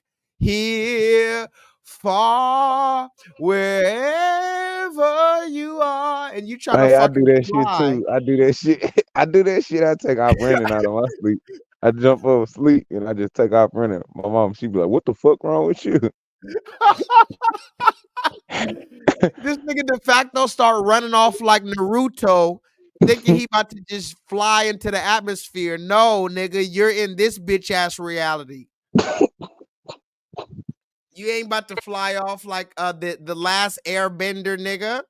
This is you back to this bullshit ass, heavy ass reality. But I swear I flew before.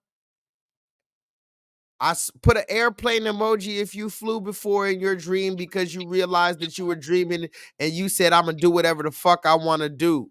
Because I you had know big that's ass ears when I was a kid, so I could fly with my ears.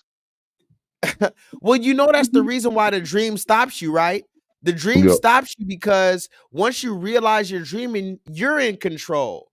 And so, no, that's too much.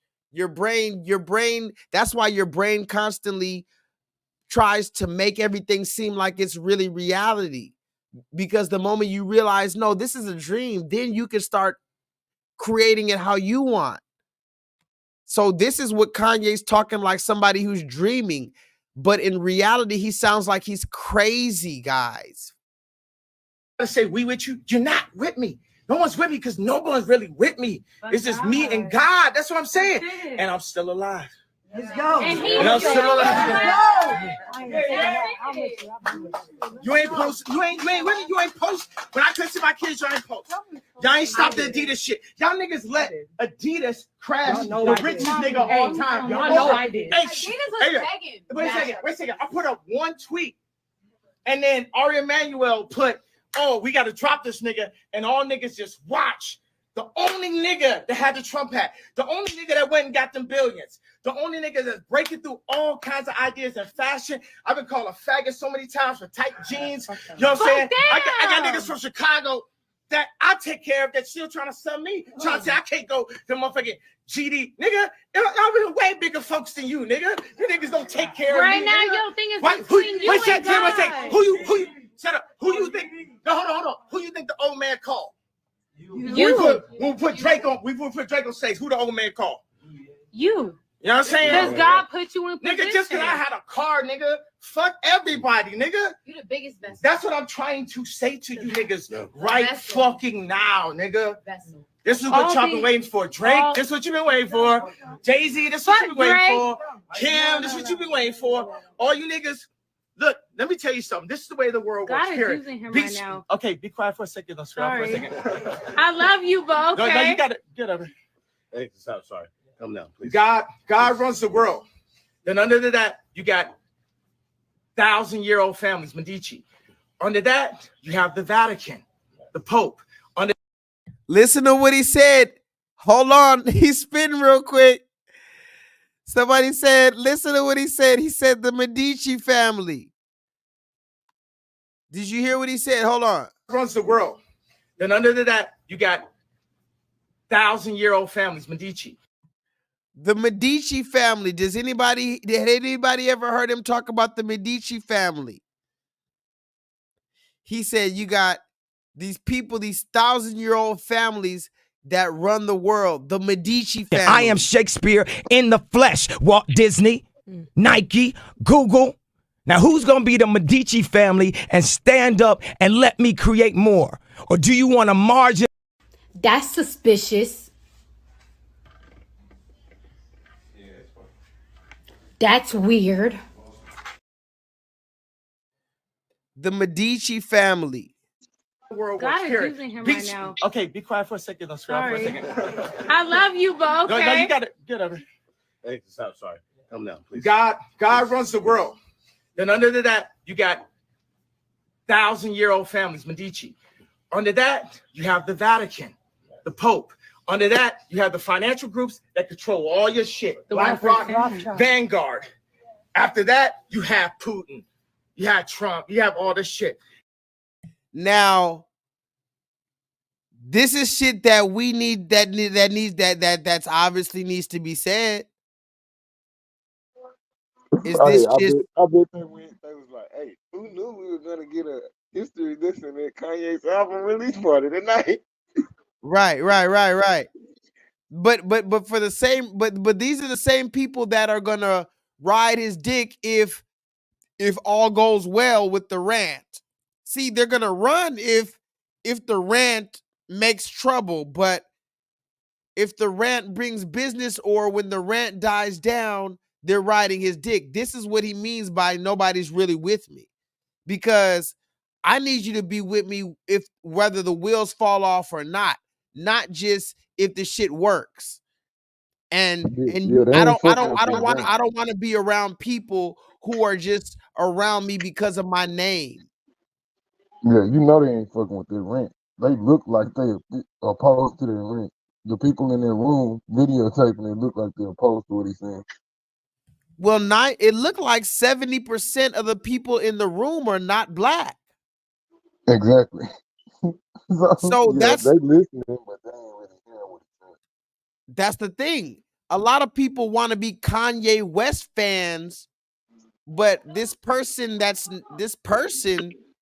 you're not ready to stand by what the fuck he's saying.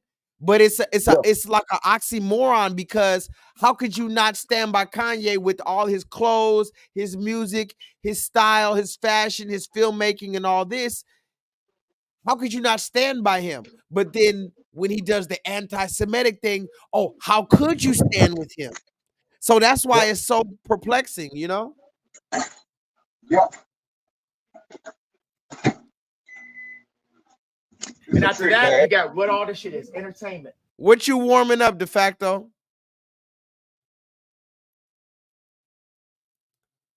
De facto, what are you warming up? Oh, some hamburger meat. Fair enough. Hollywood. Take that, run that back, run it in schools. I'm gonna give y'all one last thing before I go.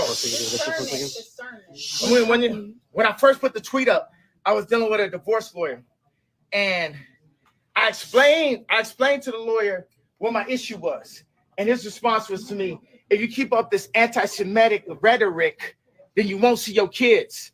A nigga I knew said I couldn't have an opinion or I wouldn't see my kids. Y'all know who y'all fucking playing with? This is a vessel of God. He gonna burn all your shit down. I swear. I knew these niggas is trying to make surviving this way. That's why I sent it up while I was still in the high schools. Bill Cosby couldn't do shit by the time they got him.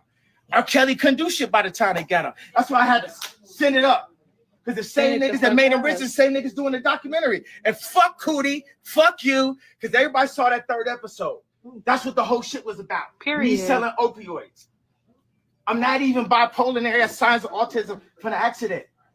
They're gonna hit me with a fucking medication, have us selling opioids for them.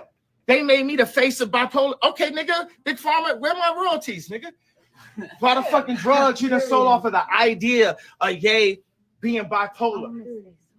Don't say shit right now. Yeah. You know what I'm saying? So again, this is the first time I'm watching this video. My reaction to this is that I think Kanye West is crazy. I think Kanye West is crazy, but at the same time, I think I'm also crazy as well. So take that. Just a little bit. Just a little bit. Remember, there's a spectrum. But remember, okay, yes, you're on the spectrum, but once you're in the spectrum, you're still crazy. It doesn't matter how much you're extremely crazy or a little crazy, you're still crazy to the people who are quote unquote not crazy. Do you see? Yeah. So the That question, nigga is crazy though. huh? He is crazy though.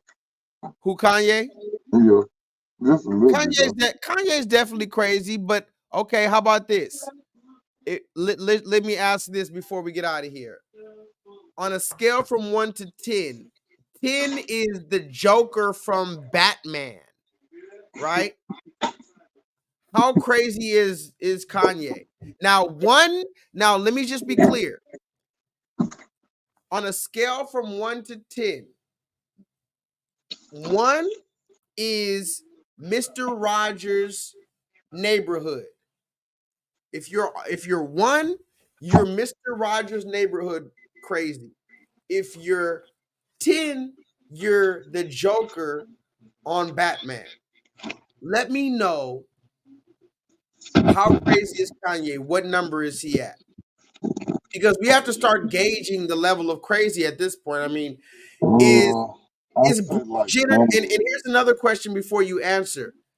What level of crazy is Bruce Jenner on? Is he on no level of crazy to put some tits on and just not even change his voice and call himself a woman? This is a question. the Joker. So what do you think? But Bruce Jenner is like the Joker, and Kanye, he is like the crazy. He like Chandler Jones crazy. You know Say it who Chandler again? Jones is? Chandler Jones is John Bone Jones, but the MMA fighter. Chandler Jones is a defensive end that plays for the Oakland Raiders. He crazy now. Kanye on that type of crazy. What's his name? Chandler Jones? Uh-huh. I gotta look him up. Yeah, look dude up. He throw it off, man. But I think Okay. it was, At what level though, de facto, is your can we stop? At what level do we stop working with you because you're too crazy? I say to when it becomes like a liability for like health. I say probably like a 7, 8, 9 wise. That's when we start getting up into like the sociopath and the psychos. Right. This is again where you can't even articulate yourself, or you're just like a damn near serial killer at that point. Yeah. Maybe both. Maybe a little bit of both. Maybe you laugh and giggle at yourself sometimes. I also think it's a slippery slope de facto, because are you telling me you go from normal to Charles Manson crazy, or were you always Charles Manson? Is it a gradual change, or you know what I mean? There's a million questions. Yeah. But nah, I've never been Charles Manson crazy. I always knew like I didn't want people to see me talking to myself if I was gonna talk to myself. Right. That's another thing that makes you. Don't care. Some people that just talk to themselves like you can look. They don't care. That's another thing. Thank you for mentioning that. Another big telltale sign of if you're officially crazy is if you can't stop talking to yourself like audibly, very loudly, like not just little. Because I mean, people be catching me talking to myself. They're like, "Are you talking to me?" I'm like, "No, I was talking to myself." Maybe I'd be looking crazy too, because I do talk to myself. But I'm talking about full conversations, because I work a lot. So I might be working in 12-hour shift. I talk to myself. I'm like, all right, come on, Josh, let's get it. We got to get this. And I might say something or whatever the case. I might just remember something and just say a little thing to myself. But people have full conversations with themselves like other people aren't watching. I think that's a telltale sign that you're kind of too crazy to work with. You know what I mean?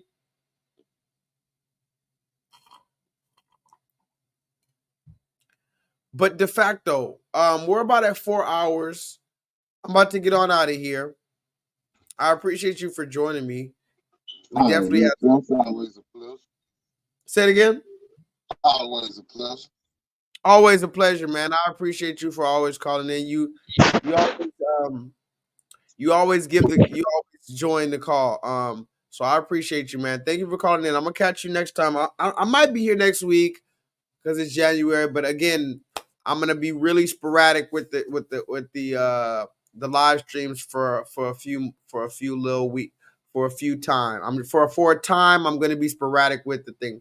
I cannot promise that I'm gonna be here every Monday, mainly because I need to save some money, and that's just the very honest truth about it. So I appreciate you for calling in, though, de facto.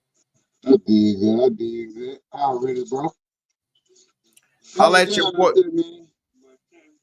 Say it one more time. I said, hold it down out there, man. Oh man, look. Harris County.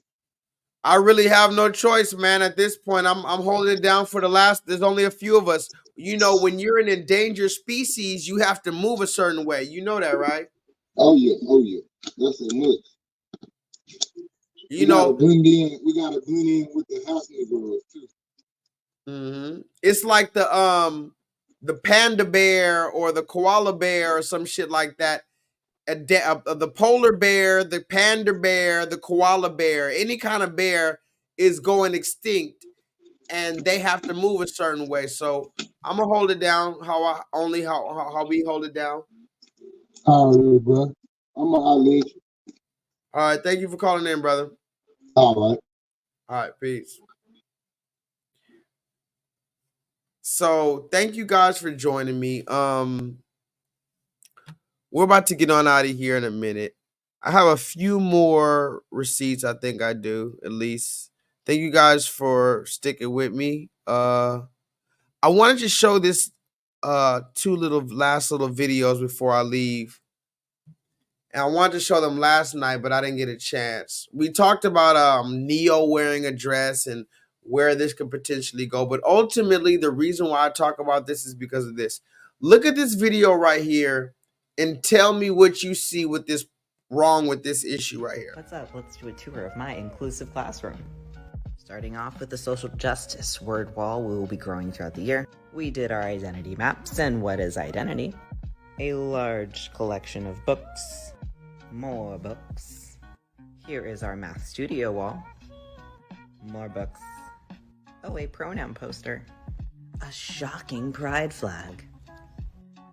Yes, because love is a human right and everyone in this classroom matters. Our schedule wall. More inclusive picture books. Pronoun mascot. Supply and work areas. Project stations.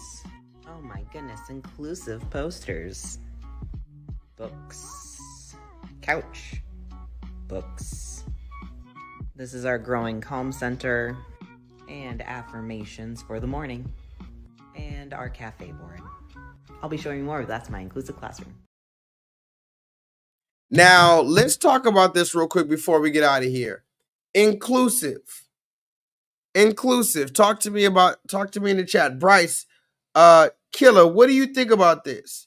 Now, there's a few things now. Again, I don't know how many of y'all have children, and I'm not trying to say that you can't understand this if you don't have children. I'm going to just say this. Trust me when I say this type of information hits different when you have children. Okay? This information hits very different when you have children. But if you don't have children, you can still be part of the conversation. This is what I want to show you. This is the average 2024 public school classroom. And you can go ahead and say, well, I'm going to put my kid in private school or homeschool. Okay, bravo. You're in a very small demographic. I'm speaking for the large majority. You're speaking for the small demographic. There's a small demographic that can afford to put their child in homeschool or private school. So the majority of us, particularly Black people, have our children in public school. These are the teachers, quote unquote, in 2024 of our children. And you didn't understand it when I talked about Mr. Potato Head. You didn't understand it when I talked about Billy Porter. Now, hopefully, you could understand it when we talk about our kindergarten, third grade children, fifth grade children. Look at this woman's classroom and ask yourself, forget that, scratch that. Don't ask yourself. Tell me in the chat right now, what does it take for your child, my child, our child to get a A in this class?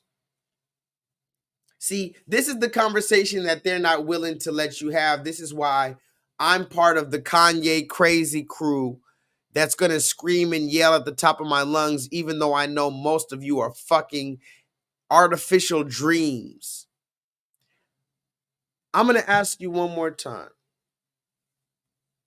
What will it take for your child, my child, our black child to receive an A from these people in 2024, in 5th grade, 3rd grade, 7th grade, kindergarten? What is the test? What is the pop quiz? Talk to me in the chat. And I hate to say this because, I mean, this is hard to believe, but in 2024, they went from giving you a pop quiz to now popping you somewhere else. Yikes. What's up? Let's do a tour of my inclusive classroom. Starting off with the social justice word wall we will be growing throughout the year. We did our identity maps and what is identity. A large collection of books. More books. Here is our math studio wall. More books. Oh, a pronoun poster. A shocking pride flag. Yes, because love is a human right and everyone in this classroom matters. Our schedule wall. More inclusive picture books. Pronoun mascot. Supply and work area. Project stations. Oh my goodness, inclusive posters. Books. Couch. Books. This is our growing calm center. And affirmations for the morning. And our cafe board. I'll be showing you more, but that's my inclusive classroom. So the question is, ladies and gentlemen, what does it take for your child to receive an A in this inclusive classroom? It's something like what I told you about the cocoa melon. When you give your child the tablet, you're not knowing what's going on the tablet. You give your child a kid cartoon, you don't know what's really on that cartoon. Similar, when you send your child to school, you're going to work. Think about the average parent, whether they're a single parent or a double parent household. They're going to work. They got to do this. They got to pay for that. Okay, I'm going to put my child in school. How many parents really have the time to check their child's homework? What's really being taught at their school? Go up to the school and see if they have pride flags and see what they're being taught in school. Can somebody tell me the percentage? Let's just keep it a funky buck. The actual percentage of parents who can pay for $2,000 rent and all this money and all this stuff and still go to work 40, 60, 80 hours a week and still check their child's tablet and every moment of the cartoon and make sure there's no gay agenda in the cartoon. Make sure that their fucking 3rd grade teacher isn't teaching them about non-binary shit when all you do is send your kid to school. You're not expecting them to teach your kid about non-binary shit, but they try to convince you that you need to be on top of it. You're not a good enough parent. And you know what? I might get a YouTube strike for this, but I have to play it since we're talking about it. We are living in hell. Matter of fact, talk to me in the chat. Not only are we living in hell, have you ever seen that movie? What's the movie called? Tales from the Crypt. No, Tales from the Hood. There's this movie called Tales from the Hood. I hate to ruin the ending of it, but it's an old movie, really good black horror movie. In the end of the movie, Tales from the Hood, he says, "Oh, by the way, welcome to hell. This whole time we've been talking, you're actually in hell." Kill that noise, man. Let's just get the shit. The shit. The shit. You'll get the shit. You'll be knee deep in the shit. Sure, something real quick. Hold on. Before I get out of here. We take you live to Dallas now. Police are giving an update on the investigation into the murder of a key witness in the Amber Geiger murder trial, and an arrest warrant has been issued. Let's listen. Is related to no family member should have to suffer that kind of pain. Hold on.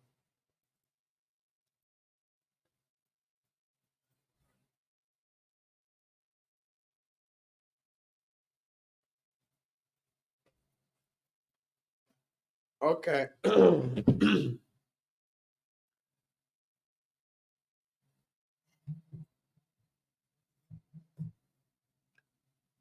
about to get out of here, y'all. What is this in my way? Why that look like that?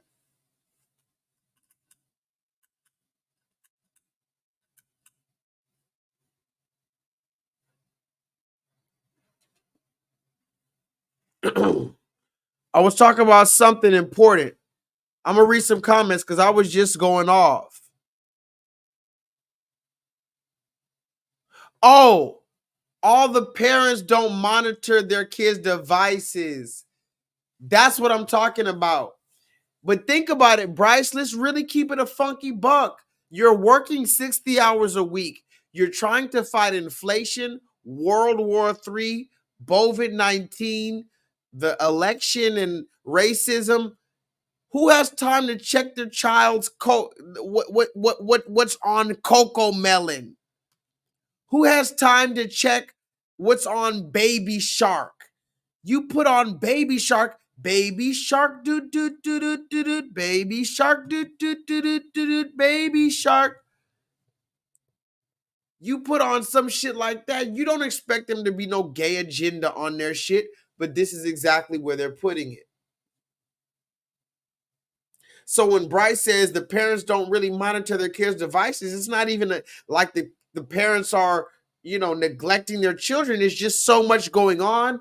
There's only 24 hours in the day. As you guys know, the time is moving by like this. We've already been on live stream for 4 hours and 30 minutes. The parents work 18 hours a day. They give the kid the fucking tablet. The kid sits in front of the tablet, and hence the fucking shit begins. Brainwashing, manipulation, propaganda. And then they go to fucking school. And when I was in school, I hated school. But at least when I was in school, they gave us, and it was still propaganda. Do you see how this shit is transforming? When I was in school, they were teaching me about Alexander the Great. Who? Napoleon. They were teaching me about all these other Christopher Columbus. Still equal levels of propaganda to a young black mind, but now they're not even giving you this so-called history and stuff in school anymore. Now all your fucking curriculum is about gender inclusivity. What's up? Let's do a tour of my inclusive classroom. Starting off with the social justice word wall we will be growing throughout the year. We did our identity maps and what is identity. A large collection of books. More books. Here is our math studio wall. More books. Oh, a pronoun poster. A shocking pride flag. Yes, because love is a human right and everyone in this classroom matters. Our schedule wall. More inclusive picture books. Pronoun mascot. Supply and work areas. Project stations. Oh my goodness, inclusive posters. Books. Couch. Books. This is our growing calm center. And affirmations for the morning. And our cafe board. I'll be showing you more, but that's my inclusive classroom. Now, again, Bryce always has really important things to say. He says, we better make time to see what our children are looking at. We don't have the same luxury as these other groups to just give them the tablet and allow the TV to teach them. I agree 100%, but Bryce, I think you're missing the overall point of my channel. The point is parents such as yourself, I know you're not a parent, I don't think so, but people that if you do have children, parents that you would be, parents that I would be, we are becoming extinct. I talked to you in the video called Like Father, Like Son about T.I. T.I. was screaming at his son. Right now, T.I.'s son is rebelling. At least one of his sons is rebelling. And people want to call T.I. out. But when you look out the history, T.I.'s been trying to correct his son. It's the mothers and the aunties and Big Mama and the sister and the baby mamas in the household that are coddling the little boy and telling T.I. to just soften his voice and stop screaming at his child. The black father is being taken out of the household. This is why I'm telling you about the mothers who are overworked and the bitch-ass fathers who are overworked. I told you, the only type of men that are still in the household for real overall are the men who are basically just like a woman. So these bitch ass niggas and these women are overwhelmed with work. They can't pay attention to their children. They don't know that their children are high. You know how many times I heard about people that I know, they said they start smoking when they was 11, 12, 13. I'm going to say this real quick and I'm going to get out of here. The only way you're 11 years old and smoking weed is if your parents don't give a fuck about you and don't know anything about you. I'm sorry to tell you, if you were 11 and started smoking weed, but when I was 11, if I started smoking weed, everybody would know. Everybody would know. Even if they weren't there, my parents would tell everybody. They would have shamed the fuck out of me. And that's one thing I got to give it to my family. We had, at some point, it's not there anymore. I don't know what the fuck happened. Maybe my family been cloned. Maybe I'm dreaming. But at some point, my family had morals. They shamed people. They understood the difference between right was wrong. They stood on business. They held people accountable. My family don't do none of that no more. But better believe when it was time for me, they did all of that. They stood on business. They spread the gospel. They stood on business when it was time to expose Joshua. You know, Joshua got suspended and Joshua did this. But now my family, you can't even explain to them why somebody shouldn't steal from you. I told you the story. My sister stole from me. And I don't know what to do. And I mean, what do you, this is what I'm saying, we're dreaming. You mean to tell me you're an adult? You make $50,000, $70,000, $100,000 a year, and you're a dummy? Let me read some comments before I get out of here. This has been in Talk Your Shit Tuesday, brought to you by Mum Napa Rosé.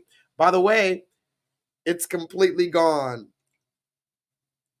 The Mum Napa Rosé, completely gone.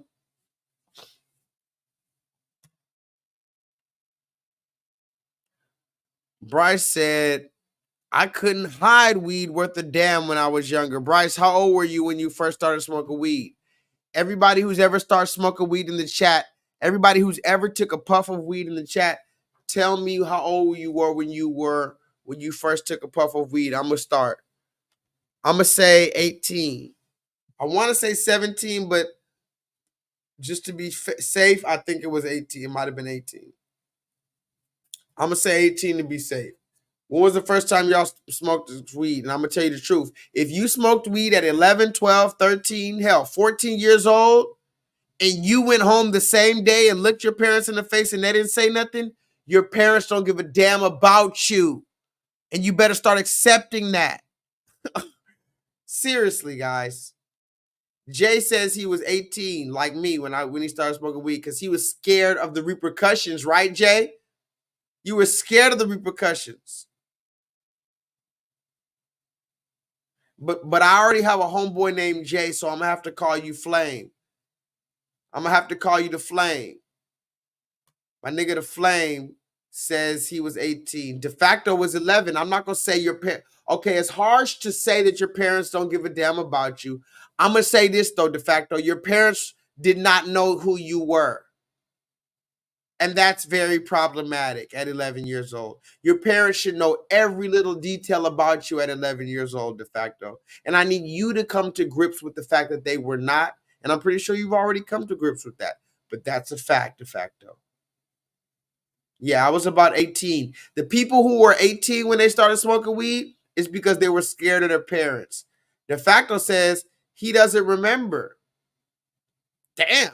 Really? Come on. No, de facto. No, Solo. Don't do that. You remember when you started smoking. The time. The estimation.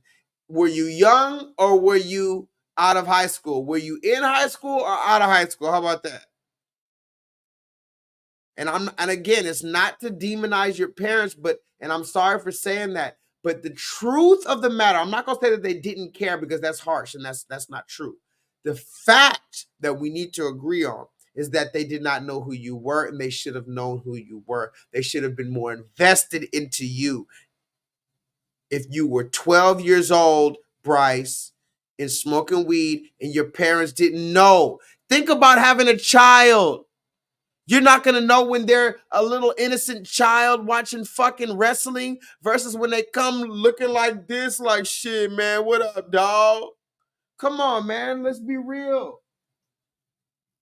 And again, a lot of y'all don't have children, so you're only looking at it from the perspective of your parents. When you have children, you'll know when you love your child, you know everything about them. You want to know everything about them. Of course, there's going to become a period where they start hiding stuff from you. But at 11, 12 years old, no 11 years old child knows how to hide the fact that they're high. Imagine an 11-year-old child just coming in the house and not showing anybody that he's high. I'm fucking 30, however years old, and I be coming into work and I be scared that I'm going to get fired. Every time I be high at work, especially the job I'm at right now, I'm like, oh shit, they're talking about me right now. They're writing up the information to fire me for being high right now. They saw me smoking. They know I have weed. Oh my God. Every time I smoke, I'm 30 something. You mean to tell me 11 years old, you walked in the house with your parents and you was high and they didn't say nothing? Let me read some comments.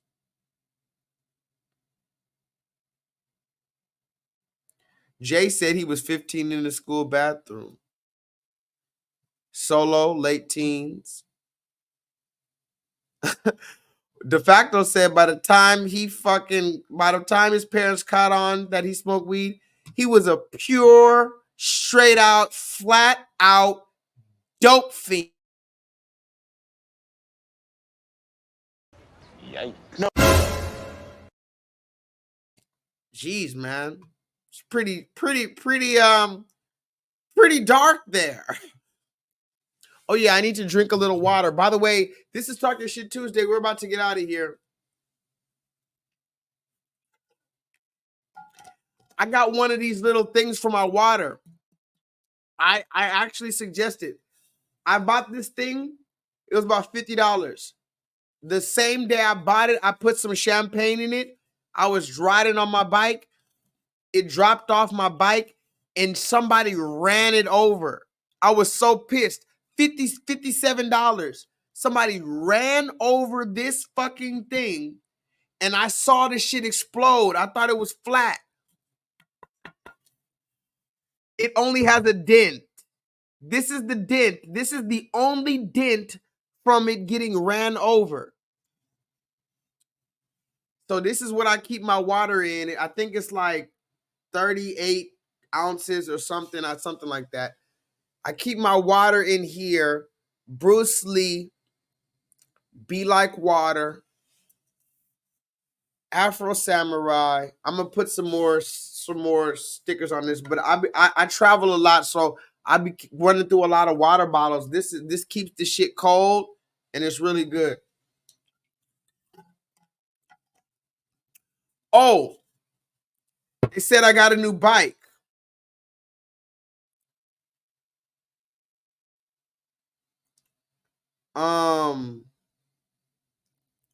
I got a new bike. Let me just show you guys my new bike real quick. I did a quick little stream, but nobody showed up. It was at a random time, so I just deleted the stream. But I got a new bike recently, and I want to appreciate everybody who's ever donated to my Cash App, my PayPal. By the way, guys, I do have a Cash App and PayPal. I also have a Patreon. Shout out to anybody who's ever donated. I was able to get an actual bike.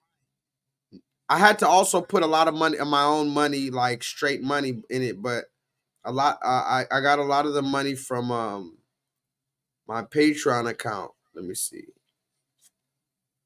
What was that under? Camera. Hold on.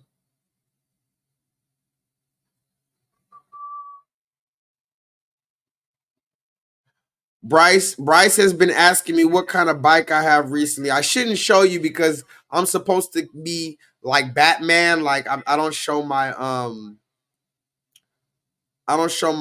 what's the word? My secret identity. But yeah, you know, it is what it is. I'm about to show you my little new bike I got. This is what I use to move around town. Now, if I had a little bit more money, now here's the thing. Every time I get a new bike, it's better than the last time. So I'm about to get a super bike on y'all ass. Don't let me get a name brand Kawasaki or something. I'm really gone. Bing! You're not catching me. You understand that? Go look up XXXTentacion, the rapper XXXTentacion. He was allegedly fighting a case. Anyway, he tried to buy a motorcycle. I watched his documentary. His mom said he tried to buy a motorcycle really to go on a run. And he died buying a motorcycle to go on the run. Go look up XXXTentacion. I'm going to show you my bike real quick, and then we're going to show 2 more videos, and we're gone. Blah, blah, blah. Come on. There we go. All right. This is my bike real quick, y'all. Tell me how y'all like it. I saved up a long time for it. I had a beat up. My other bike was really beat up. So this one was really it's not a name brand. And when I say name brand, I did a whole bunch of research, and people were talking about motorcycles and stuff and scooters and stuff and mopeds, and basically the top name brands, the top 3 name brands in motorcycles are Honda, Kawasaki, and Suzuki, which are Japanese brands. But then there's Italian brands, there's Taiwanese brands, there's Chinese brands. So this is not a name brand, super name brand scooter, because those name brand scooters be 5,000, 10,000. I went to this motorcycle shop out here in Houston. They had this BMW, nice ass BMW scooter, $10,000. I can't do it, guys. I just can't do it. But all praise be to the Most High God for this. And I'm going to show you this to show you that God is real. And I got this, a large portion of this, just from talking my shit on a Tuesday. Here we have the Versace Ranger, the newest edition. I ain't gonna lie. She clean. That's clean right there. That motherfucker clean. You can't even front. That's a clean little, that whole clean.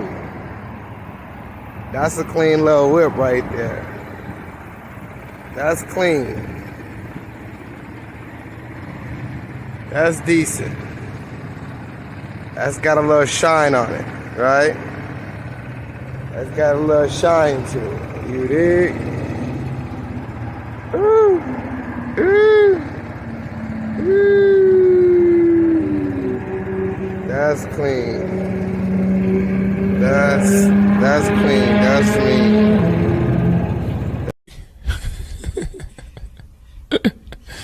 Sensational. Talk to me in the chat, Bryce. Bryce, talk to me. Talk to me. And I'm in that bitch all black.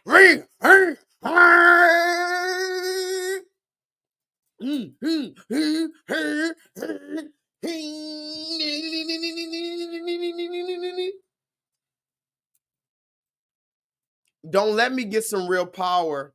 I'm just slowly powering up. Slowly. And I told myself, I'm gonna drive this bitch like Miss Daisy. Fuck you. Fuck that. I'm barely gonna tap the gas. I'm only gonna move when I have to. This one, I'm gonna drive it like Miss Daisy, because the other one, I was driving that bitch like Mad Max. You ever heard Mad Max? I was driving my other shit like Mad Max. Fuck that. Fucked her up. I love her. Shout out to my baby Bianca. That was my other bike. I still haven't officially named this new bike. I have some ideas for her name, but my other bike, her name was Bianca. Shout out to her. She took me to hell and back. You hear me? I would never shit on her. She's still in it. I still got Bianca. If I had enough money, I would literally re-engineer her and bring her back to life. Shout out to Bianca, but Bianca ran her course, and the Most High God allowed me to have enough money to get a new bike right when my other bike retired. All praise be it to the Most High God. He's always there. God is always, the one thing I can say about my God. God is always there. He's always been there financially for me. I'm talking physically. That's how I know God is real. God always, not when I want it though. I'll tell you that. It's not when I want it. When I want it, a lot of times I be mad and starving and hungry. But when I need it, God is there. Shout out to Most High God. Talk to me in the chat. Shout out to the Most High God.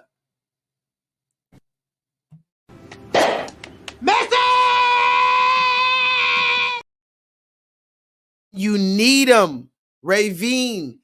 You can't find a scripture where God said he'll be there when you want him. But when you need him, though, he'll be there. His word doesn't come back void. And fuck what you want. That's the moral of the story. Fuck what you want. You know how many times I've cried on my other bike? I damn near cried on that other bike. I wanted to cry. I didn't, but I wanted to. It was so cold, and my bike was just fucking up, and it was barely getting to the place I need to be. I'm still traumatized. I'm still making sure this bike's not making noise. Any little noise, I'm going to start getting on these mechanics' nerve. That's why I tried to learn about the mechanic stuff. Matter of fact, let me show you something else. You're not even listening to me. You're not listening to me. It's Talking Shit Tuesday. And I'm the boss of this shit, so I can go into 5 hours if I want to. Let me show you this shit. One more thing before I go. I wasn't even supposed to show you this. I promise I wasn't going to show you this, but since I'm talking about my real life testimony, and I want to give praise to the Most High God for allowing me to be able to get what I got. Let me show you something. God damn. Let me show you something real quick. Hold on.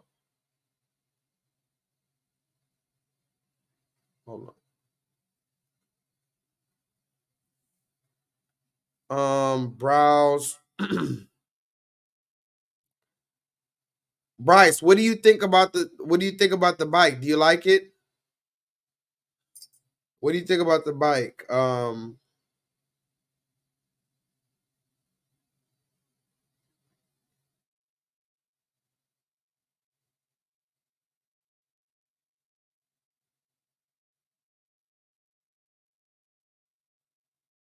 What do you think about the bike, Bryce?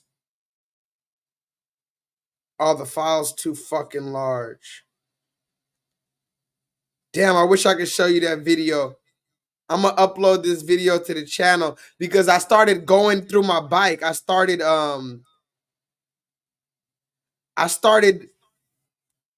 opening my bike up and looking at the engine. I found out this fucking Hispanic dude completely butchered my shit.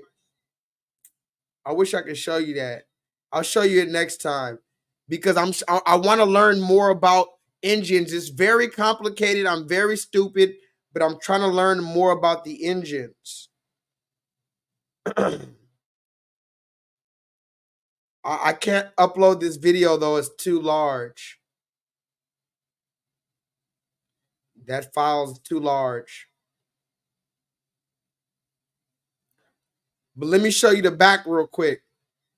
Let me upload a picture of the back. I'm gonna start treating this bitch like my little Batmobile. Look at this picture, Bryce.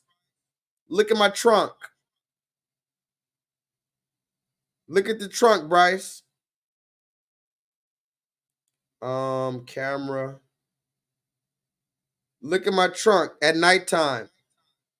Because I told you I'm a runaway slave. I gotta constantly be on the run. I gotta constantly be able to do this. Look at this, Bryce. Look at my trunk at nighttime. Got the little light in there. It's a big ass trunk, believe it or not. It doesn't look that big, but it's very deep. It's very wide. Pause. At nighttime, I got lights all on that bitch. It's pretty cool. I wish next time I'll show you more about it. So that's that. I appreciate you guys for I just wanted to tell you guys I took out the money from the Patreon. I never touched it. I wanted to keep it for my children, but I realized if I don't have transportation, I might not be able to survive to see my children. I might need to just have transportation to pull up on my children and tell them hop on my back and let's ride. Fuck it. I'm living day to day, guys. I wish I could be living better. I wish I could have a more stable life. This is the life that I'm living. I made some decisions. I've had kids young. I knocked a bitch head between the washer dryer. I shouldn't have done it. Or maybe I should have. But I'm not going to listen to the red man. I'm going to let God decide and so far, God allowed me to have money for bail twice. Look at me right here. Look at this picture right here. I was literally in jail, Harris County Jail, 6 days, almost died. 23-hour lockdown, shoe program, nigga. And I almost died. At this picture right here, I was already ready for death, but I knew I was getting out because the Most High God had my back financially. That's the real shit. Same thing with every single time that I really, really needed him. He always gave me just a little bit of wiggle room to get out of it. And that is the reason why I will always be faithful to God. And I'm sorry for the times that I've turned my back on him. I've never turned my back on God, but I know I've disappointed the Most High God with my stupid, frivolous, carnal actions. I be acting like a dumb, carnal beast when I know better than what I should be doing. I know God created me to be a better vessel than I need to be. Talk to me in the chat. Because ultimately, somebody has to speak against this right here. And I might get a strike, but somebody got to speak against it.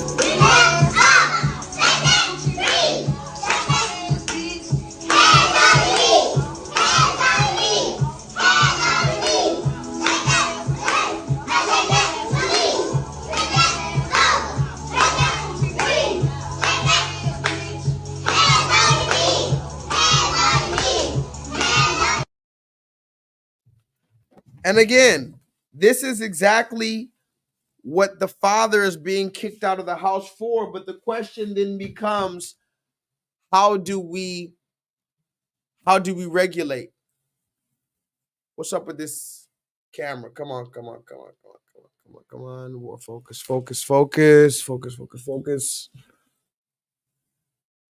How do we regulate this, guys? How do we regulate this?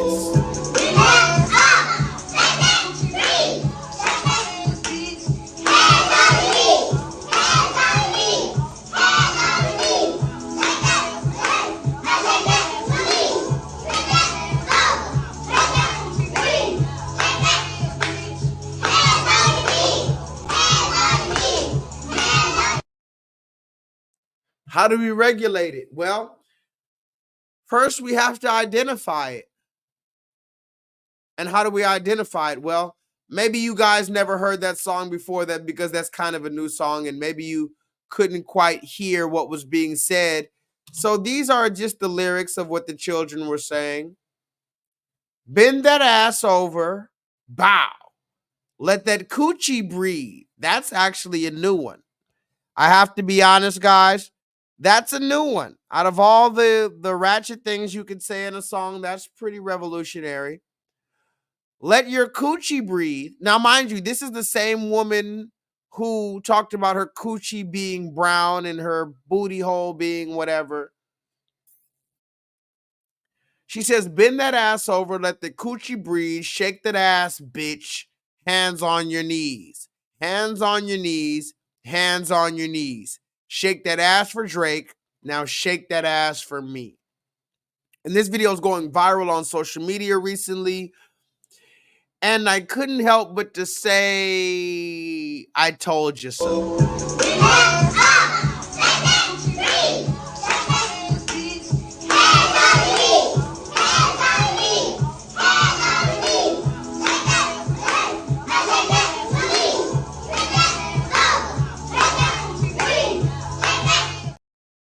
And the most vital part about it, ladies and gentlemen, is this. YouTube, you can't take me down because I'm just showing beautiful kids that were dancing to their favorite song that was approved by their parental guardian. So just in case you want to strike me, YouTube, this video was approved by their parental guardian and they're just dancing. You don't see anything sexual with this type of music that you're promoting, do you, YouTube? Because if you take me down for showing that video, then that would mean you see something wrong with this video, YouTube, right? Exactly. So play it cool. Anyway, I thought it was an important video to show because also there's no big difference between man and woman in this thing. And that's what we need to focus on. We're so focused on Will Smith and this and that and paying for the Cheesecake Factory. We don't understand that our children are at stake. That's why I showed you the video of Coco Melon. I showed you the video of the public school teacher who has all the rainbow flags in the school, because our children, the ones who didn't have a chance to have fun, let's just be real. Everybody who's watching right now had their amount of fun. Even Jay, who's 18 years old, has had his fun to an extent. The young kids, they don't even know anything right from wrong. They're being raised up in this new world order. And if there isn't people like you and me to tell them the right from wrong and what was before this whole shit came into effect, who's going to tell them? Because you see the little girls, they're being raised by, as we know, their mother, and we're not going to blame the mother today. But yes, the mother is raising them to put their hands on their knees and let the coochie breathe. Listen to that, guys. Before we get out of here, listen to this. She says, bend that ass over. And this is what the little kids are saying. Let your coochie breathe. That's new. That's revolutionary for a preschooler to say. That child was in preschool, said, let your coochie breathe. And put your hands on your knees. But remember, these are the same people that are going to try to convince you that letting your coochie breathe and putting your hands on your knees and twerking is a traditional African dance that somehow loosens your chakras. This is what they told you, ladies and gentlemen, that letting your coochie breathe and popping your ass is a traditional chakra dance from Africa. This is the delusion. This sounds like that woman I showed you in the beginning. She said she let the red man eat her booty and coochie, forgive me, her nether region, for the ancestors, guys. Wow. Anyway, I do want to show this because I showed the little girls. I guess I got to show this too since I already talked about it. This is probably going to be the last video I'm going to show, and then I'm going to go ahead and get out of here. I appreciate you guys. Thank you guys for joining me. You could have been anywhere in the world, but you were here with me tonight, and I appreciate that. But look at this one right here. Show my love for you.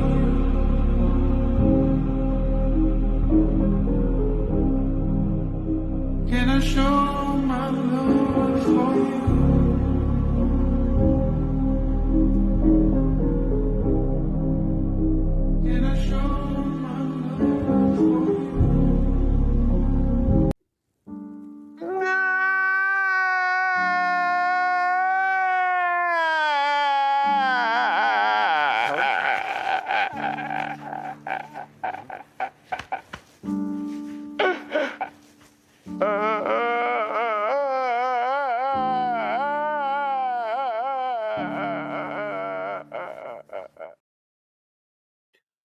Guys, before we get out of here, I need you to focus on one thing. I need you to focus on two things, but one thing. If you're going to focus on one thing, focus on the fact that this woman, read the comment. She said, I think I broke my little brother. She says, I think I broke my little brother. Awkward.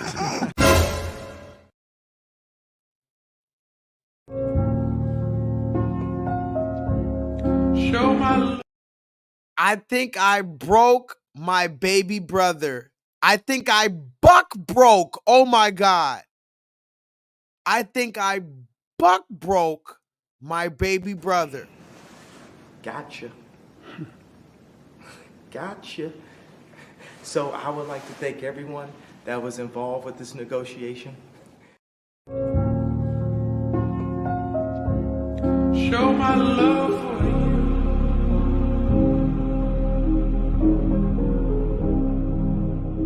Can I show my love for you?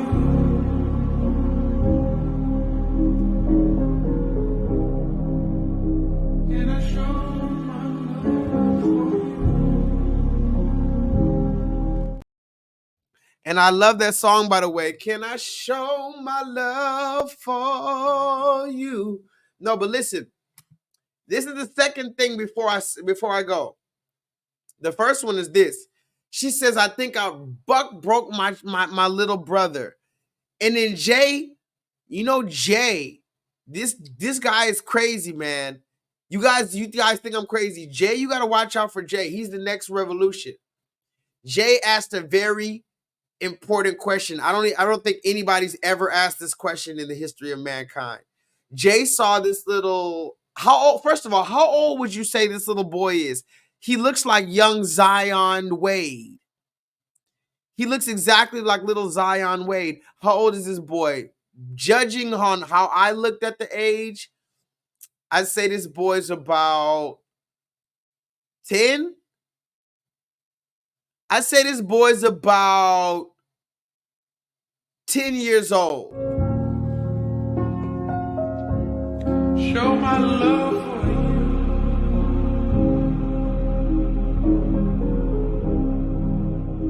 Can I show my love for you?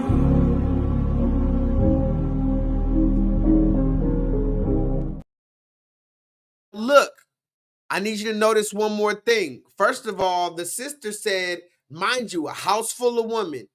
The sister, I broke my young brother.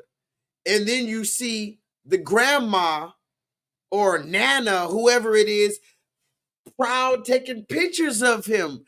Proud grandma. And then Jay asked a beautiful question. He said, wait a minute, you got the sister taking videos of him putting makeup on? You got the grandma, the Nana. Where's the father? This is a question that I don't think anybody's ever even asked before. I don't know how we got this far without ever questioning that. Oh, forgive me. How could I be so wrong? We ask where the father is, but then we immediately accept the answer that the father what? Go ahead and put it in the chat. What did the father do, guys? Just so I know I'm not dreaming. If this is not a lucid dream, put the answer in the chat. When you do ask where the father is, you're going to immediately accept the answer that they tell you that the father. What did the father do?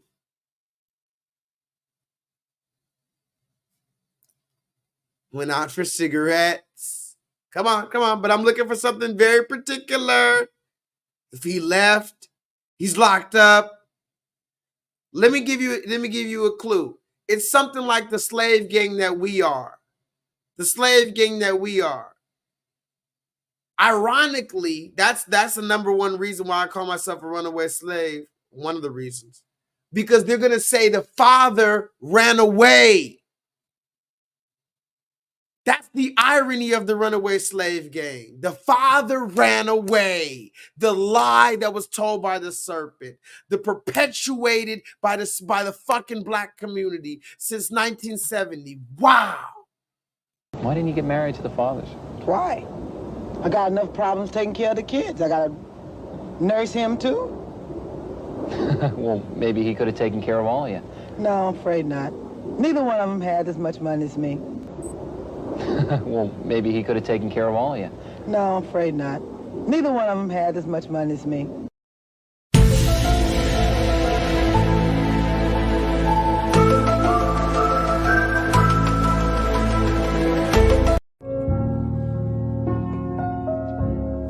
Show my love for you.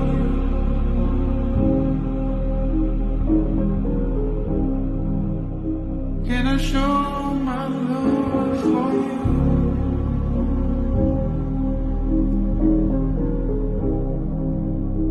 Can I show my love for you?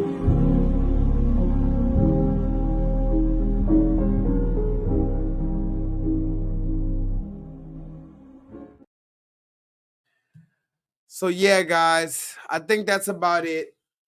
Till the next time I see you. I don't know when the next time I see you will be, or if there will be a next time. If there isn't a next time, it was still a beautiful time to be alive. Would you agree? Please raise your hand in the chat if it's been a beautiful time to be alive thus far, considering all the things that we've been through. The fact that God made us in this year and we're here right now, still breathing. Even if we're barely breathing, we're here. And that's a beautiful thing, I think. Now, I'm going to read some comments before I leave, but I think it's time for me to go.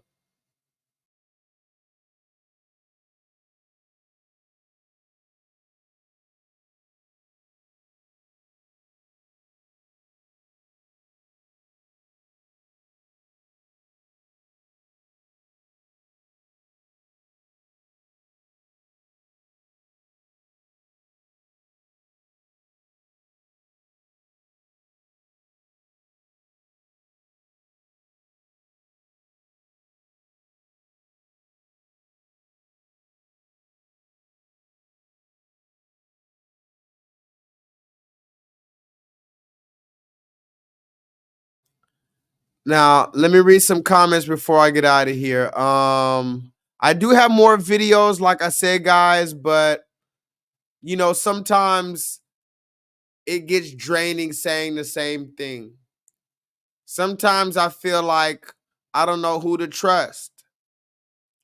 I mean, hell, I always wear my heart on my sleeve, but, you know, it usually doesn't end up well for me. But I do love y'all, the ones who love me. I am still alive. Just so we're clear, guys. Regardless of what you thought, I'm still alive. Kanye, he's a little crazy, but then again, I'm crazy too. So what can I say about that? I wish I could spend more time with you, but hey, that's the way that the cookie crumbles, you know? Shout out to my nigga Bryce. Bryce, by the way, I was going to show you this one video. Oh, yeah. Let me show you this one last video, and I promise I'm gone. Since Bryce is here, and I'm probably going to get a strike for this right here. Bryce, don't you know that's how it happens? I do a whole perfect stream, and then I get a strike at the end. I'm going to get a strike right now. Instagram. But hopefully I don't get a strike because I can, like, I don't know. Maybe I don't get a strike.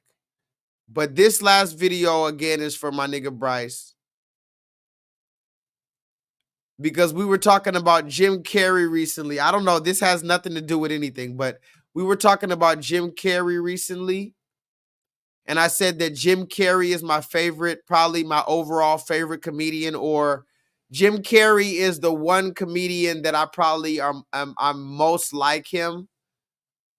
My delivery and stuff is most like Jim Carrey. Hopefully they don't strike me. But either way, I want to show you this this clip I saw about Jim Carrey, or better yet, Dave Chappelle was talking about Jim Carrey. I haven't seen this special yet. Allegedly, Dave Chappelle came out with a new special, so I'm gonna have to check that out when I get time. But I saw this clip of Dave Chappelle, and I thought it was funny. Look at this, Bryce.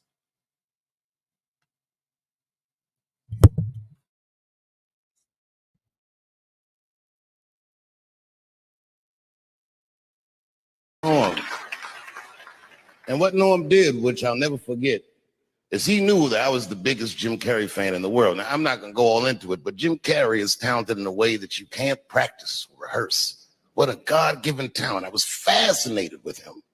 And Norm knew that. And he called me up and he goes, Dave, he says, I'm doing a movie with Jim Carrey. Do you want to meet him? And I said, fuck, yes, I do. And it was the first time I could remember since my father died being excited. And the movie was called Man on the Moon. I didn't know any of this. And in this movie, Jim Carrey was playing another comedian I admired, the late, great Andy Kaufman. Yes, and Jim Carrey was so immersed in that role that from the moment he woke up to the time he went to bed at night, he would live his life as Andy Kaufman. I didn't know that. When they said cut, this nigga was still Andy Kaufman. So much so that everybody on the crew called him Andy. I didn't know any of that. I just went there to meet him, and when he walked into the room where we were supposed to meet, I screamed, Jim Carrey! And everyone said, no! Call him Andy. And I didn't understand. And then he came over and he was acting weird. I didn't know he was acting like Andy Kaufman. Just like, hey, how you doing? And I was like, hello. Andy? Now, in hindsight, how fucking lucky am I that I got to see one of the greatest artists of my time immersed in one of his most challenging processes ever. Very lucky to have seen that. But as it was happening, I was very disappointed. Because I wanted to meet Jim Carrey, and I had to pretend this nigga was Andy Kaufman all afternoon. And he was clearly Jim Carrey. I could look at him and I could see he was Jim Carrey. Anyway, I say all that to say, that's how trans people make me feel.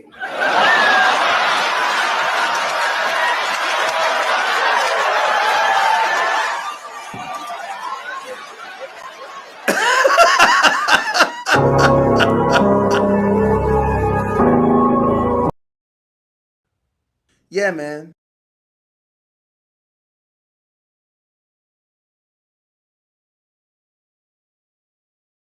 Anyway, shout out to y'all. I appreciate y'all for joining me. Until the next time I see you.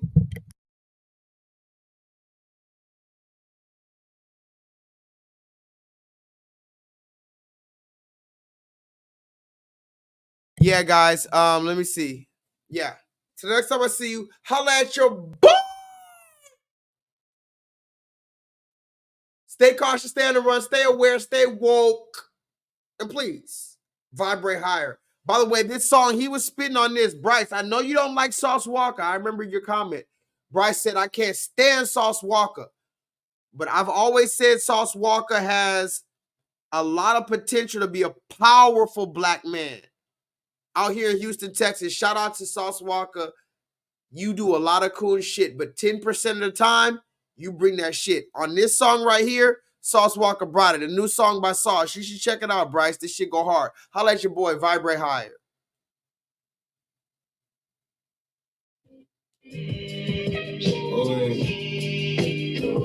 I want to do a song with J. Cole, too. Song that got us right.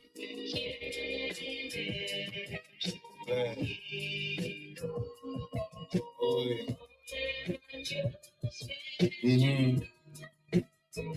I'm from the streets of no knowledge. Kids down with books in their hands, they know college. Niggas flying out their best friend, they thought was solid. But less than a wallet. They feminizing our kings, rappers wearing nail polish just to make they flares rising. I thought you was the man. I thought you was the leader in this world against the clan. I guess you just another monkey with a switch in your hand. Let me hand you a banana so you can kill your best friend. Could have been your best man. Nigga look just like you. But because you rep another hood, the nigga wanna fight you. Could have made a team and won the ring, but Pippen met Michael. But we hate our own brothers, it's a never-ending cycle. We kill our own stars. We'd rather see a nigga catch a busting on cars. It's hard to love success when you struggle so hard.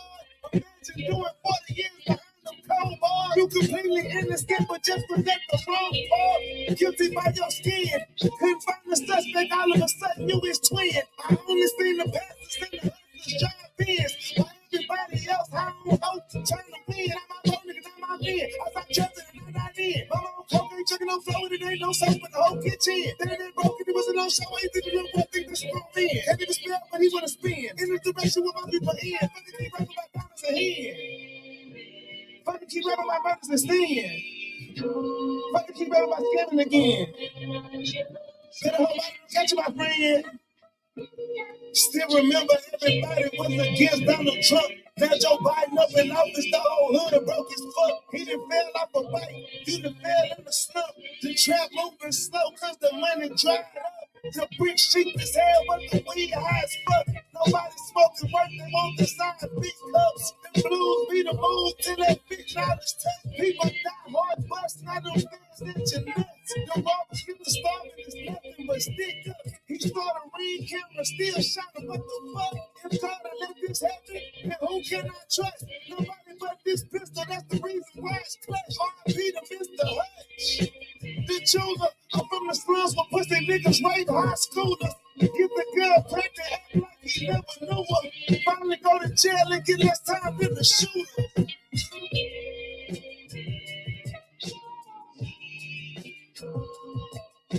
Love y'all. I'll at you next time. It is what it is.